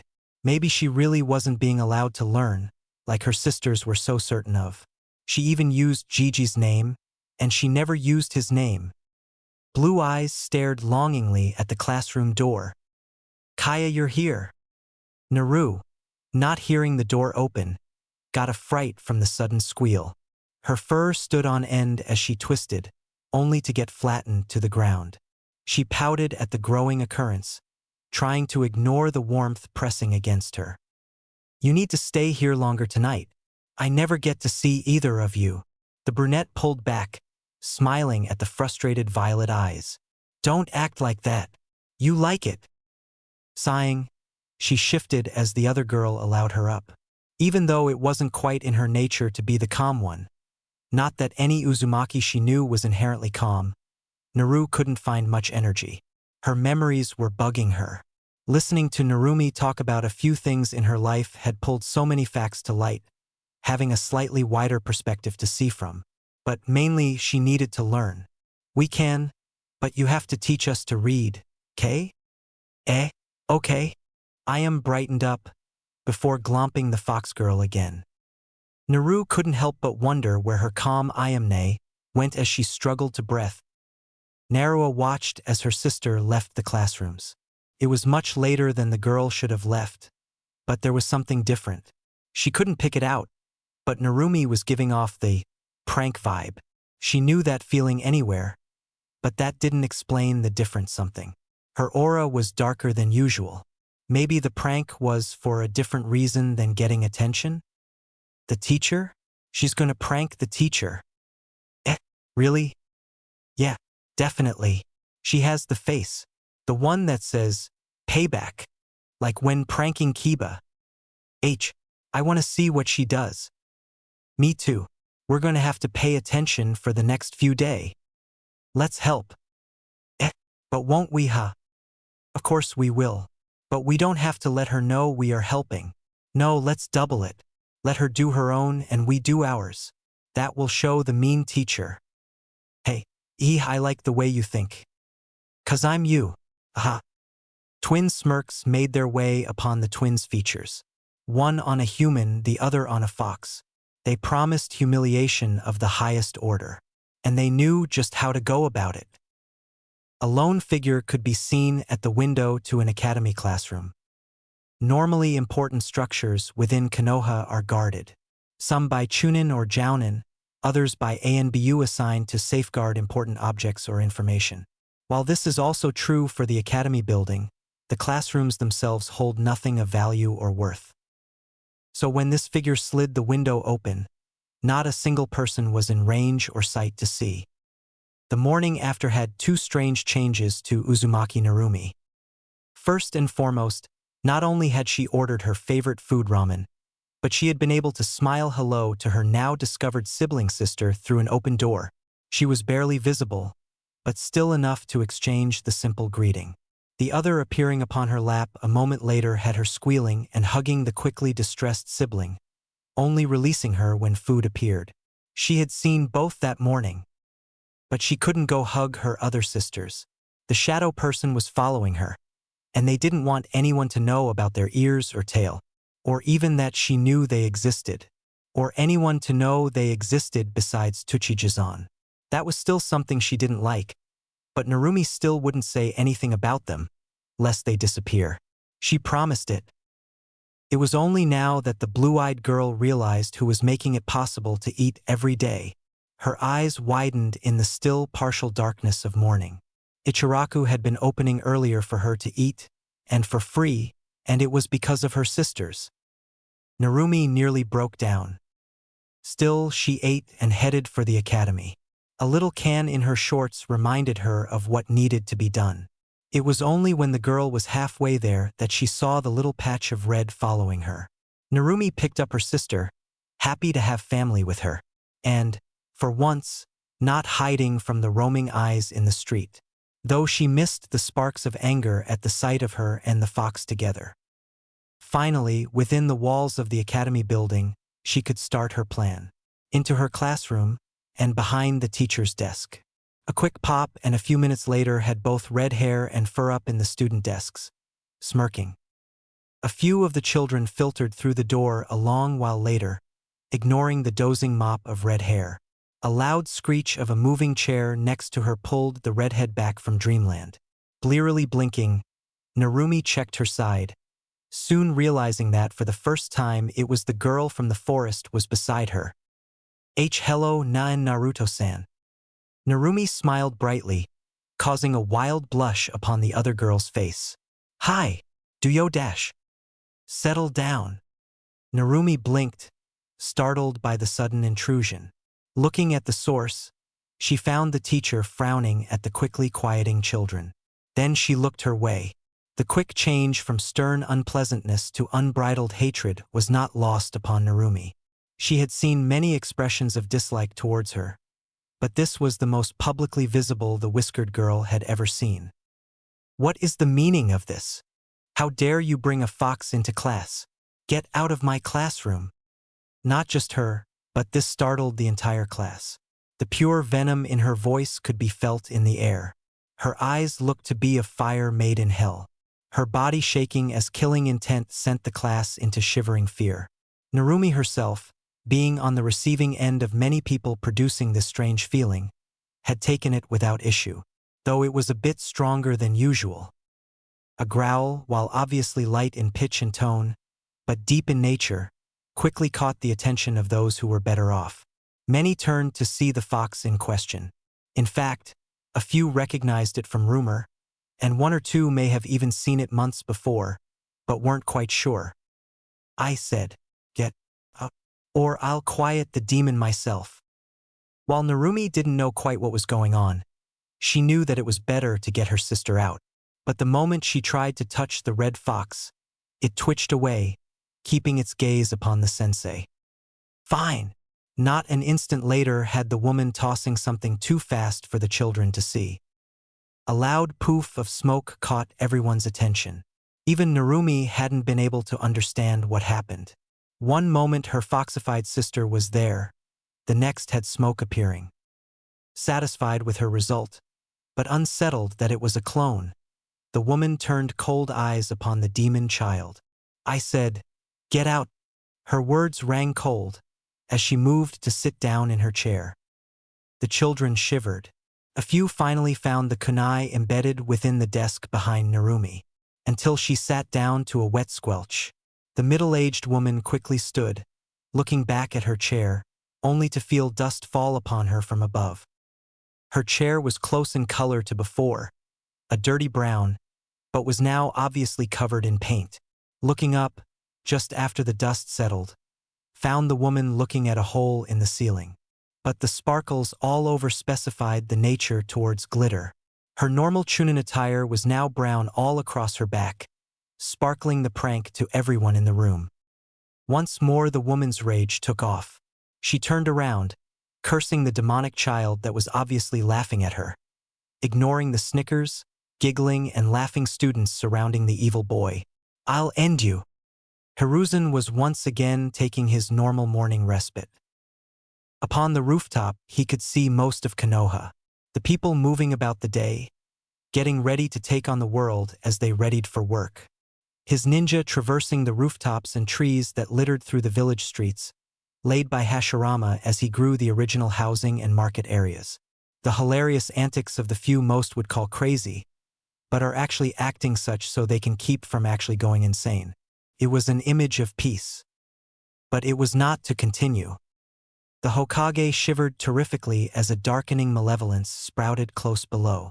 It wasn't so terrible at first, more like an annoyance making itself known, but a moment later there was a shift towards anger.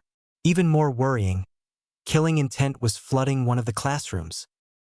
It was all within the frame of a couple seconds, but anything can happen in such a small span of time. Before even his ANBU realized it, the god of shinobi had awoken. They didn't even see him move, his aging body shouldn't have been capable of that anymore. But he was simply gone. But they knew where he had disappeared to, and were soon following. What they arrived to was surprising. Their Hokage was holding the hand of an academy teacher.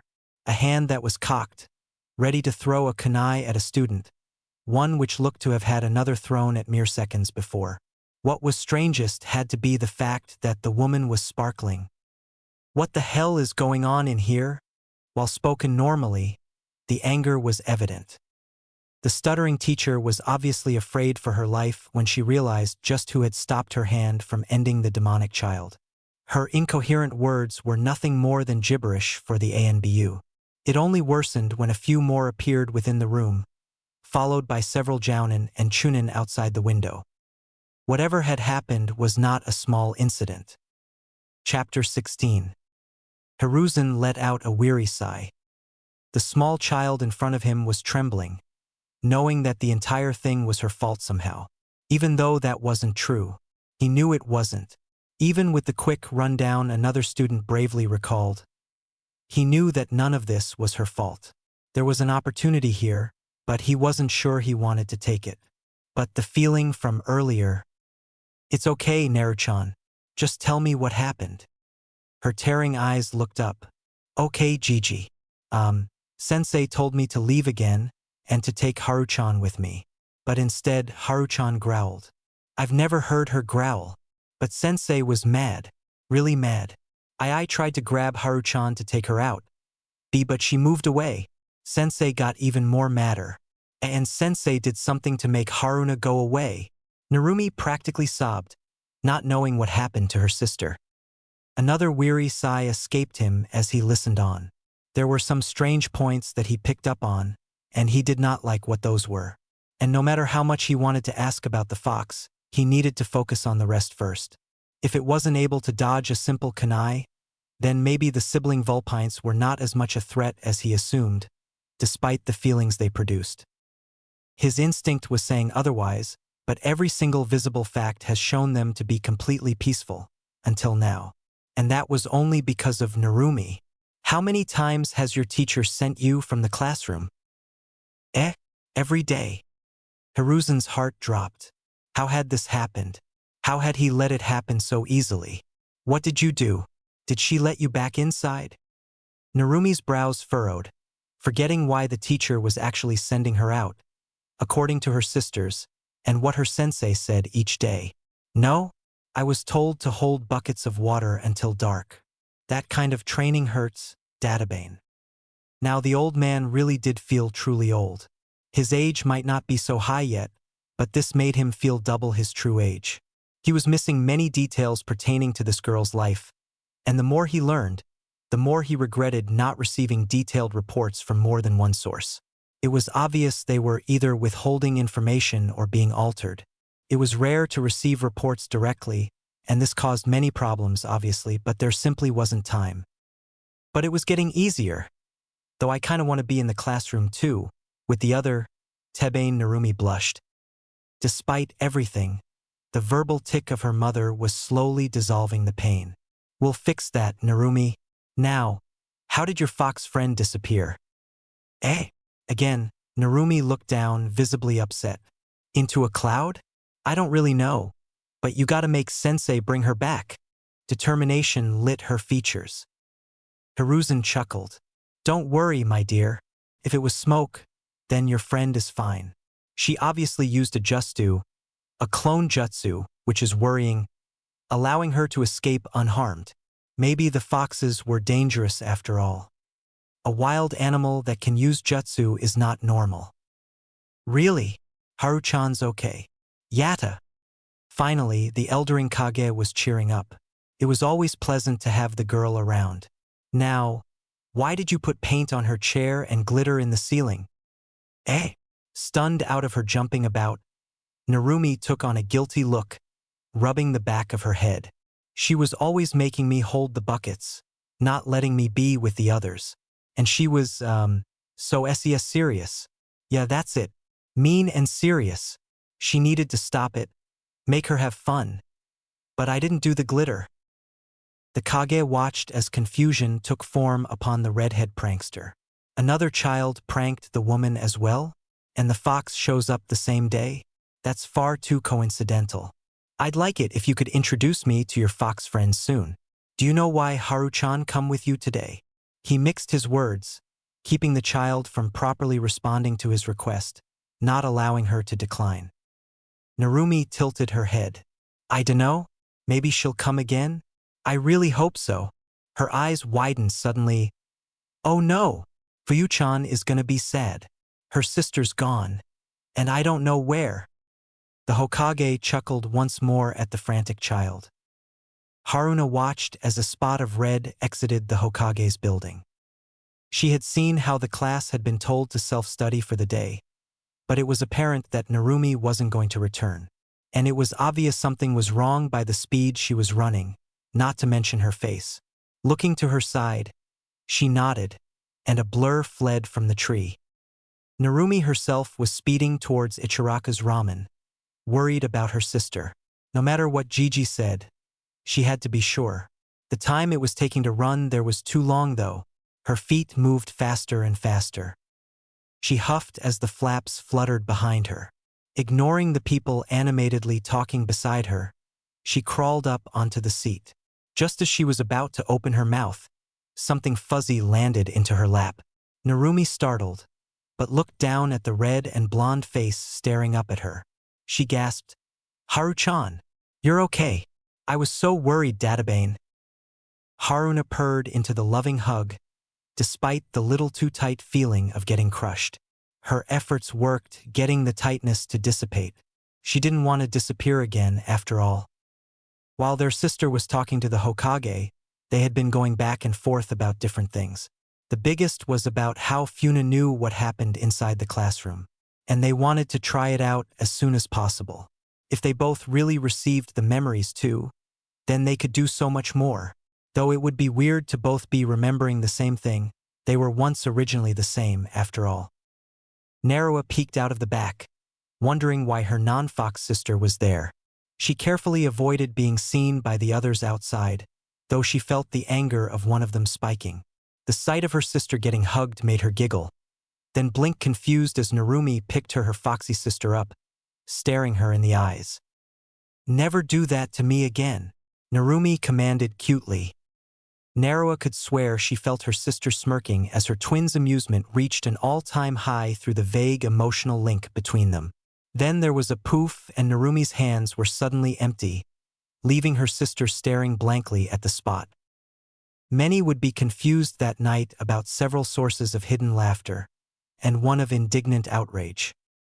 A golden fox laid in front of an apartment door.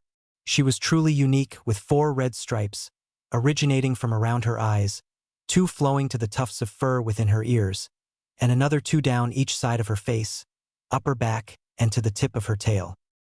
Having waited there in the cool morning for a little too long, she hadn't noticed the opening of a door, or the small footsteps of the girl exiting it. Not even when the door closed loudly did she stir. However, when said child stumbled across her, not only did she awake, but the little fox found herself in mid-air, quickly headed towards the ground at the bottom of the steps. The girl herself was wide-eyed at the sudden change, and only barely caught herself from falling completely by using the railing to her side. A yellow ball of fuzzy caught her eye as soon as she was nearly steadied, and she watched as it landed safely upon all 4 of its legs. It looked around for a moment, obviously confused, but then looked up at her, before finally putting it together. Narumi was quite shocked when she heard a growl as the little gold fuzzball shook its head. Not just Haruna, but Funa growled, though it seemed Fuchan did so at herself. Narumi was just confused, because her fox sister wasn't looking at anyone as it did so. But that was all she could think of. It looked back up at her as it stopped, then twisted its head sideways, a universal symbol for follow.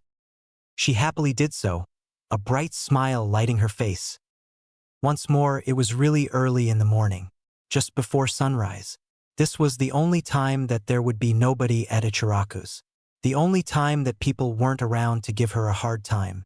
But it was also the only time that people tried things. So, once more, she tried to stay hidden as the redhead made way to get breakfast, though her sister wasn't making nearly as much of an effort. A sudden thunk and poof left her paused mid-stride. She looked slowly to where the small form of a fox should have been, had been, and was not anymore. All that was left was a kunai in its place. Kaya! Looking around, wide-eyed, Narumi found nobody around. Even up on the rooftops, she couldn't see anyone. Her body shook as it dawned upon her that the kunai could have just as easily been aimed at her. Even more, if her sister hadn't used that strange jutsu to escape, then she could have died. Much more slowly, far more carefully, the little red-headed fox container made her way towards breakfast. It may have taken longer than usual, but she was not letting something like that happen to her. Inu threw a kunai.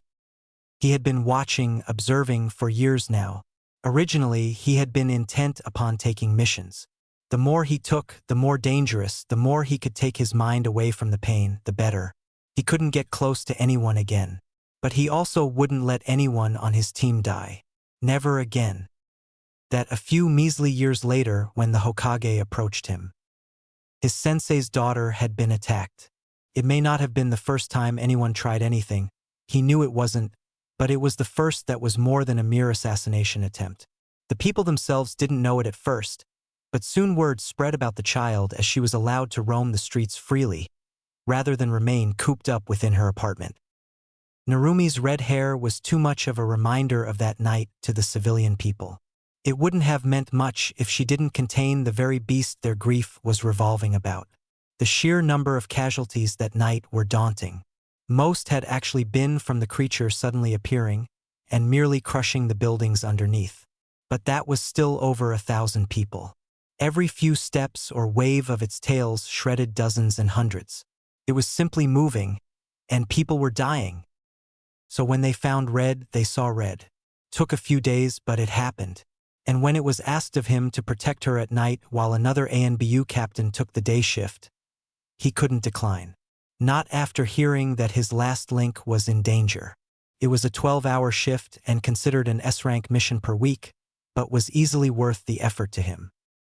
He had watched her grow for a while, seen how she slowly took towards hiding, avoiding groups wherever she went, except during the day with masses around, and attempted to find the few that wouldn't scorn her very existence each day. So far that list was short, nearly non-existent. There were few instances he was needed, but they were quickly removed. His orders were to remain hidden unless absolutely necessary. When it was reported about contact with a couple foxes, his attention was immediately drawn. They weren't the demon fox, but it was still abnormal. He listened, waited, even watched a few times himself. He knew that regular foxes were nothing like them, and had nothing against the animal itself. He was still suspicious of anything and everything. Both were unordinarily intelligent. Further investigation pointed him towards the forest and recent inexplicable chakra flow around Konoha. Nico's observations helped, and the Hokage's experienced insight furthered this, but they hadn't quite grasped everything. Neither had he, but he could still see there was far more to both than a mere link to the forest and emotionally comforting chakra. While he might not harbor any unnecessary ill will, the rest of Konoha did. Even more, after observing the creatures, he felt a tinge of kinship towards them as they not only played with the girl, but seemed to help the scared remembrance of his sensei. This only increased when he heard about them outing the teacher that had actually gone out of her way to keep Narumi from even staying in her academy classroom. Slowly, but surely, the foxes were making more and more effort to help his ward, to keep her from complete isolation, even if it was with mere animals. Even this morning, when it was possible for the girl to have been injured, he could tell that it was purely accidental, and that the golden fox actually got angry at itself told him far more than everything else combined. It wasn't the primary reason he withheld his thoughts and findings, but it was a big part of it. After all, even if he hadn't come across either in their forest, his searches weren't as uneventful or unproductive as the rest of Konoha's trackings. Inu was simply uncomfortable with reporting the possibilities without absolute proof. So when he felt that spike of killing intent, while it wasn't aimed towards the child herself and initially dismissing it, took a second look to feel it actually directed at one of the few that even attempted to go near the child. He couldn't directly stop the attack. It was already too late to jump in. His reaction slowed due to his initial observation. Inu's kunai hadn't made it in time to shock the other from attacking. It wasn't directly aimed at the attacker, landing visibly between his feet, but more of a clear warning that even Genin would notice, and yet still too slow. But if the fox dodged, then it would stop anything further. Unfortunately, the attack landed. Fortunately, it was a Kage Bunshin. How a fox could use that skill he couldn't understand. How a fox even knew it, even less so. But the attacker, a chunin in his mid-20s, quickly scurried away. He hadn't killed the fox, obviously, and he just made the mistake of angering an ANBU. It was definitely not his morning. Luckily for him, Inu was more worried for his ward. She turned even more frightened after the small incident. She was taking it harder than she should, if she knew it was a clone, but not bad enough to indicate that she thought the creature was killed. He was thankful for that last bit, at least, and it was decent training for the girl. What surprised him was that halfway to her destination, both foxes appeared in front of her. They were running, ignoring anyone that could have been after them, not even bothering to notice that another Genin and Chunin were chasing from the roofs behind them, trying to take them out. They had only slowed when Narumi appeared in their vision. Obviously, the clone's memories wouldn't tell how it died, but the fact it did worried them. Once more, Inu sent warning kunai towards the two ninja. While he didn't know if these two were the real version or not, he didn't want to chance it again. It might make others angry, but the happiness of his sensei's legacy was more important. Her safety more so, and two shinobi throwing kunai her direction was no longer permissible. He had just seen the effects, after all. Inu just wondered if they would be following her more sharply from now on. What would happen from now on if they do? While helping, they also draw more attention, pull more hatred, draw forth many who would love to kill his sensei's daughter. For the first time in years, Inu did more than merely think logically, protect his comrades, kill enemies, or take action. He worried. Chapter 17. This kanji means child, but if you combine it with T-. Alright, that's enough. They need to head home. It's time to close shop. Tucci grunted. Amen. I'll help. Come on you two, let's get. Fuyu-chan. Poked the side of the blonde's ear, only for it to twitch away. The little fox didn't stir. I'll take her. It's okay, nay. Thank you for helping us. Haruna leant over to pick her sister up from Iam's lap. The little fox didn't stir. She sighed, shaking her head. Getting petted by someone else always seems to put either of them into a deep sleep if it goes on too long. I guess I should head home.